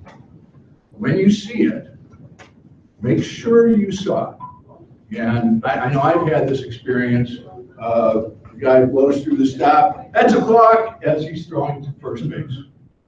That's a really embarrassing thing for an umpire, I promise you.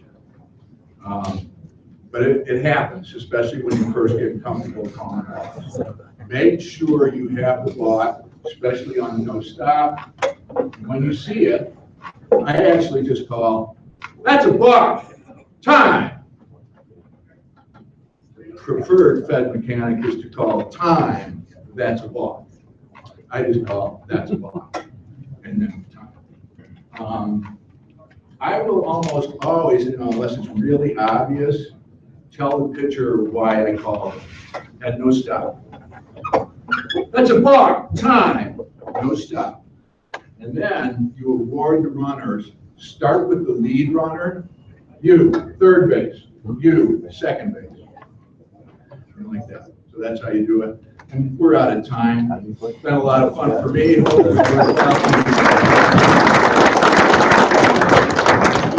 You got class section coming up, so in the gym, we're gonna continue doing casework, more than one casework. Here, we're gonna talk about video case plays again. The driver's ed room, our kind of number guys, drive the first 2 years, well,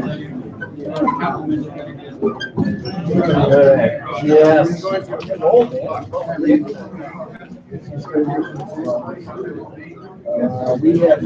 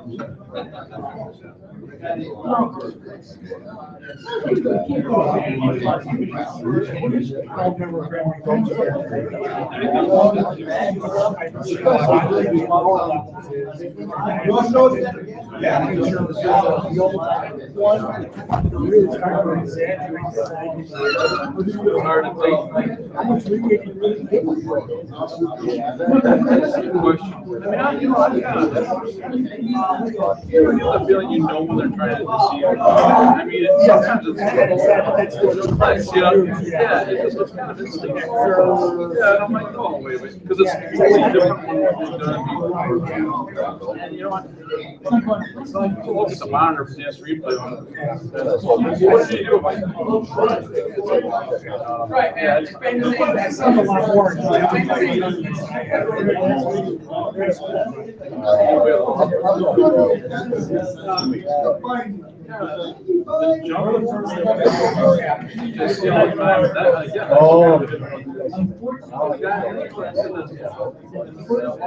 Yeah,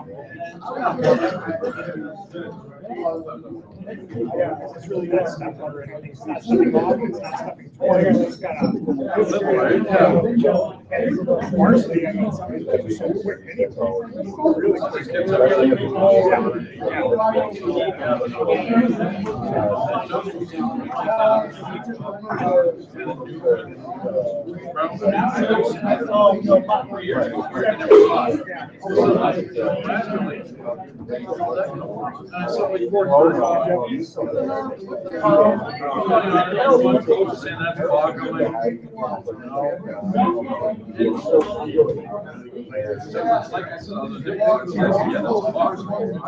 Alright, gentlemen, let's go, let's go, chit chat, damn it. Let's go to chit chat. Alright, we're gonna do case plays. Who's in the first class? The case plays. A couple of you guys, did they have any more? No. We got a couple for you. If you're into that stuff, but no. We're gonna go over some case plays, probably a little different from what them guys had. My name is Chris Avila. I am an umpire. I am an umpire. I've been doing this for, this will be my 14th year. So we're just gonna go over some case plays and get you guys talking. You know, there's some right stuff, there's some wrong stuff, but you know, give me what you got and stuff. We'll kind of go over all this together. So since who was in here for box? Most everybody in here for box? Yeah. A lot of you guys in here for box? Yeah. Okay, so we'll go over a couple box ones real quick, you know. So this first one, this is in Alaska. They actually play baseball in Alaska. So there's going to be a balk here. You tell me what the balk is. It's real subtle, and then I'll probably be able to tell us right away. So, all right, balk. So you didn't even see it.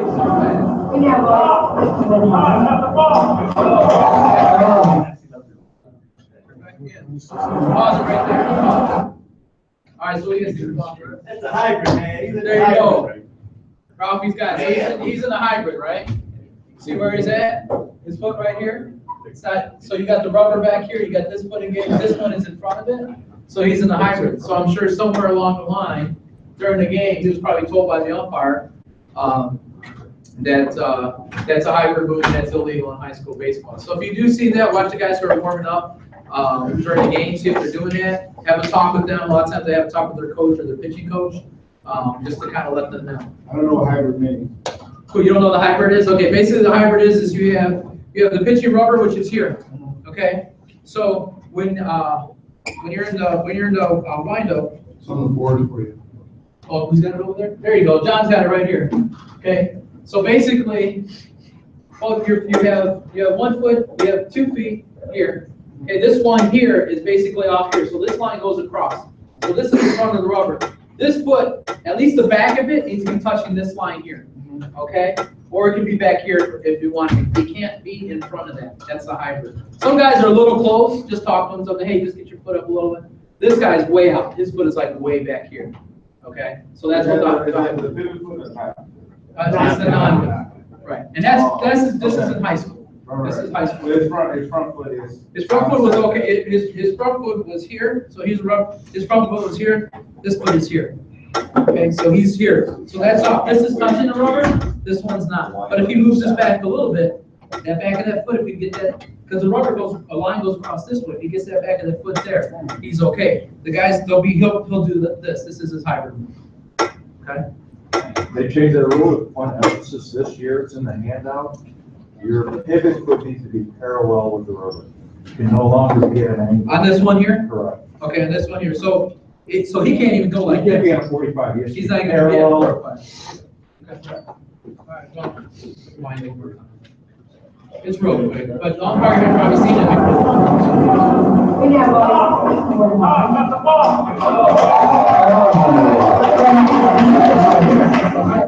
So let's, here we go. I think it's Alaska High School, because they wouldn't call them.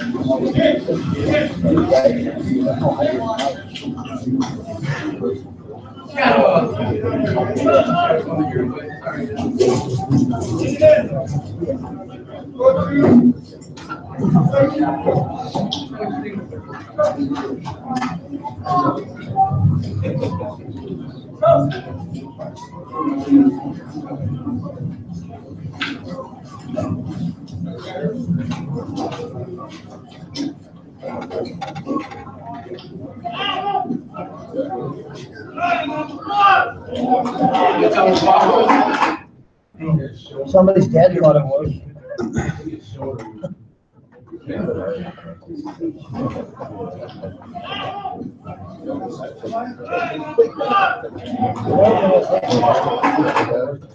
You know why, you think why he's calling, why the umpire's calling him off? What do you guys think? I think it's. By the first base. First baseman wasn't going towards first.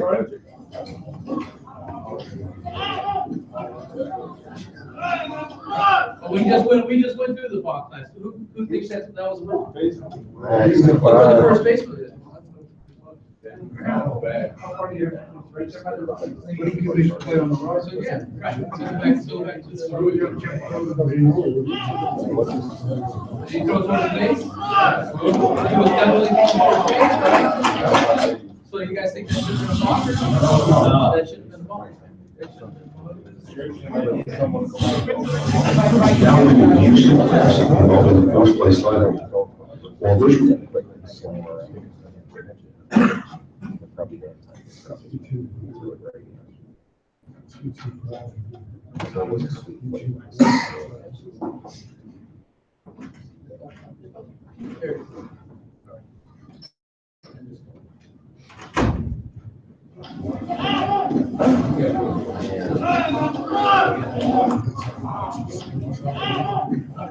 So you guys think that should have been a ball, right? Who thinks it should have been a ball? The ad in the stands. I was just going to go, and it's hard to tell with how far the camera is from him. Right. He comes set really high, and I'm wondering if it had something to do with that. No, the way his delay was, his was based on where that first base.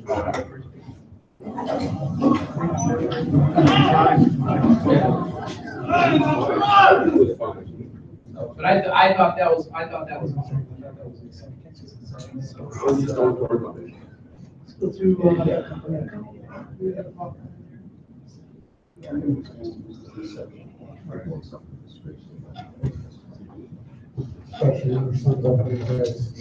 go. You guys might have seen this one before.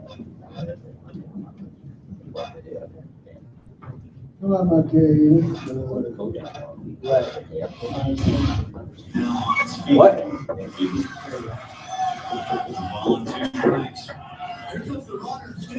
Oh.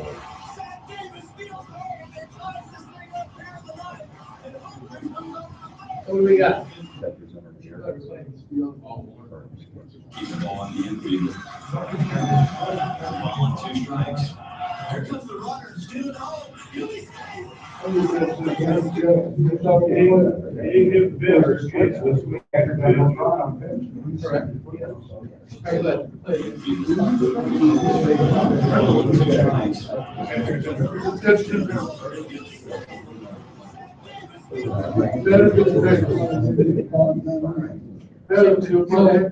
So what do you guys think we have?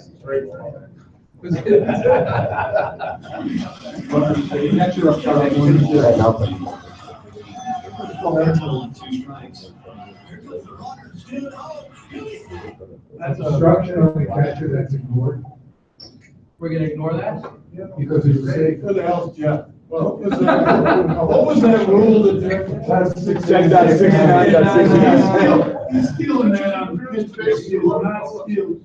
That is the pitcher's. That should never happen. That's a great steal. That was a he had a good job. He had a good job. He had a great deal. So based on high school rules, are you gonna kill that right away? Yeah. Yes, you would. Yes, you would. He's a catcher. Jumping out of the pitch. So then, good ball, base loaded. So we kill that, right? You send what? You gonna do? Send the runner back to third? No. Are you gonna leave him? Yeah. You're still gonna leave him, and then you're gonna give the runner the first base. Why would the pitcher? Why we give them a better first base? Because it's catching obstruction. High school is catching obstruction. Yeah, but that's not obstruction, that's not getting the ball. If you saw the late play, you get the obstruction. One at a time, hold on, one at a time. Did the batter put the ball in play? No.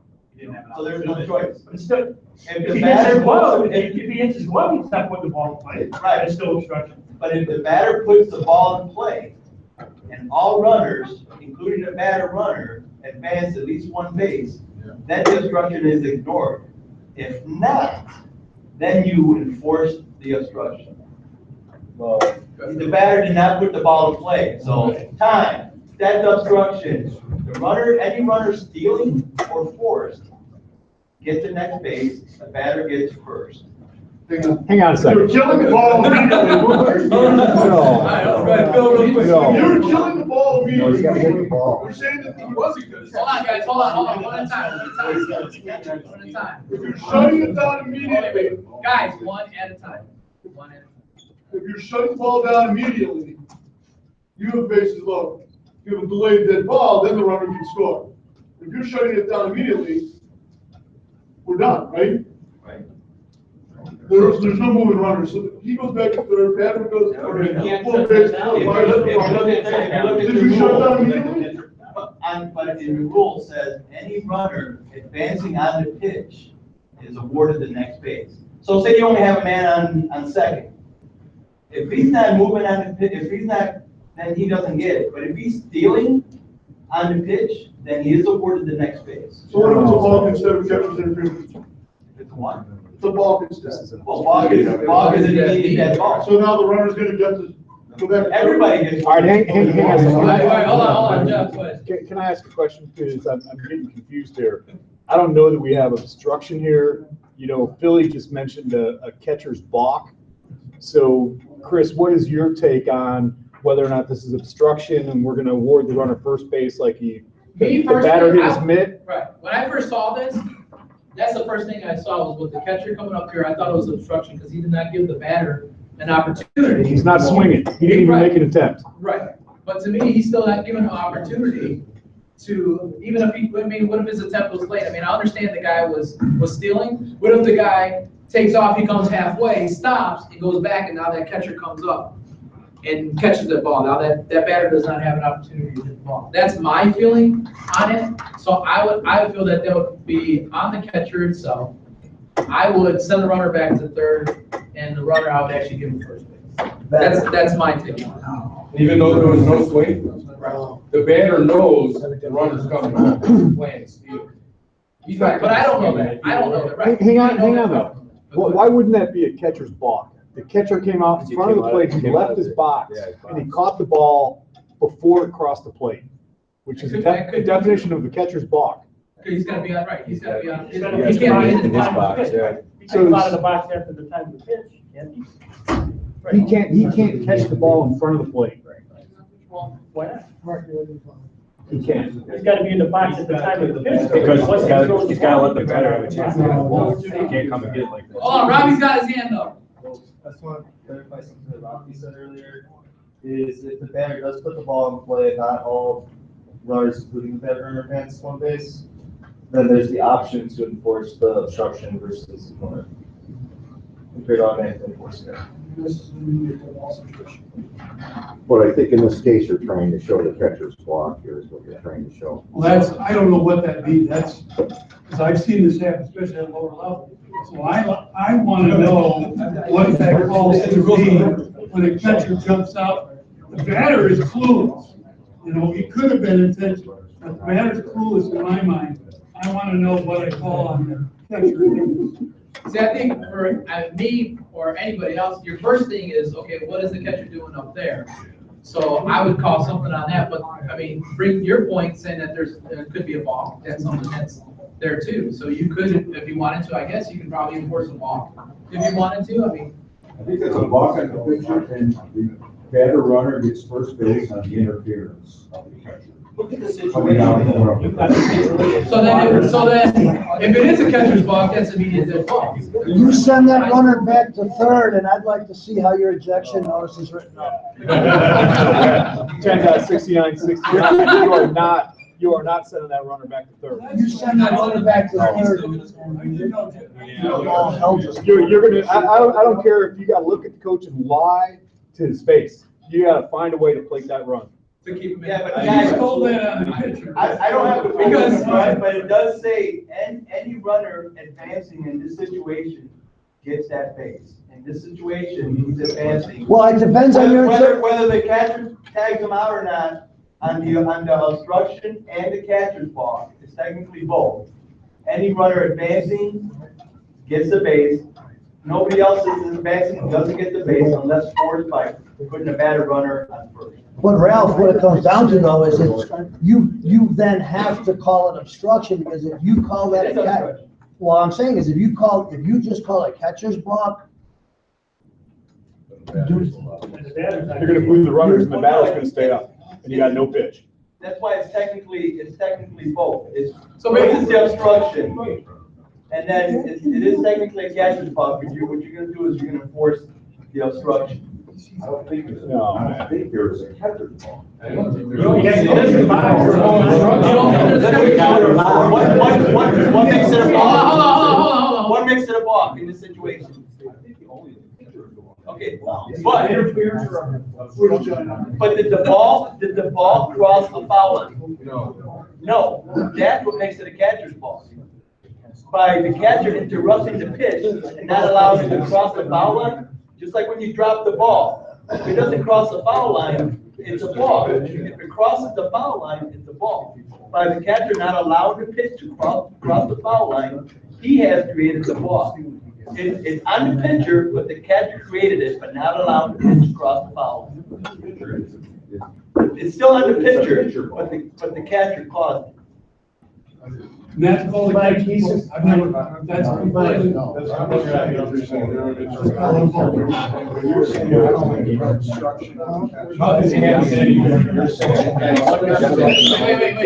on. I agree.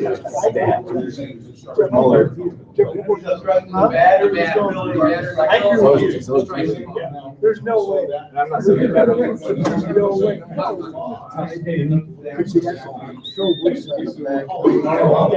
There's no, how do you say that? Play, stay here, play again. What's the right terminology? So I don't say the wrong thing for stupid other people. In this case,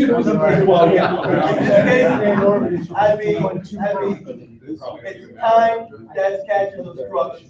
Okay. Now, where you guys are getting confused is, now, if you have, just like if I swing and I hit the catcher's glove, and I still hit the ball and put it in play, now that becomes a delayed dead ball, because the batter has put the ball in play. Now, if there's a man on first, right, and he advances to second, the batter advances to first, and the runner on first gets thrown out of third, guess what? You have an out. There's no choice. Why? Because the runner and the batter runner both advance one base, so now the catcher's obstruction is ignored.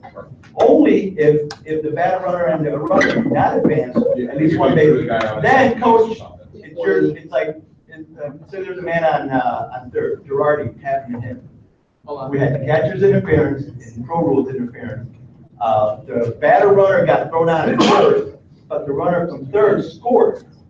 Girardi said, I want to play the stand. He had the choice because the batter runner had not advanced to first. It's like, I want to run and give me the out.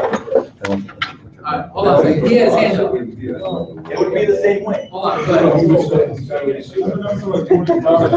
Hey, guys, hold on.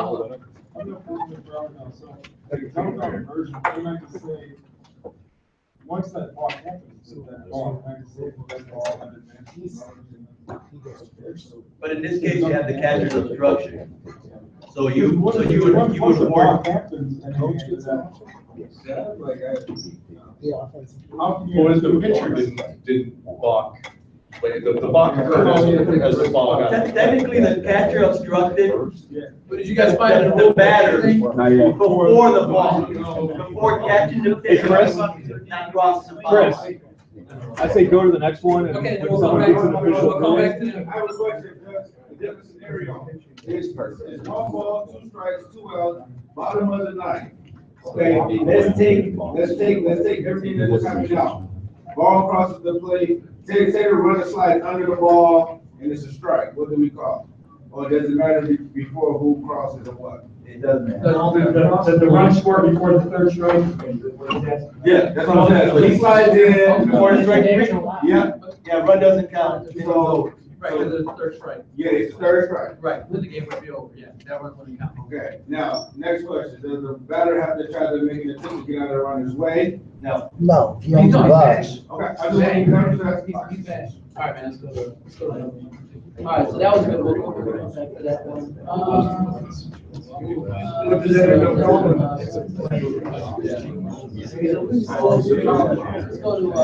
I think the call in the video was called safe. I don't know if they called the obstruction or.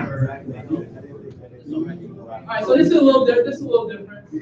I'm still with you when that kind of lack of run support. She runs and the ball is fouled off. And now he's saying it's hit. Wait a minute. The home plate umpire.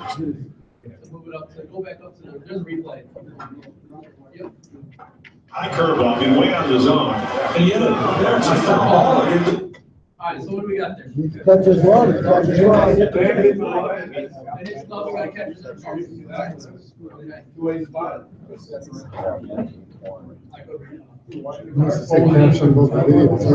Lack of run support. She runs and the ball is fouled off. And now they're getting to get close to it.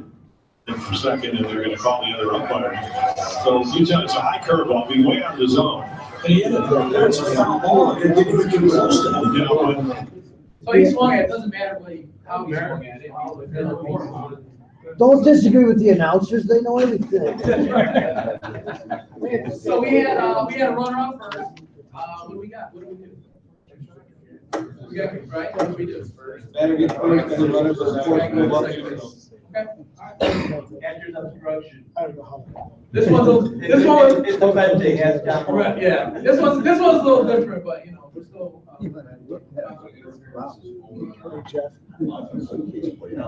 yeah, let's go back and see. Runs into the third base.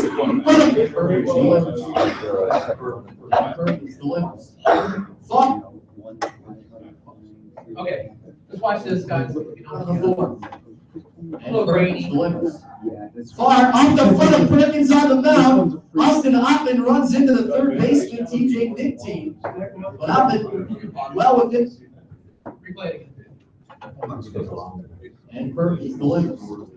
Far off the foot of Perkins on the mound. Austin Ottman runs into the third baseman, TJ Nickteam. And Perkins delivers. Far off the foot of Perkins on the mound. Austin Ottman runs into the third baseman, TJ Nickteam. But Ottman. So what do we got? So the ball, he hits the ball, hits off the pitcher's foot. Far off the foot of Perkins on the mound. What do we got here? What do we got? What do we got? Who says runner interference? Doesn't matter. Say the runner. Okay.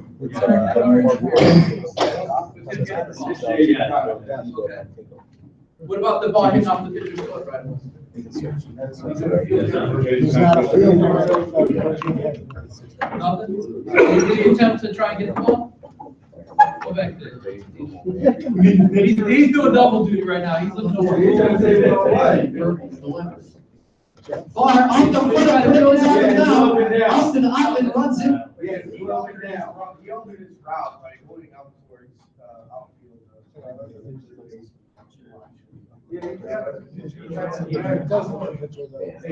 He's flinching out of. What do we got? What do we think? Who thinks we got experience on the runner? Who thinks we've got nothing? So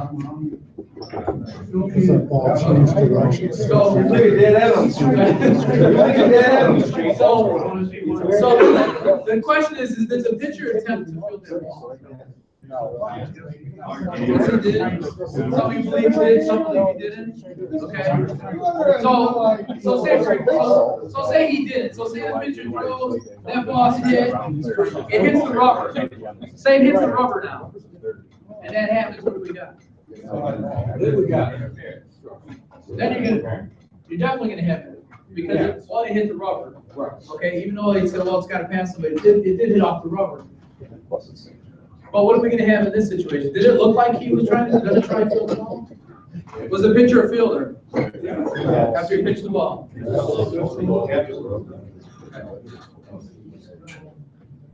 So if you believe that he was a fielder, then it went past the fielder, correct? So is that still? How can the pitcher be a fielder after pitching the ball and it still is not left for a run?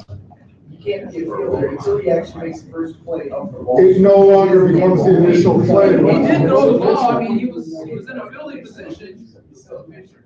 The ball has yet to make it field, does actually field the ball without leaving the run.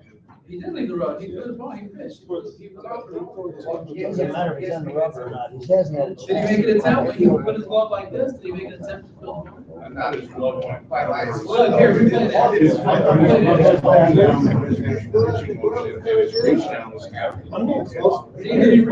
He went with his foot. Did he? All right,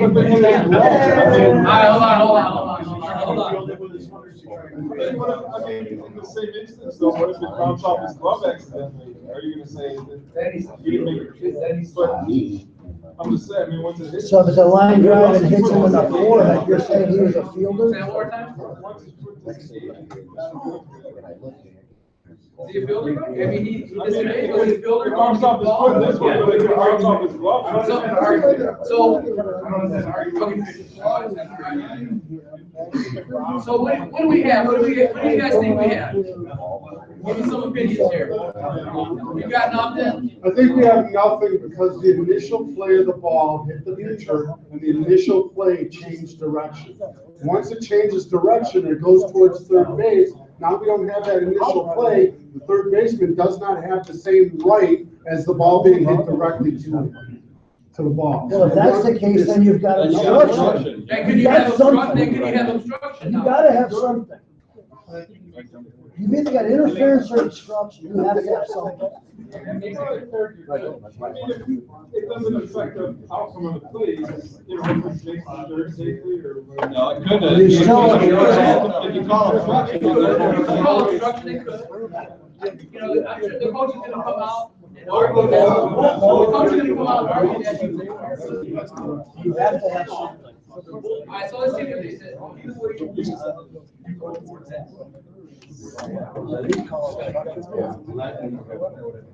Because you know the pitcher had a chance to field that ball.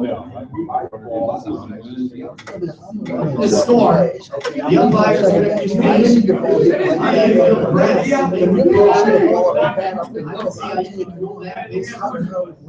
interference against Austin Otten. He's well within his right to that in third.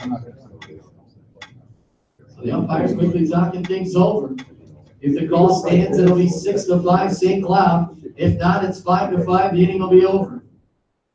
So they rule Austin Otten out. I can't say I agree with that call, and Augie Rodriguez definitely doesn't. Yeah, you don't want to see that. So do you guys think that was a correct ruling? That wasn't a correct ruling? No? What should the ruling been then? If that wasn't the correct ruling, what should have been? Obstruction. Yeah, I would have called obstruction. See, it's one or the other. It has to be one or the other. Anybody else? You just gotta remember, if it doesn't go off the pitcher, remember the rule says if the pitcher's not considered a fielder, if the ball passes him. Now there's two different, as far as the rule goes, if the ball passes the fielder and another fielder has an opportunity to field that ball, then that fielder is afforded protection. Yes. Now, the rule changes when there's a ricochet and the initial fielder has to go more than a step in a reach. And if it ricochets and another fielder, so that's where the rule changes, that's where you gotta determine. So once it ricochets off the pitcher, in my opinion, no other fielder is afforded protection. Had it passed the pitcher and that guy then he would have been afforded protection to field the ball. But once it ricochets, then it's on the defense. So I would have obstruction. So you're saying anytime a ball ricochets, the runner is fair game to go jump on any player attempting to field the ball. Well, you're talking about that. Because if you look at it, you see the runner go towards the field. I think he was, I think in that spot, he's making like his banana turn to go towards third and go home. Yeah. The runner sees the fielder.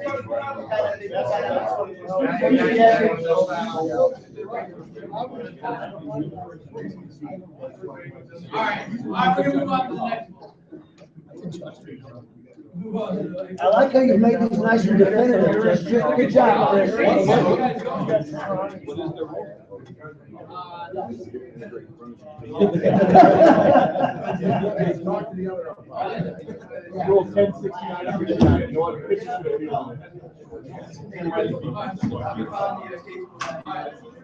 Check swing, bounce her back to the mound.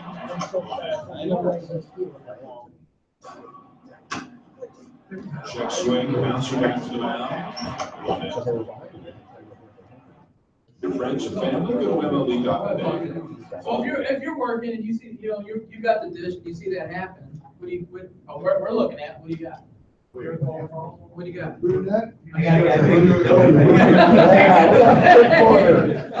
mean, what do you got? I probably wouldn't, I'd be like, okay, I got nothing. Should be a foul ball because he was still in the box. Two-stroke out. Really? I mean, you're behind the dish. Are you really going to see that? Your partner might see it, but then again, they're 90 feet away or more. So I mean, you probably are going to ask for help on something like that. But go ahead. The bat left his hand and hit the ball again. The bat was still in his possession. Hits it again. He's still in the box. He hit it twice. And so what would you do? Somebody said Foul ball. We have foul ball. No. We got foul ball. We got an out. We got a foul ball. But Chris, I would say like it was pretty quiet who said foul ball. Like he had already touched first and he was like foul ball. Like you gotta come out and sell that a little bit. Somebody does on the field. So whether it was the first base umpire or second base who saw it, maybe the home plate didn't see it. Right. Like, you gotta kill it a little bit quicker. You want to go ahead? What do you got, Robbie? Catcher's obstruction play. What are you reading from? Casebook. Okay. A11G. A11G. R1 is on third. After F1 winds up, R1 starts home as in a squeeze play. F3, who is playing close for a bunt, cuts off the pitch and tags R1. This is defensive obstruction. The ball becomes dead when touched by F3. R1 is awarded home. The batter is awarded first. Defensive obstruction. Say R2. Good call, Robbie. Because. But there's another ruling somewhere that talks about only advancing runners at the time of pitch are awarded. But Ron, this is about this call, so that. Right, it's about This what is is if you get that call. But this was you said this was the third baseman who cut. Right. No, first base. First baseman. Doesn't really matter. Same difference, it doesn't matter. That's why they call it. I don't know Anthony Rizzo. That's probably why they call it defensive obstruction. Right, that's why the catcher's obstruction. Time This that's is obstruction, defense. you stay here. you That's go probably why over. we call it. Because Alright, so let's go, in. 2 outs, let's see what's third. You guys want to see this Two before? strikes. Two fastballs up and out of the zone. So here comes Uncle Charlie for sure. Also, Charlie. Lang will be throwing his 80th pitch right here. Bases loaded, 2-2. Red shirt shop from Fayetteville, Arkansas. But the Fayetteville Count. clutch hit. That's a good.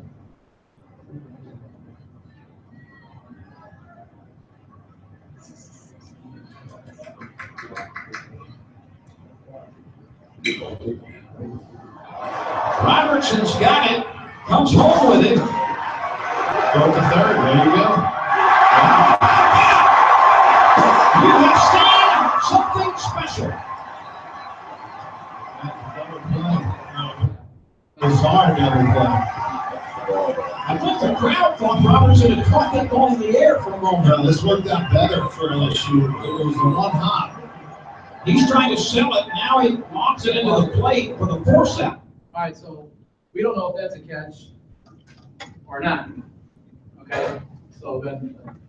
And Romero sees the runner trying to take third, and the easy tag down there by Chris Reed. Well, that was a situation where Scroggins, you know, I'm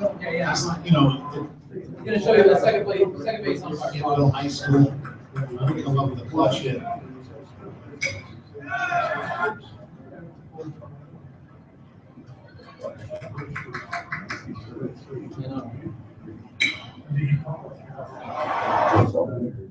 Okay, so there's the second base umpire. Watch the second base umpire. Robertson's got. He calls it out. Comes home with it. Go to third, there you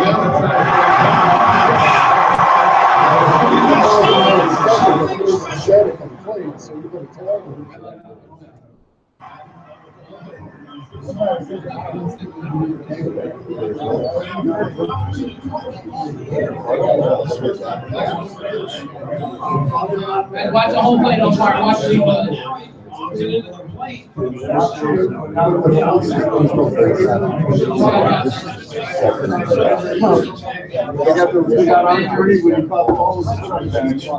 Well, but if they call it catch though, then you didn't have to tag. So the second, you have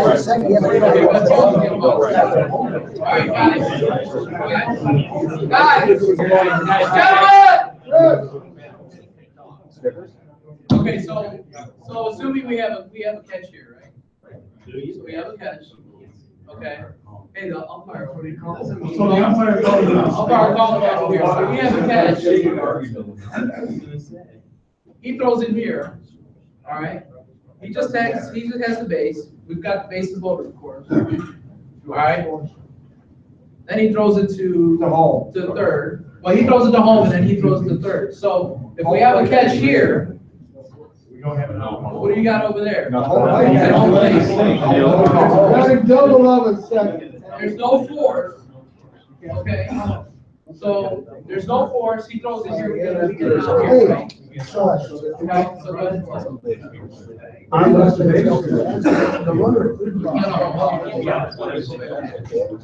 On the bag and then cut the ball. Well, he's out, okay, so he's out.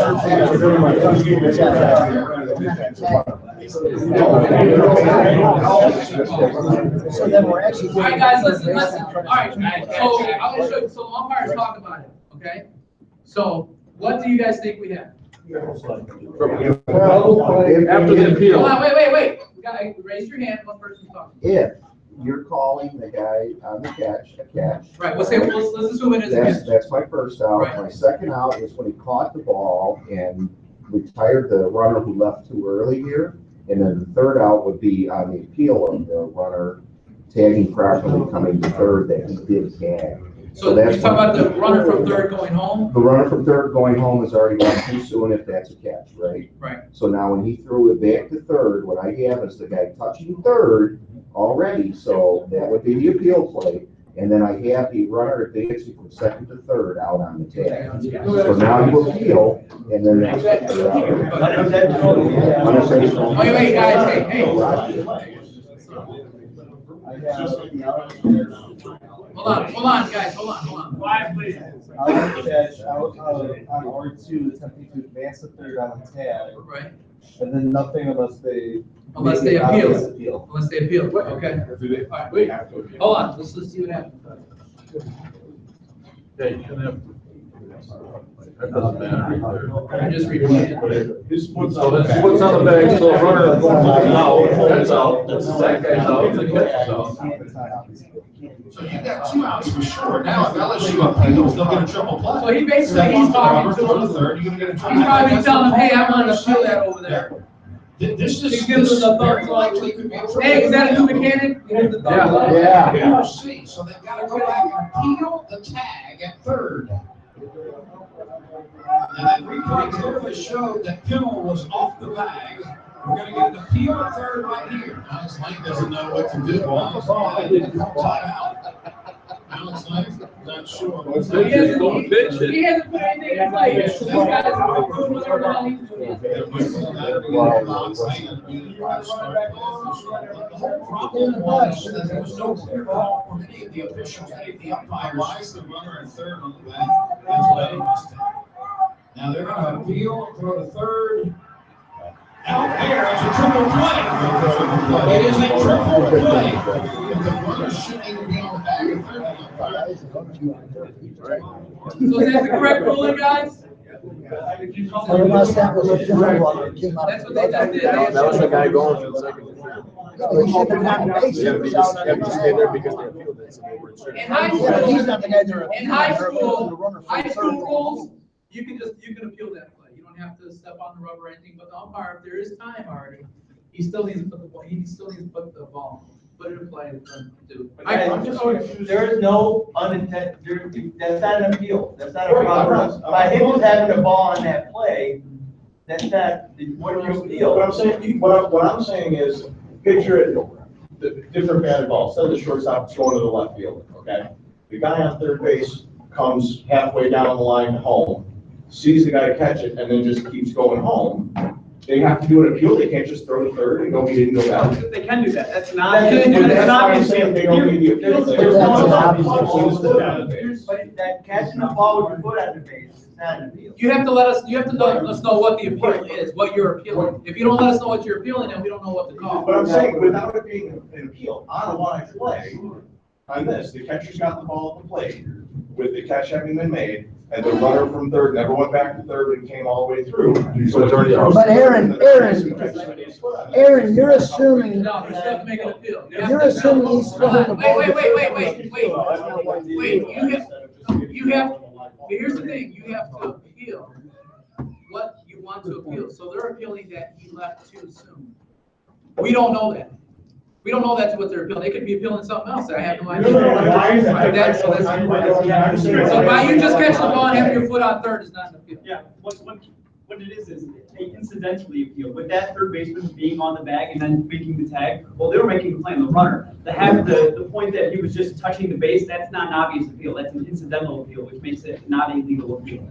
So it would have to be him, like, hey, yeah, he's leaving early, we're stepping on the base because we know he left early, that's an obvious appeal. The fact that he's making the play on another runner because the ball's there, well, that doesn't mean it's an obvious appeal. They were playing on that guy for a second. But I'm like, going back to the thing of like, it's hit to the left field. Yeah, that's an obvious appeal. Everybody knows what's going on, they know he left early. Okay, but if there was a runner on second, setting the third, and the third baseman catches it, put the foot on the bag, and the guy's clearly left early, going home. Right, they're making the obvious appeal. Even if you turn, I'm saying, that guy's somebody can as well. Yeah, it's No, or after you tag him out. Yeah, he can stand there, he can appeal that he left early. He can stand there and get that guy out, and say, hey, we might appeal that he left early. There has to be an intentional, if you do the goal, accidental. I just caught him yesterday. How do you score? If they did it, if they did appeal. Because he never indicated when he scored or was out. He never indicated when he said play. So obviously the run scored. You don't have to, there is no, there's no indication you touched the plate that you said it. I had that particular.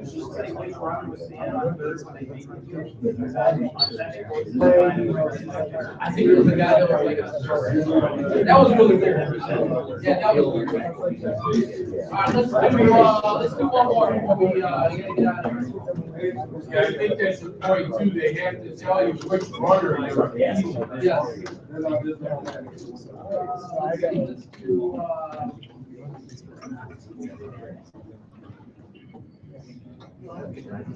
Oh, I like this one. This is like a little kid's game, so you tell me.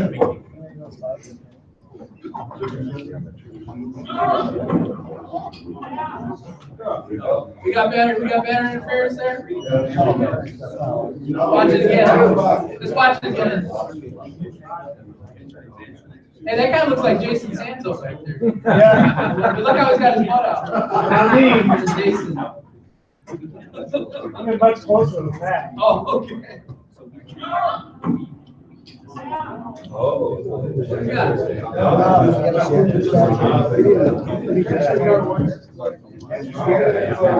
I mean, I know a lot of you guys, when you're doing your high school games, you got catchers this good. Yeah. Especially if you're at North Chicago.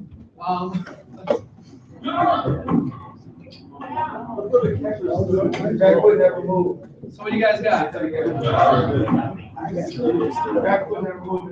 do you guys got? Nothing? We got nothing. I don't think we have anything at all. You know, a coach might come out and he may try to get that. You know, oh man, you know, he made contact with my catcher. You know, we had him. We could have thrown the guy out. Right,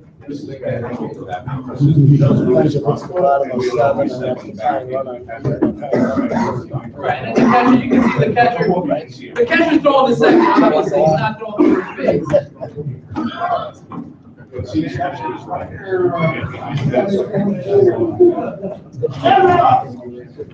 All right, guys, we're doing numbers. All right, guys, we'll let you guys do your numbers so you guys can get out of here. Hey, everybody listen up. It's a little different. You got to fill out the evaluation first, like I'm coming from left to right. And bring it up to the table, and then get the thing signed for the sticker.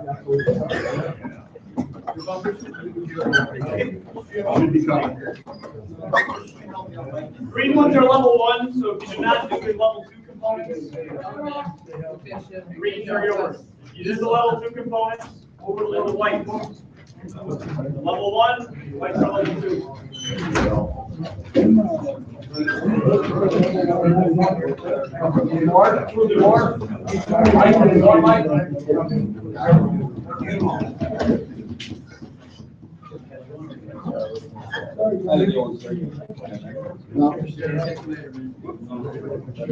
Right here, Austin.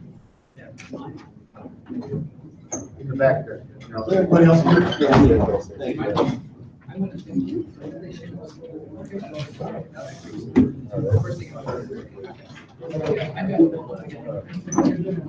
All right, guys, bring your rotating valves over.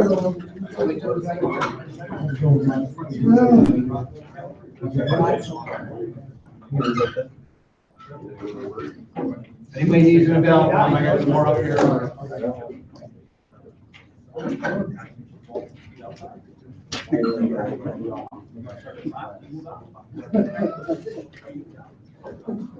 How do you spell my name? Make sure you fill it out right. Don't ask her. Alan. Right side. Spelled it wrong. Oh, it's only a minute. You fix it on here. Right on the baby. What'd you write?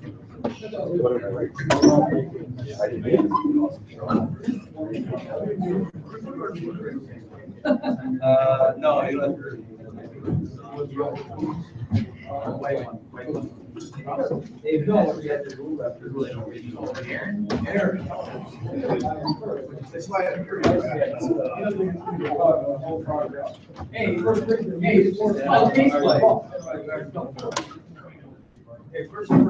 Never call them.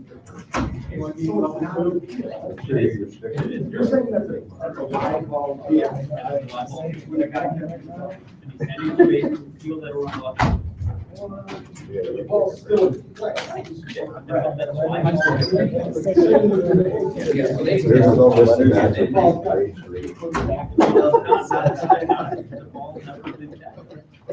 And then when they're regional, they get enough stuff like that. They do, absolutely, absolutely.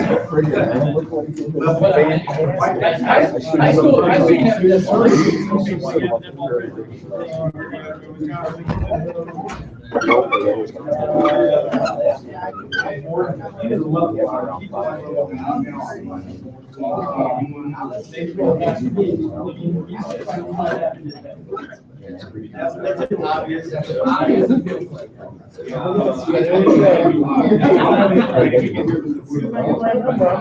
Bang it right in. Yeah.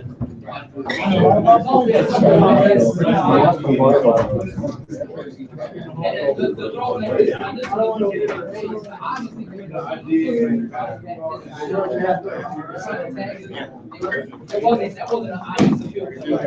They were trying to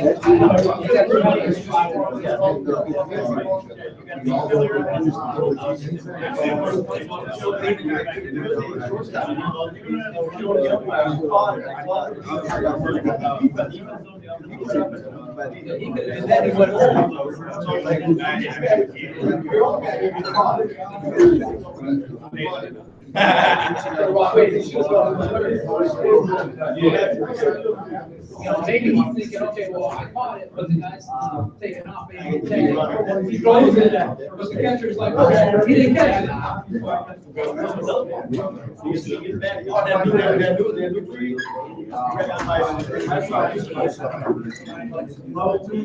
It's like the guys.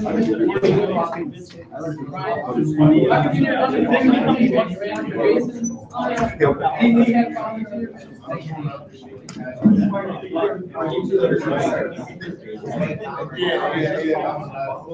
Maybe you like it.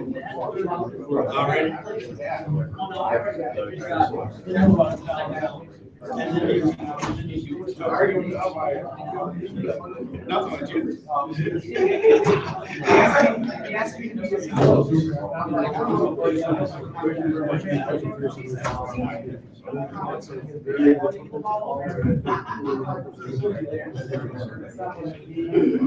All right, guys, see you later. Hey, you can let us know about the South Philly South? Yeah, let us know. Yeah, Jason.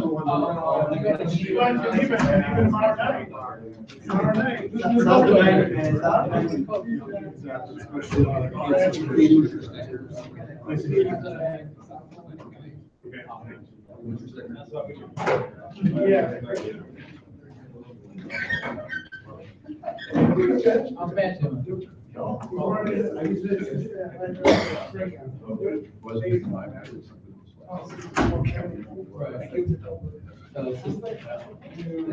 Why do you here?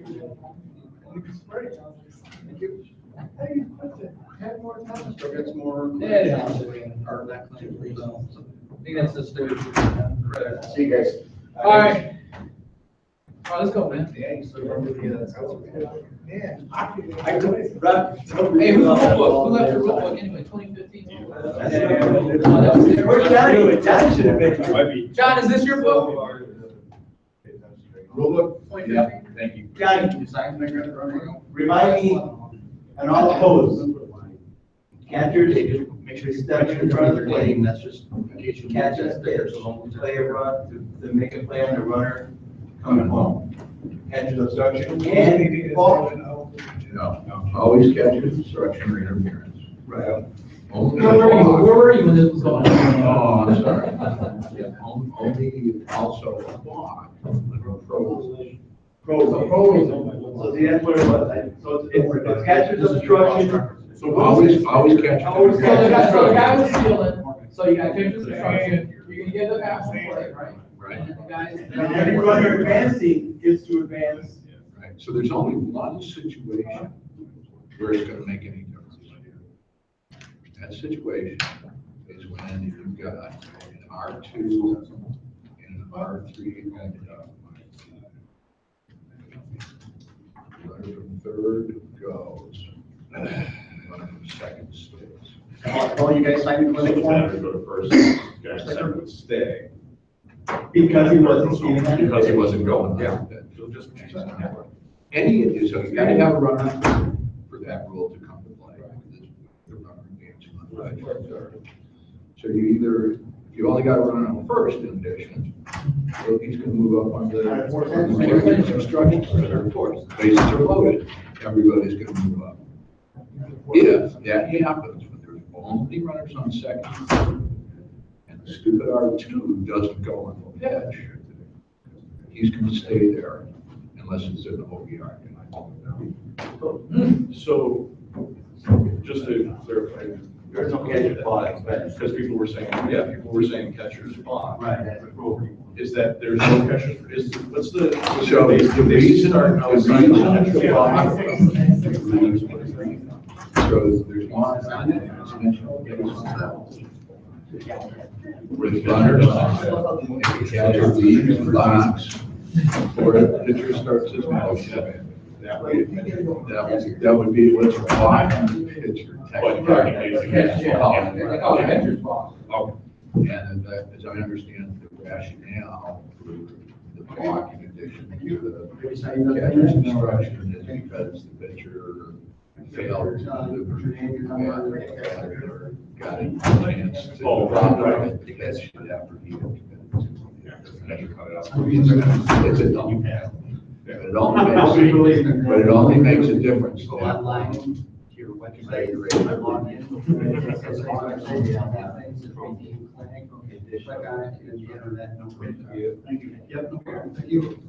Right.